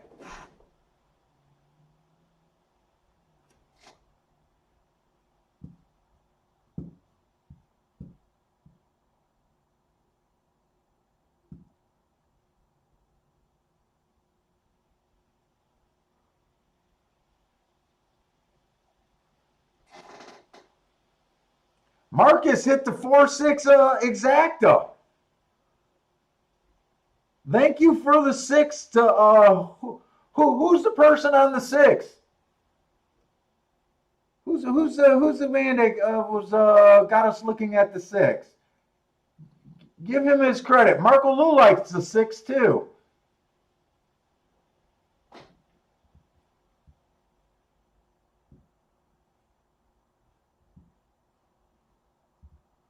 Was that Alex that brought my attention to the 6? Yeah, nice job, Alex. Marcus King hit the exacta based on you bringing that horse up. Nice job.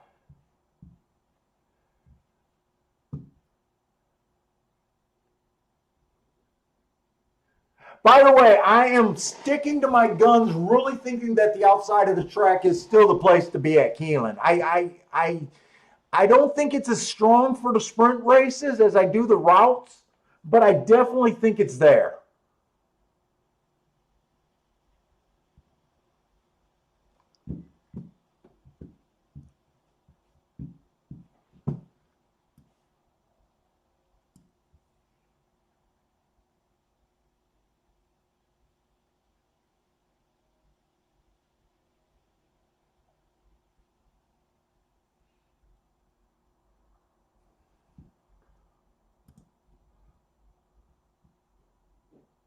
Let's see this. I just glanced at this Gulfstream last race. Uh, we're going to have 7 furlongs on the dirt, maiden claiming 12.5.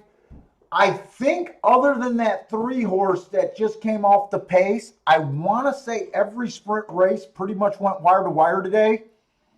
The 7 that could have went wire to wire last race held on really good. He probably just met that 3 horse that was just too good that race after you see him overcome all that stuff last race. But I'm pretty sure from what I remember, I think Speed's been holding. I haven't been talking about the inside of the track today as much because I kind of think that Speed's kind of been a little stronger of a factor.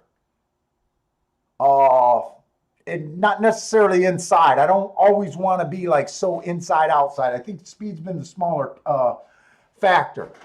This one does have 2 excuses, but he's a short price. I think if we can get around this horse, maybe with a true speed horse, because he's not a speed horse, we might have a shot. There was one other route race today. I think 7 furlongs is a sprint. Bill would argue that it's a middle distance and it's closer to a route. I disagree. I prefer sprinters. I think the one horse that we had at 7-1 was the only horse that really came off the pace without an excuse, and that was a route race, if I remember right. I got to go back and look just to make sure. Make sure that was a mile and a 16th race. That was this horse right here. I just want to make sure that I'm remembering what happened. I think the 8-1's going to be tough here, but I'm looking for someone that can get the lead before him, and maybe we can beat him. But last race, the inside of the track was good. He got an asterisk for running in the 8-hole. He was still average. Nothing wrong with that race. 2 races ago, it was an early pressing kind of day. He tried to be a closer. He gets an asterisk for that. I gave him an asterisk. You know how I say I don't like giving closers a lot of excuses. Mainly because we see a lot of races where he stalks sometimes. So I decided since he can stalk sometimes, I gave him that asterisk. But I think he had 2 legit excuses. But I'm looking for someone with speed. The 2 has no speed. Inside of the track was good last race. He was on the outside. I gave him an asterisk. It was a 6 furlong race, but he's not what I'm looking for. He was slow average. 2 races ago, the middle of the track was good. He was in the 3-hole. Probably could have given him an asterisk there. 4 races ago, I gave him an asterisk because the inside of the track was good. He was slow. Look, if this horse wins, I'm going to be pissed because he has 3 asterisks in a row. But looking at his other races, he still does not have any speed. I think speed is what's going to be important here. So I'm going to let this 30-1 go, but he will irk me. The 3 horse, average last race. No excuses there. 2 races ago, he came out fast. 1 tick slower than the fastest winner, and then was slow at the 6 furlong mark. I don't know. I don't trust him to have speed. I'm looking for someone with speed. Fuck, there might not be anyone with any speed. The 5 horse. Inside the track was good last race. This horse had the 7-hole. I gave him an asterisk for running against the bias. He was average, slow. 2 races ago, 1 race sample. Can't say anything about that. 3 races ago, he was average, slow. Here's another horse, other than his last race, has not showed any willingness to get the lead. I might not be able to find a speed horse here.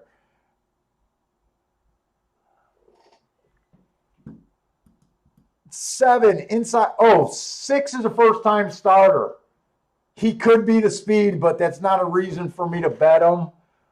I'm just going to hope that he has no speed, but sometimes if there's only one first time, well, at 9-2, I'm not interested.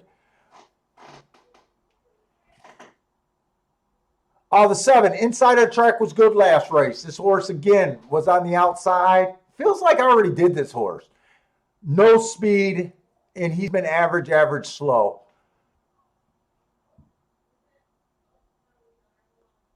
And the 8 horse, I didn't look up. Absolutely 0 speed.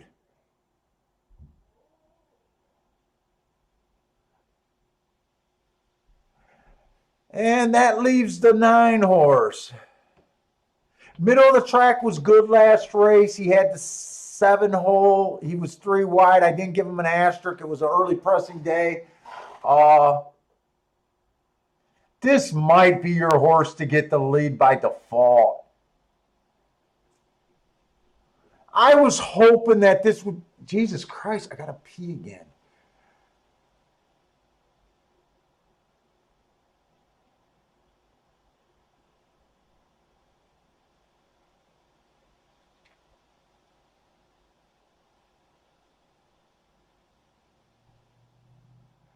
You know what? I said I was going to bet this race.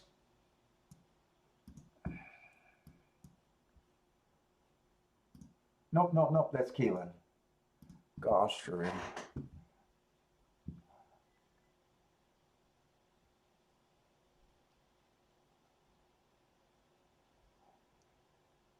I'm going to do a small bet here. I'm going to bet the 5.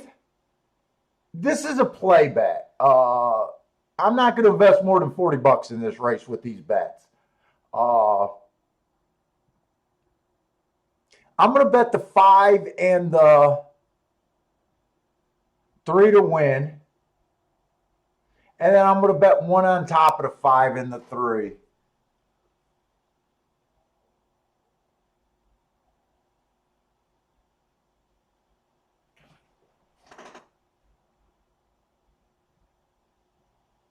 You know what? I'm going to put the 1 and the 9 on top of the 5 and the 3. Wait a minute. That's 1 and 5. That's 4. I don't want to bet more than $40 in this race.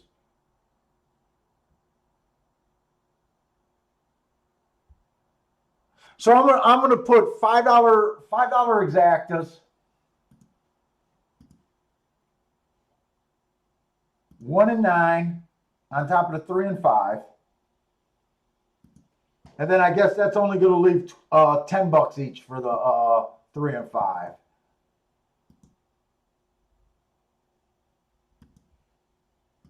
And I could have let this race get away.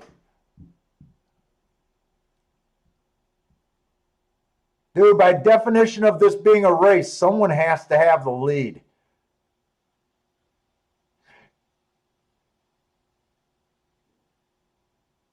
Shit, I'm wondering if I should have took the 6 on top of the 1 and 3 also.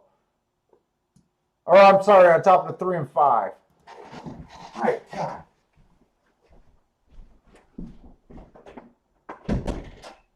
Holy fuck me. I might have to go to a doctor, Steve.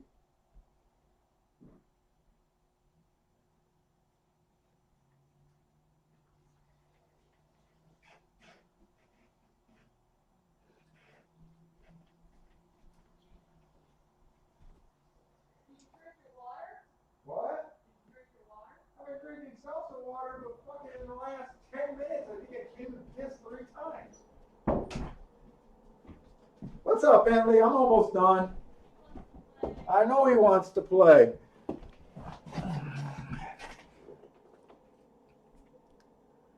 Yeah, I probably could have sat out this wager, but I got a little excited that I wanted to take a shot here. I think I can look at the next race at Keelan and not worry about messing up my day, though. I hit that one race good.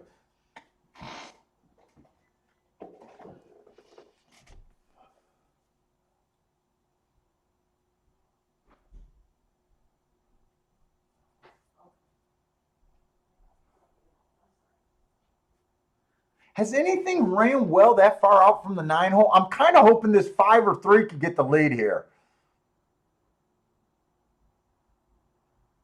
I'm kind of hoping the 9 got right over easily. Shit. There's the first time starter.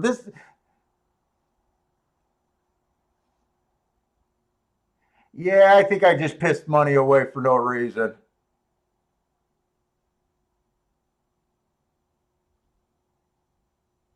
I usually don't play first timers when there's just one and you got no speed in the field. This is a race where I could have got behind betting a first timer.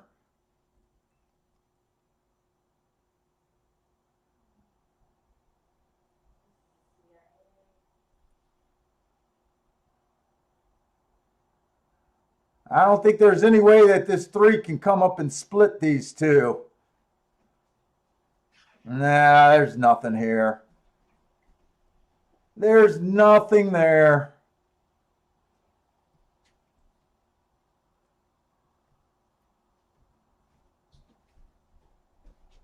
Come on, 3, you gump. No, 9 can just relax and just keep the 3 off bay.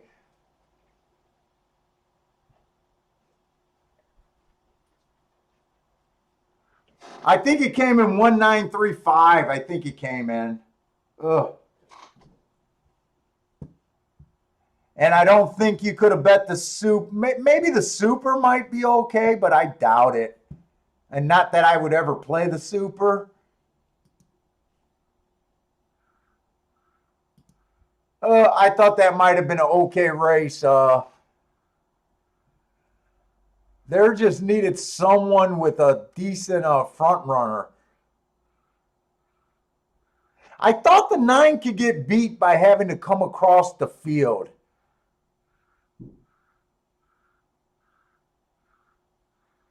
I don't know why I thought this 5 could break. Why the hell would I have? I guess because of last race, maybe I thought he could break a little bit better.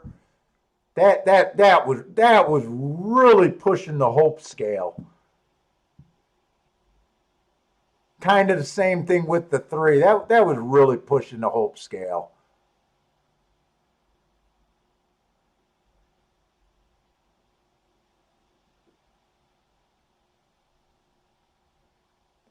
And I honestly don't think I think even if I would have hit my exacta 1-3, I don't think I would have. Hey, sometimes I just jump into bets. And this is a bet. Even if it came in 1-3, I don't know what I was thinking. It was only paying $10. Ugh. Ugh. Ugh.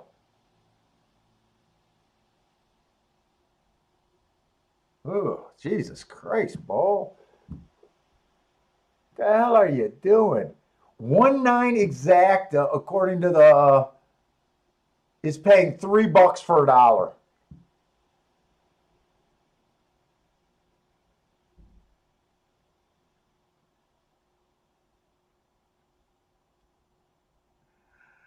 I should have sat out. I should have sat out. I don't know what. I think I just got excited and wanted to play a race. I think I'm good for one more. Oh,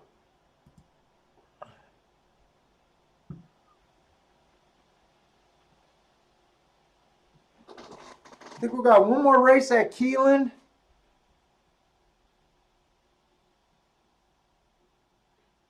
Shit, maybe look at a double at Keeneland. All we got is Keeneland. There's nothing to look. I'm going to look at Keeneland, see if this looks all that interesting. Not really. It's 5.5 furlongs on the dirt. Yesterday, that 47-1 that we liked went wire to wire on the turf. We don't have a real sample for anything else about inside, outside. I think they've only ran 5 total races there so far this meet.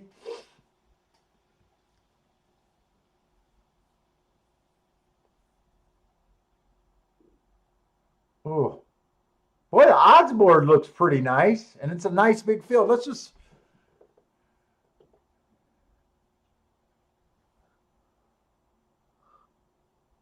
This one horse, Matt Strides with the slowest winner last race, which he was. He was average at the second call, then 1 tick slower than the fastest winner at the 6 furlong mark. He won that race. That's not a bad race. 2 races go. 1 race sample. And 3 races go. Outside of track was good. And he was just so slow. Matt Strides with the slowest winner. His speed figure's been about the same all last 4 or 5 races. He looks overall like a stalker to me. Hey, what's up, Parsons?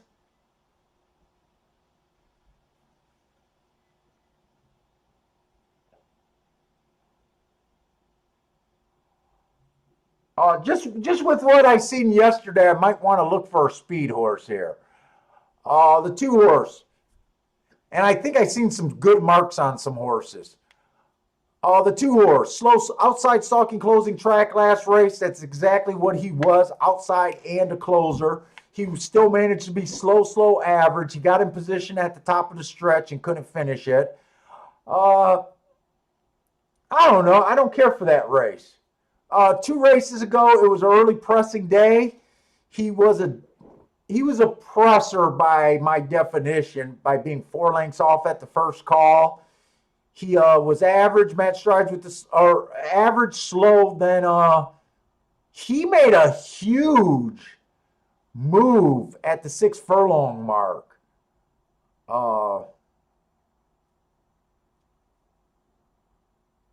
Would have liked to see him improve off that race 2 races back. He went back to his 80s.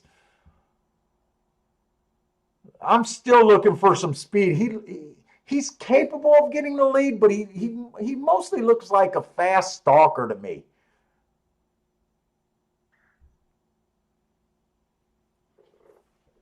The 3 horses coming from Arlington.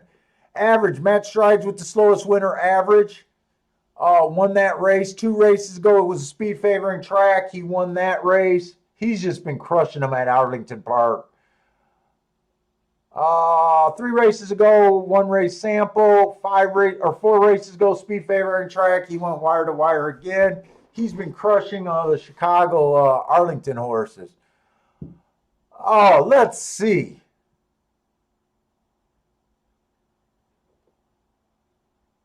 Am I seeing this right? These connections got,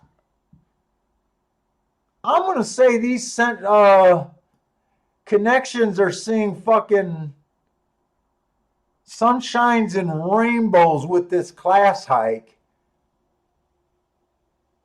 He's a good horse in form and been winning.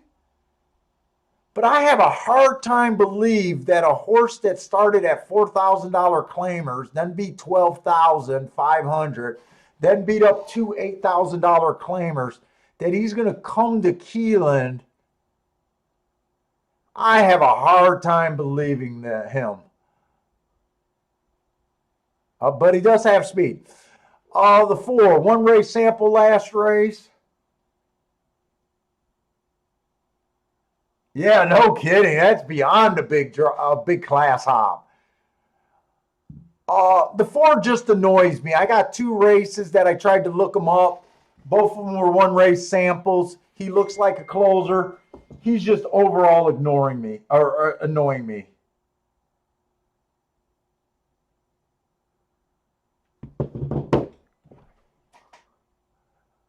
The 5 horse. I don't keep track of Mountaineer. Don't have that horse. Don't have that track. 2 races back at Kentucky Downs. Okay, now we might be talking into something. This horse is 47-1, huh? Last race, bad rail. He gets an asterisk for running in the 2-hole. It was also Speed Stalker Day. He gets an asterisk for running against the running style bias. I think that's a really good race. Now, I can't explain why he regressed so bad next time out. Usually, I expect him to improve. 47-1, huh? He has to take a pretty step forward here. But I kind of like that Kentucky Downs race 2 races ago.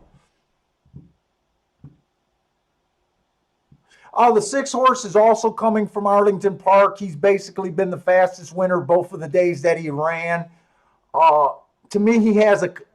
If you like the Arlington horses, he looks better. At least he's been running at a maiden special weight at 20,000.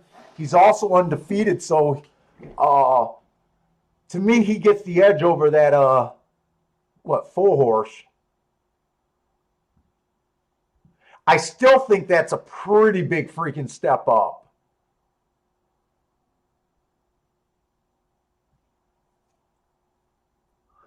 7, Stalky closing day last race. He tried to go wire to wire. He went too fast to win, and he earned an asterisk. I love that race.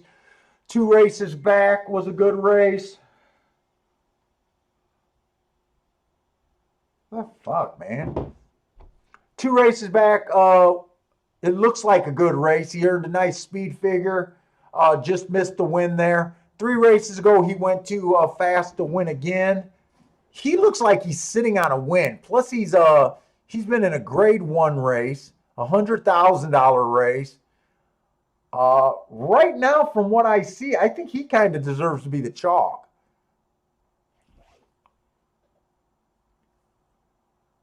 The 8 horse ran in Kentucky Downs. I want to see if he ran in the same race that 5 ran in, September 9th. No, they did not run in the same race. He was average, and the rail was bad. So he was in the 9 hole. That didn't affect him. The 9 horse. 9 horse looks really freaking good. Went too fast to win last race on an early pressing day.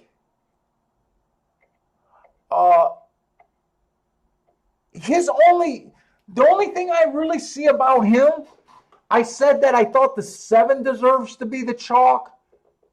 I kind of think right now, from what I see, the 7 and the 9 deserves to be the top 2 choices. And right now they are in the betting board. The 9's weakness, it might not be a weakness. He hasn't ran since June of 19. He comes back in September of this year. He ran an extremely fast race. I could see this horse bouncing. I could see this horse putting in a crapper. But at the same time, if this horse can go back to his form of last year and the year before, he kills these horses. But I'm not interested in him at 2-1. I would be more willing to bet the 7 here. Oh my! Oh, okay. Matt, I thought that was another Trump tweet. It's not even a Trump tweet I'm getting. Someone from the Trump blowing up my thing with email. Matt says Parsons says he's lighting a victory cigar prematurely. Jesus Christ. Because he thinks he's going to win this Keelan race. Who the hell is he on?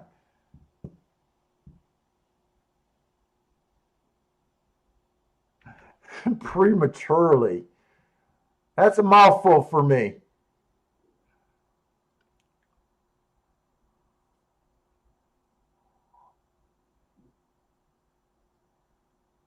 The 10 horse, I didn't get to look up that Woodbine race. Shit, I got 5 minutes. I'm going to look up that Woodbine race.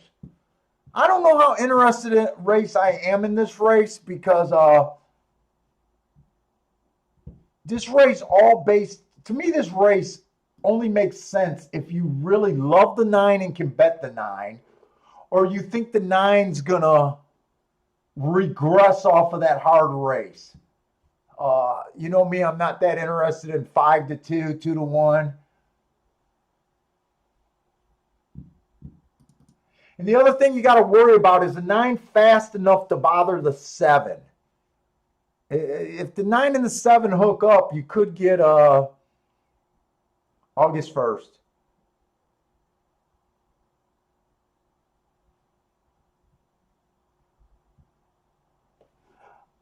Oh, this 10's last race at Woodbine. He was 1 tick slower than the fastest winner. He was 1 tick slower than the fastest winner at the first call. Same at the second call. And he was average at the third call. So he's another fast horse. 2 races ago, he was average and earned 2 triangles.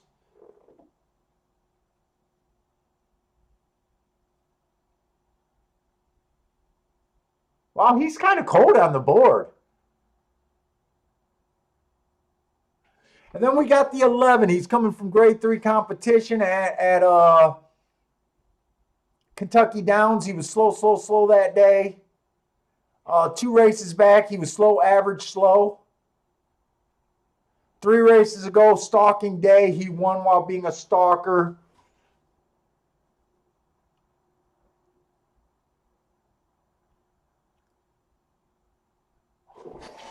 I'll be back.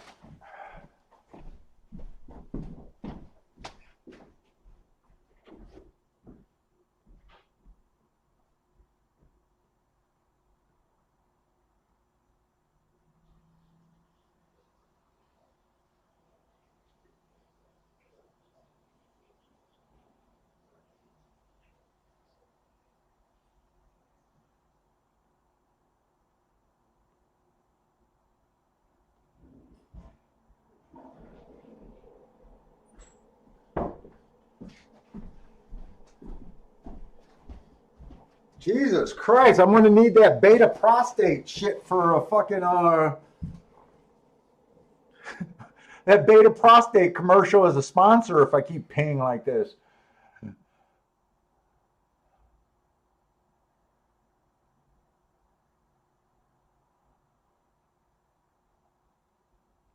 This is on the turf. There's only been, let me see something real quick.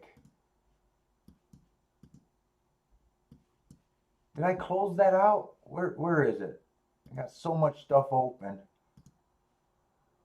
No. Where is it?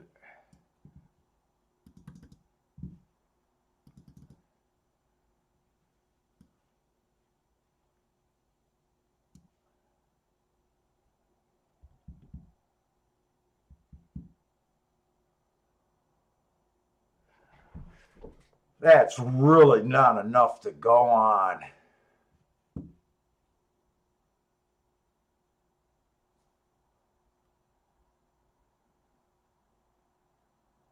I said I want to look at doubles. Shit. I forgot about that.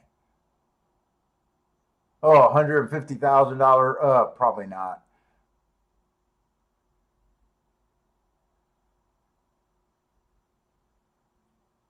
I'm thinking 9, 7, 10 with the 5. I'm not going to bet this race. I'm kind of wondering, you know, the route races over there, the turf route races over there, I believe the outside of the track is good, middle to outside. I'm almost wondering after seeing that 11 horse run yesterday and knowing that 3 of the 4 winners before this all came from 7 on out. I'm wondering if the outside of the track is just as good on the sprints as it is the turf. The horses I was really considering here was the 7, the 10, and the 5.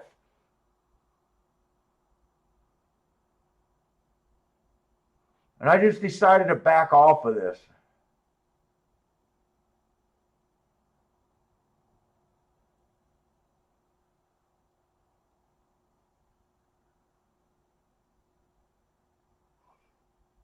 The 7, the 9, the 10, and the 5. 7, 9, 10, and 5. I think that's what I said.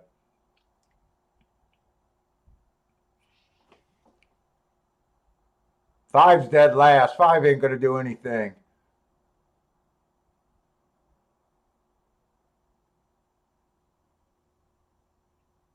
I think this 10 got a really good stroke, and I think this 9 is going to bounce. I think this is going to be 7-10. They haven't passed the 3 yet, but I think it's going to be 7-10 possibly. Well, maybe not.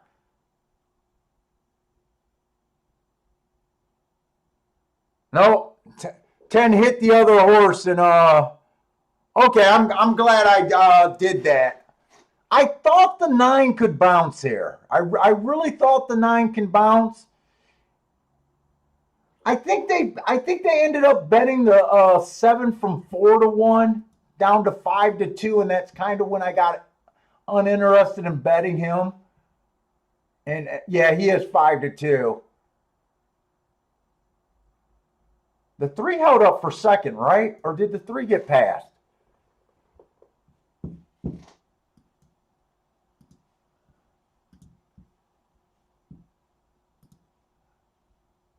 Hey, Parsons, you lit up your cigar and was right.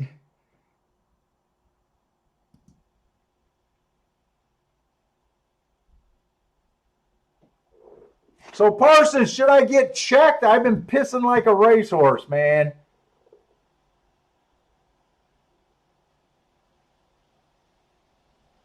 I'm not 50 yet. I know I'm supposed to.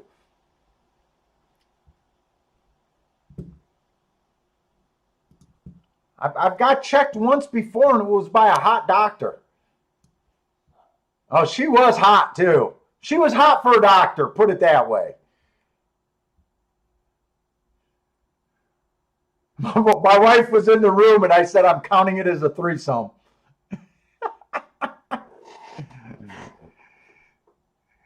I wanted my wife to look me in the eye when it happened, but she couldn't stop giggling.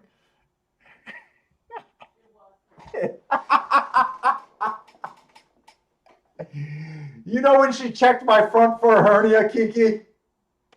I was trying like hard to make it lift off the bag and it wouldn't move.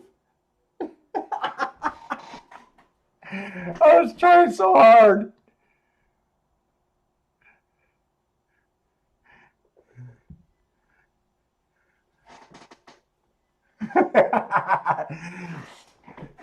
No, Kiki does not check.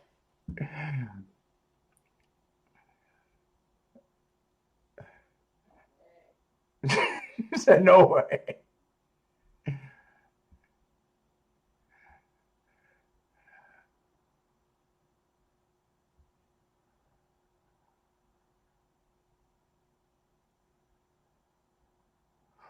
Boy, that was, oh my God, I did not even realize that that was the 3 horse. Holy shit, did he run a good race? That was a 3 in the lead there at Keeneland.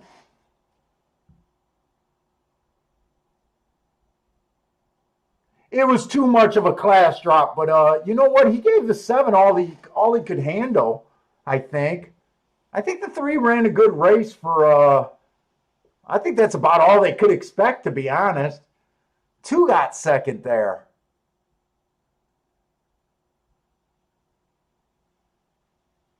The two horse was that horse that I said I wasn't crazy about, but that was I said I was looking for speed horses, and he was the horse that I was talking about, that average slow a heart.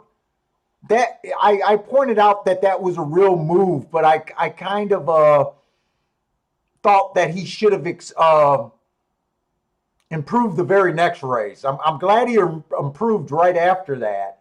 Uh, I don't think he was that hard to get to.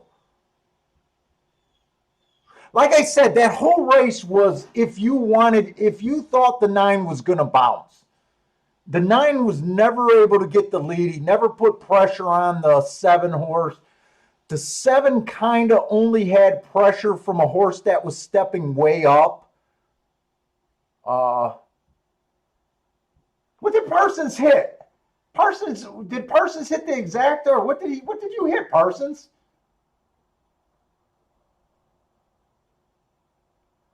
Marcus King hit the 7.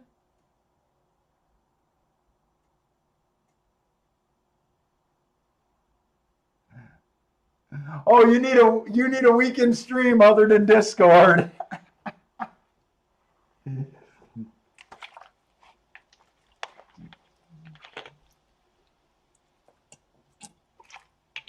Yeah, Bill's still painting.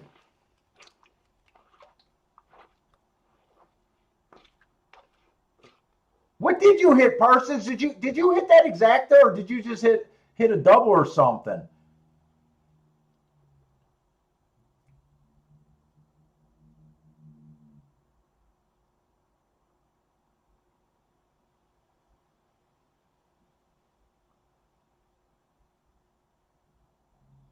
Oh, you just had the 7 up. Maybe you went big on the 7.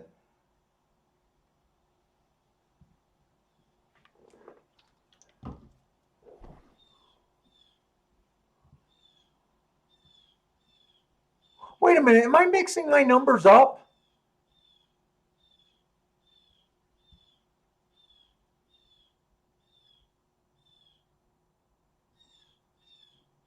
Okay, it was the 3 that was the Arlington.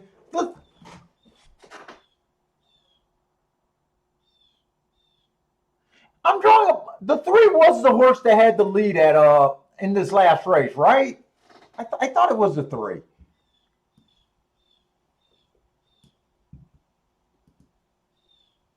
Oh, you met Mill couldn't make my exam.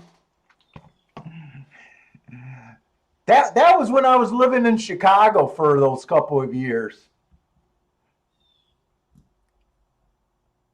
Bill is not welcomed in my prostate exams.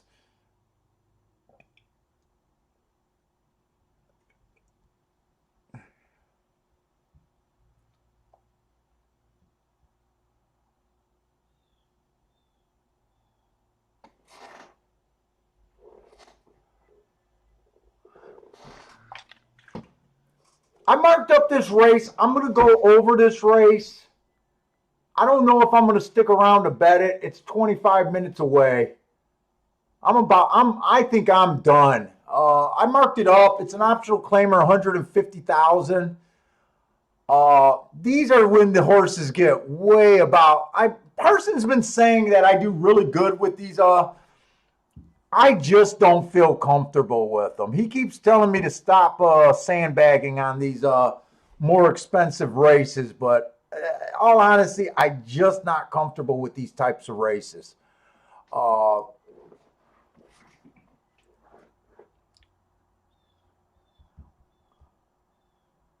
Let's see, this one horse, last race, it was a stalker, and I'm pretty sure that's a bad rail because I don't have a BP designation. So, stalker, bad rail. This horse was in the 4 hole. He was 3 wide. He was the fastest winner of the day. 2 races back. Outside stalking closing day, he still won.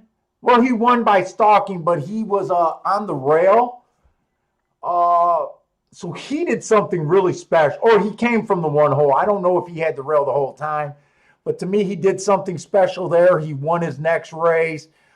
This horse has been on a tear and looks really good form. And I mean, out of the last 3 races, he's done nothing wrong. I kind of been saying that I don't think the rail's impossible at Keeneland. But this is a 5-horse field, and when it gets to be a 5-horses field, sometimes the rules change. I'm not always that concerned about where I think horses are on the track because for some reason in a 5-horse field, they tend to get where they want to. But this horse looks good. The 3-horse 1 race sample last race. I mean, we know it wasn't a bad race. He earned a 99 and he just missed. 2 races back, it was early pressing day. He actually tried to be a closer that day. Technically, I think he should have deserved an asterisk that day. Came back and improved from a 94 speed figure. Better horses can't jump to, as far up. But this horse does not look bad, just like the one no one's going to look bad in this race. The 4 ran his last race at, I think, Raceway Park. Remington Park. I don't even know if there's such thing as a Raceway Park anymore. I don't have anything on there other than knowing that he got a 100 speed figure. Last race he won by being the fastest winner of the day. 3 races ago, the outside of the track was good. He was stuck on the inside, so he earned an asterisk. I love to see that his speed figure went down when I thought the rail was bad, and his speed figure went right back up to where it should be, according to his other speed figures. I want to keep pointing that out for you guys that buy the bias sheets. To keep looking for that stuff.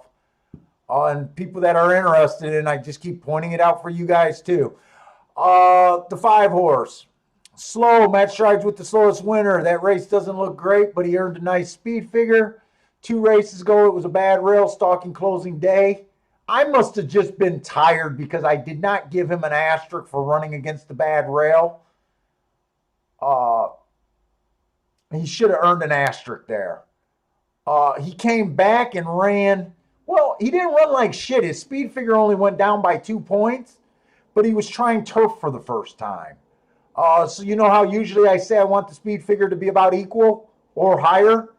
I'll give him a pass for not improving because he tried to turf from what I see is the first time. Well, it wasn't the first time he ever tried turf, but the first time in 10 races, and from his record, he doesn't look like a turf horse. He ran 6 turf races and showed 3 times. I'm just going to say he's not a turf horse. Plus, that was a grade 3 race. Oh, that was at Kentucky Downs. I didn't realize that was at Kentucky Downs. Oh, it's because the horse before I was looking at Raceway Park or whatever. Oh, it's Remington. Yeah, I don't think there's a Raceway Park. There used to be a Raceway Park.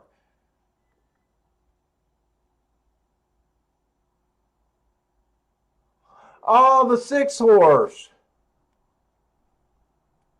Last race was a grade 3 race. And look, this is above my pay grade. Fuck it. I'm not interested in this race. I'll just keep going since he's the last race. So I can't rate last race. I didn't do the work on Pimlico. I got it in the box to do, but I haven't done it. 2 races ago, I got that it was a stalker off inside with a question mark. It was a 6 horse field. He had the 3 hole. He still managed to win. I didn't give him a bias, an asterisk for running against the bias because it said he was 3 wide. I just used judgment there. And 3 races ago, outside of track was good. He was 1 tick slower than the fastest winner pretty much all the way around. This is not my type of race. And I didn't handicap the last race, so I'm pretty much done.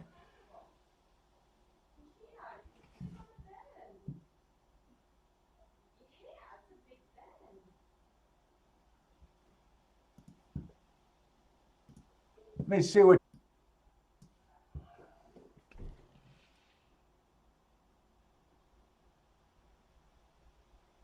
Who is Manny Wall? I don't even know names. Is that a horse? Oh, man, you like the 3 horse.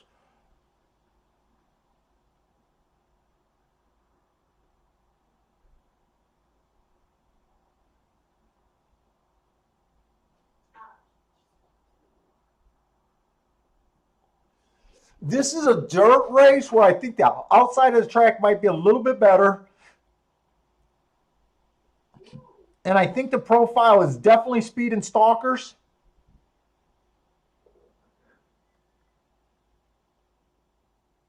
And I think every horse in this race, other than the 5 horse, is a speeder stalker. I think the 5 is the horse that's, to me, is the least likely fit here. Sometimes he's able to be up close enough. His last few races, he was off 4 lengths, 5 lengths, 9 lengths, 5 lengths.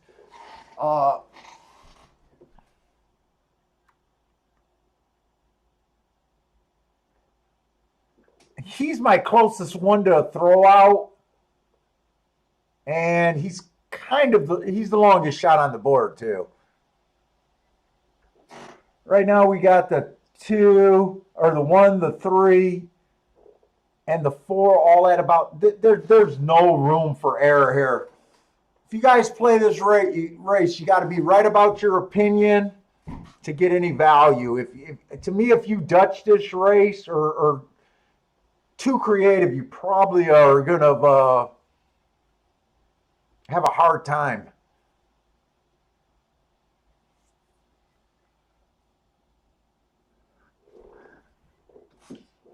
Alex is saying this is a race that the all button was built for. Yeah, if I was playing pick 3s, pick 4s, or maybe even a double, maybe even if I would have just said I could have took the 7 last race, and since he was a single, hey, I wonder if that would have paid. 7 all to this race. I wouldn't have thought that was, depending on the payoffs. Did I already close out that window? No, I got it. Could that bet have been played?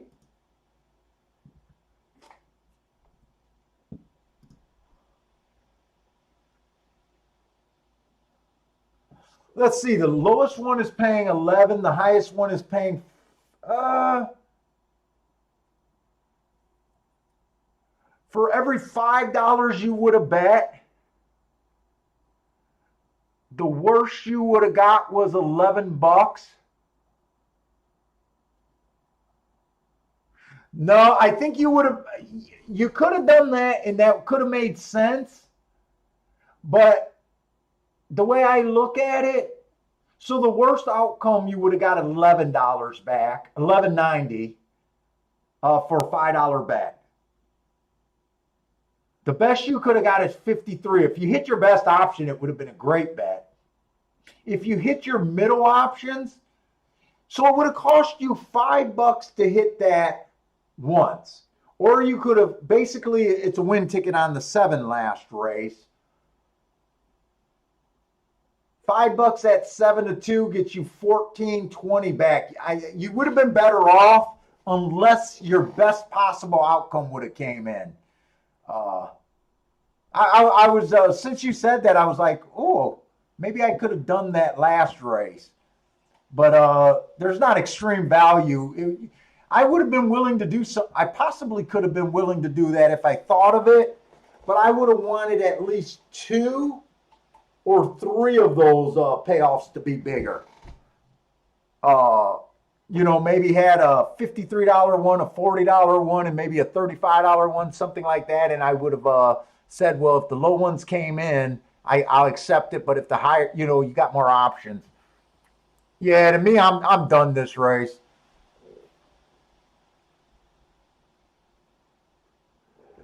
Paul, what is the minimum payoff for you to make on a double wager worth it? Honestly, I have no hard rule on that. But let's just say for most of my tickets, I know you played with me a lot, and usually, let's just say my average double structure of a ticket is a 2x3. Or let's just say even a 3x3, right? So I'm kind of playing kind of an opinion, but kind of wide. In the example of a 2x3, I need all the tickets to pay probably over $25. It's not great, but I that would probably be the minimum. I want them to pay over, say, $25 for a dollar. It's not a hard rule. Let's just say you do that. One of them was sitting at 20, but another one was sitting at 70, and another one was, say, just sitting at 35, right? I'll pull that trigger because I got really good upside if the $70 wins. I got decent upside if the $35 wins. I know I'm going to get paid a little bit less on the $20 one, but I'm willing to take it to have the other 2 combinations, right? So I don't have a real hard, fast rule.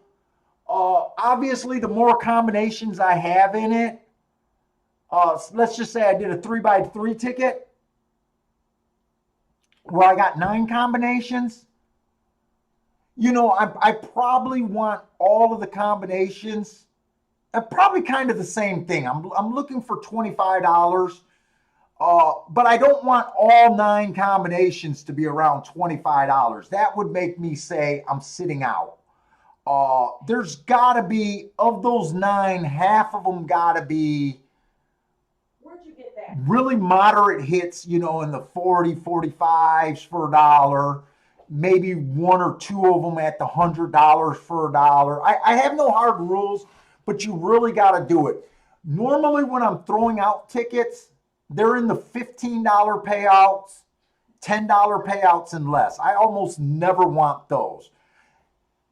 Now, the rule might be different if I have a single, and I'm scared both of them are going to be short, and I look at the payoffs, and it's let's just say it's a $14 double for $1. I'll pull the trigger on that. Maybe even a $10 one. But that means that I'm thinking both of the horses are really short price. It's probably late in the time of the day, believe it or not, has a lot to do with it. If it's early in the day, I probably would just sit. Not worth the headache, not worth getting behind. For some, it depends on how much I believe in the 2 singles. There are times where I will pull, you know, if it's a single or a single over 2 horses, you know, when the combinations get less. But they're rare. They're kind of rare, but it's, you know, I'll never take a 3x6 ticket and accept a 15. The only way I would take a $15 payoff is if the other 5 payoffs are, let's just say, $50 and over. I might say I'm willing to take one combination that's a break-even proposition, and hope to God that don't hit, where if any of the other combinations I'll make, you know, pretty good bank on. It's I don't have hard rules, but it's kind of, you know, how you're going and how you feel.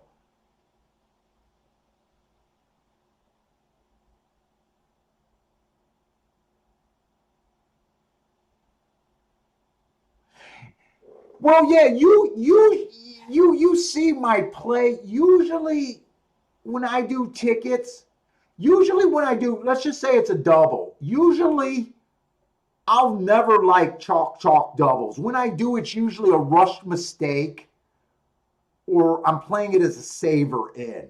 Usually on one of the 2 legs, I gotta have something that I really believe in. Uh, I guess I've been in this game so long. I used to try to be really short on my combinations. I used to frown upon a 3x3 double or a 3x4 double.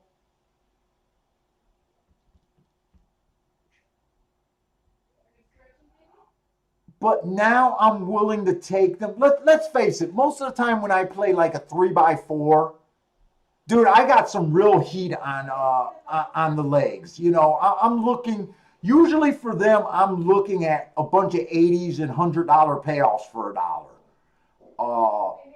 And the spread's not going to hurt me. Uh,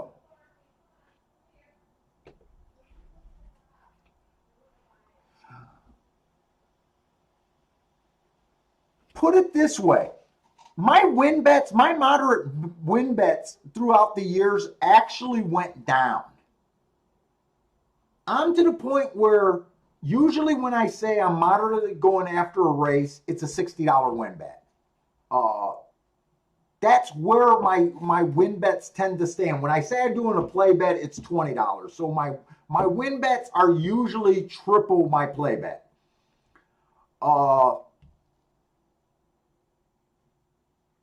I'd rather spend and do a 2x3 double for $20. I feel more comfortable going 2x3 for $20, where it's going to cost you $120 than betting one horse to win at 60. I like the extra outs. I'm even willing to go sometimes at 30 when I'm really going after it. I'm more comfortable spreading a bigger amount of money into the doubles than I am for any particular win bet.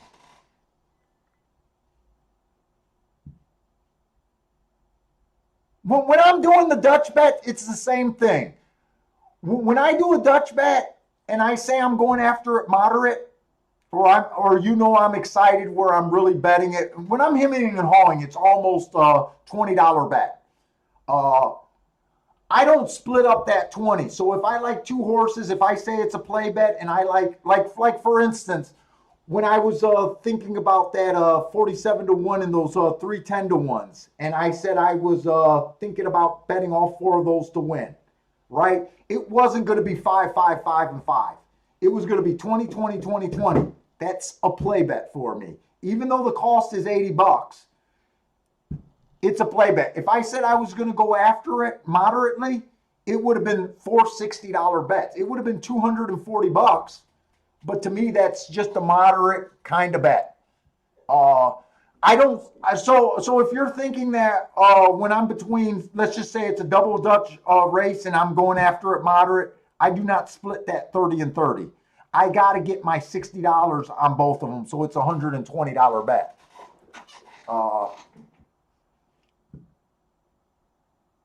So I guess when I say I only do a $60 and a $20 win bet, my maximum bet that I can do is a $400 win bet. That bet almost never comes up throughout the year. I don't have the threshold to bet that anymore. I don't bet. I very rarely. That's a couple times on the show when me and Bill start. There was a couple times when I was talking about doing a max bet. That's my maximum range. So you can see where my moderate range go. I can bump up. Sometimes I say I'm going after it a little bit more than moderate. I might do an 80 or 100. But usually that's where I'm at. Every once in a while, and I usually say it like when I played that exacta earlier and I said I only wanted to put $40 in the race total. I did that exacta where the exacta cost $20 and I was still dutching between those two horses. I knew I didn't want to go over $40, so I even said I'm just putting 10 on both of them. But very rarely I'll split a bet. But that was different because I went both ends. Yeah, I've been in this game so long. So part of the reason why I don't handicap the night before, as in finding winners, that never worked for me. I have had winners that I knew the night before was going to win.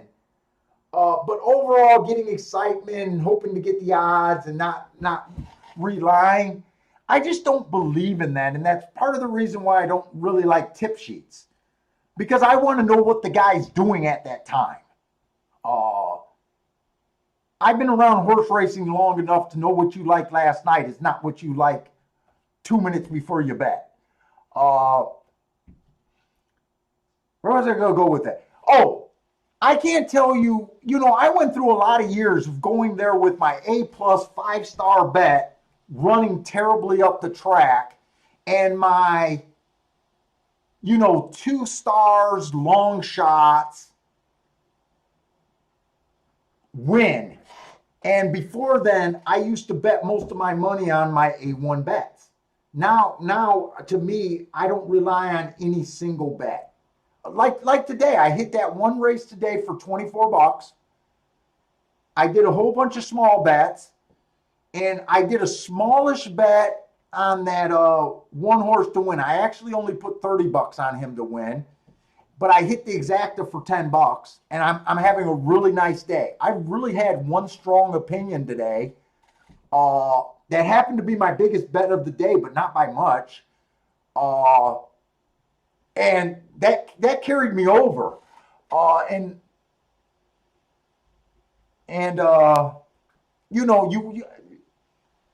I don't know. I don't know where I'm going with that, but it's kind of I found that this game is a little bit easier uh, having close to right opinions and getting paid off. And I don't know how I ever used to bet 3-1 and unders with the money I used to bet. I used to, when I had no responsibilities, used to bet a lot more per race on a win. And I don't even have I couldn't even stomach what I used to bet back then. Even though my handle's way more now. I used to sit around at the track and wait for 1 or 2 races a day, like most books tell you should play, and used to put all my, remember, I had a smaller bankroll then, so the bets doesn't matter. I used to put a bigger percentage of my bet towards those A1 races. And it didn't really, honestly, it didn't work out as good as what I'm doing now. What I honestly, I'm on Twitter a lot and I follow a lot of horse racing guys, and I know some like established pros that are saying the game's getting harder and harder and maybe passing them by. I know a lot of you guys follow the same people I do on Twitter, so I don't want to say names of people who I follow or, but you see these comments. There's a lot of older guys that are really bitter about the sports or about horse racing betting, and they're saying that the game's kind of passing them down. Dude, I'm the exact opposite approach. I think the game is getting easier. I think the game is making more sense than it ever has to me. Uh, I'm I don't know these people, so I don't really want to reach out, but I would be curious in having a private conversation why they feel that way. Part of what I'm thinking is maybe they were back in the day speed figures, and now speed figures are so everywhere that if you're a speed figure player and that's what you rely on, I think the game has passed you by. I think the prices, the odds are already built into that. But you guys would know who I'm talking about. There's a lot of bitter, supposedly old big time players that are saying that they think the game's passing them that by.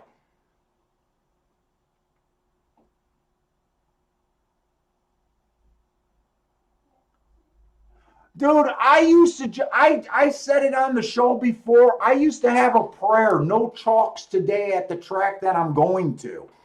I don't even know how you can watch what I kind of do and what the chat room kind of does and see the horses that we're all hitting and think that this game is all that. I know the game is rigged, but for me to believe that there's a big syndicate out there just raking money over the public, I don't believe it. I honestly don't believe it. And in fact, I'm a little shocked and insulted that a big syndicate player had not called me to tell me to keep my fucking mouth shut and they need me on their team. That's the God's honest truth. Honestly, I feel like this game is getting easier and more explainable with the just Parsons helping me with the notes and closing in the gaps of the tracks that I couldn't follow before for the shippers and stuff. To me, the game's making sense. So to me, if you're losing bad, you haven't learned from the right player or played with what I think is the most important thing at the track, or you're bitter, or you're just playing way too many races. I'm dead honest. If you're new here, don't expect to find a way to hit 50% or more of your races. Don't ever go look for improving the odds of the horses that you hit. Start with that, and I honestly believe the game's getting better if you just take that approach. But anyways, guys, I'm sorry I got preachy. I'm sorry I got preachy.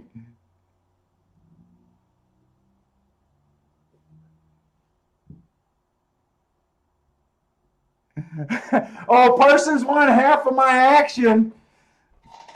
Parsons, I would say that you'd have to contribute to half of my bankroll, but you already know that that's a win-win for you. I wouldn't even have to dive into your damn bankroll. Dude, I don't got one more race, and honestly, I've been having to go to the bathroom for the last hour. And the Kiki's just yelling at me, guys. But thanks a lot. Well, by the way, who was that 5 that won?